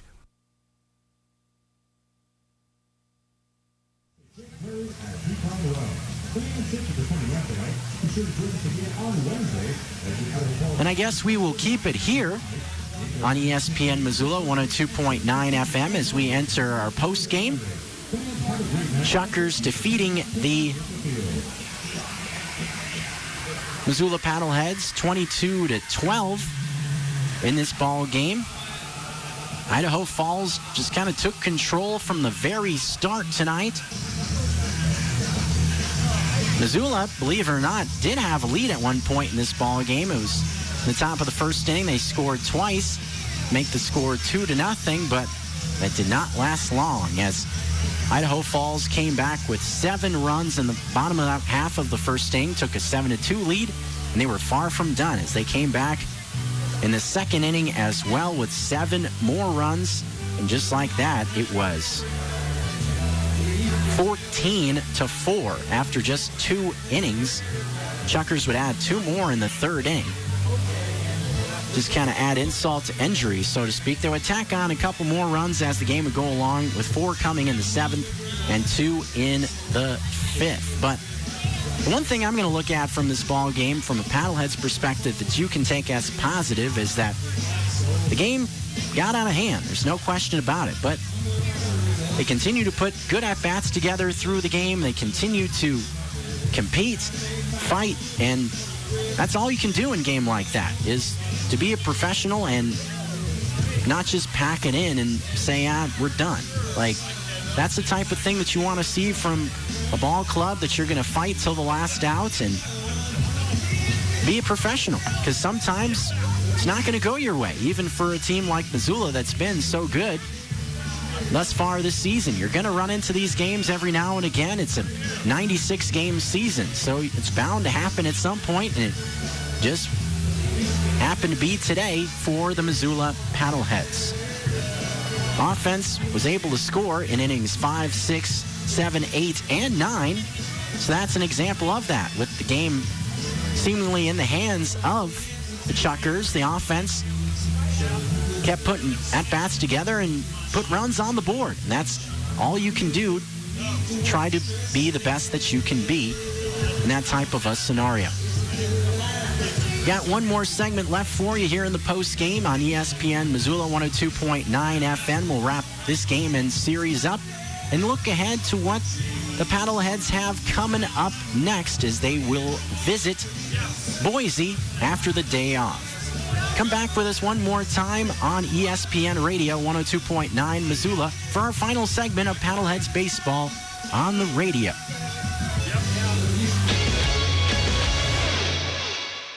Excuse me, Missoula. We're dying to know, where in town has the best organic food selection? Or how about, where's the best place to grab a beer? Best of Missoula voting has begun, and we want to know your favorites. Tell us about your favorite boutique, concert venue, fly shop, even your favorite radio station. We'll publish the results on July 28th in the Missoulian and host a free party just for you. July 29th at Downtown Tonight in Caras Park. Vote now through June 13th. Online at Missoulian.com. Brought to you by the Missoulian. I had no idea that melanoma could be so deadly. He was 35 when he passed away. 1 in 5 Americans will develop skin cancer in the course of a lifetime. The Foundation for Community Health wants you to be sun smart and always remember: slip, slap, slop, and wrap. Slip on a long sleeve shirt. Slop on sunscreen 30+ SPF or higher. Slap on a wide brim hat and wrap eyes with UV rated sunglasses. To learn more about sun safety and the signs of skin cancer, please visit fchwmt.org. This is Missoula Paddlehead Baseball on 102.9 ESPN Radio.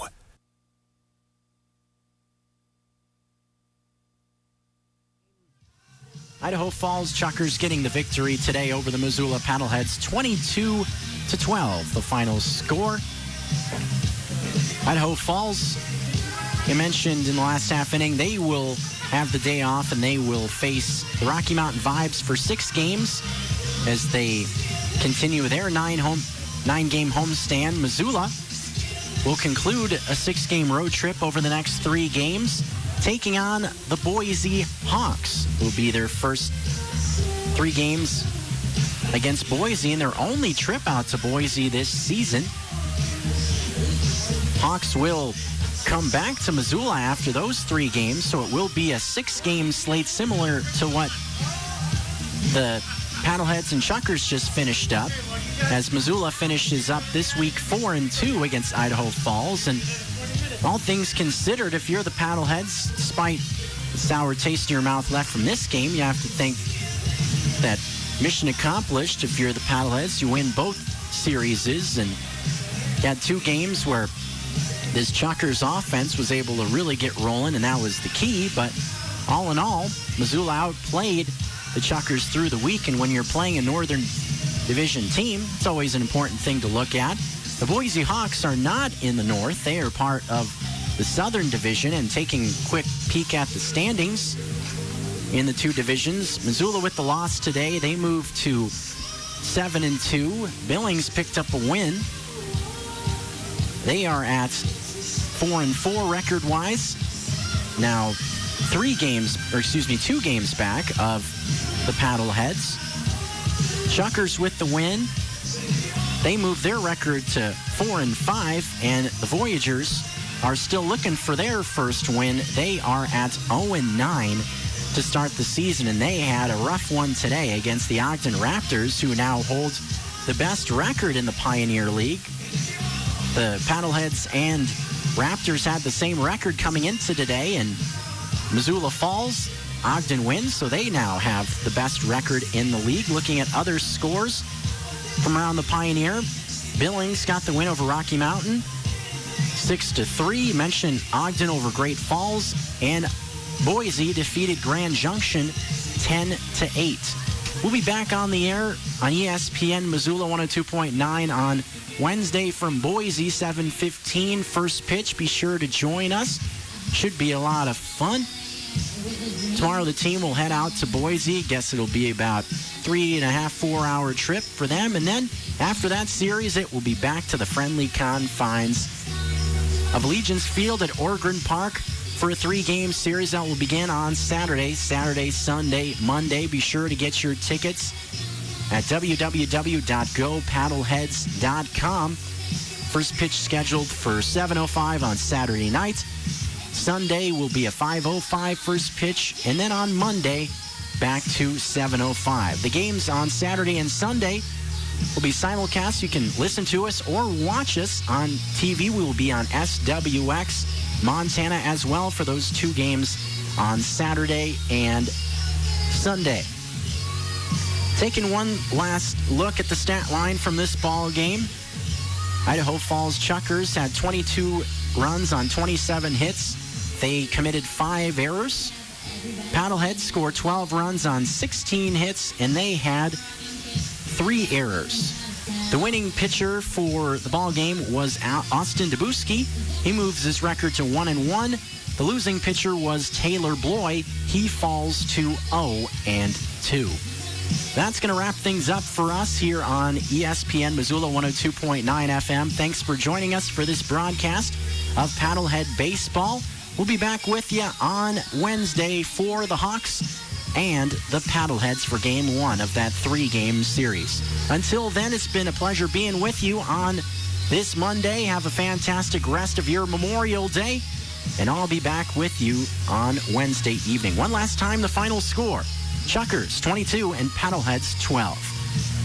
After this, we have regularly scheduled programming coming up next here on ESPN Missoula. Have a fantastic rest of your Monday night. We now join our regularly scheduled program already in progress on 102.9 FM, ESPN Radio for Missoula and the Bitterroot Valley. 3-2. And Naomi Osaka has withdrawn from the French Open to help with her mental health. This comes a day after her first-round win and subsequent fine of $15,000 for skipping out on her required media responsibilities. Before the tournament began, Osaka announced that's what she was going to do. Coming up Tuesday on Keyshawn, J. Will, and Zubin, we've got the latest from the NBA playoffs, including the Nets being one win away from a showdown with the Bucks. Keyshawn, J. Will, and Zubin, Tuesday morning on ESPN Radio.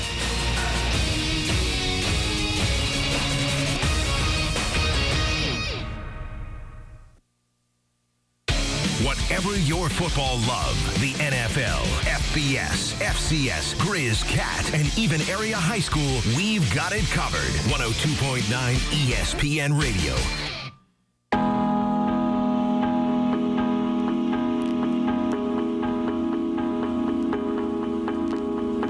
Welcome back to another episode of the Adam Schefter Podcast. And on this week's episode, we'll be joined by Jake from State Farm, the actor Kevin Miles, who has forged business relationships with men like Drake, Paul Rudd, Patrick Mahomes, Aaron Rodgers, Chris Paul, and some of the biggest names in the sport while he does those great State Farm commercials. And wait till you hear Jake's backstory, or Kevin Miles' backstory, whichever one you want to refer to him as.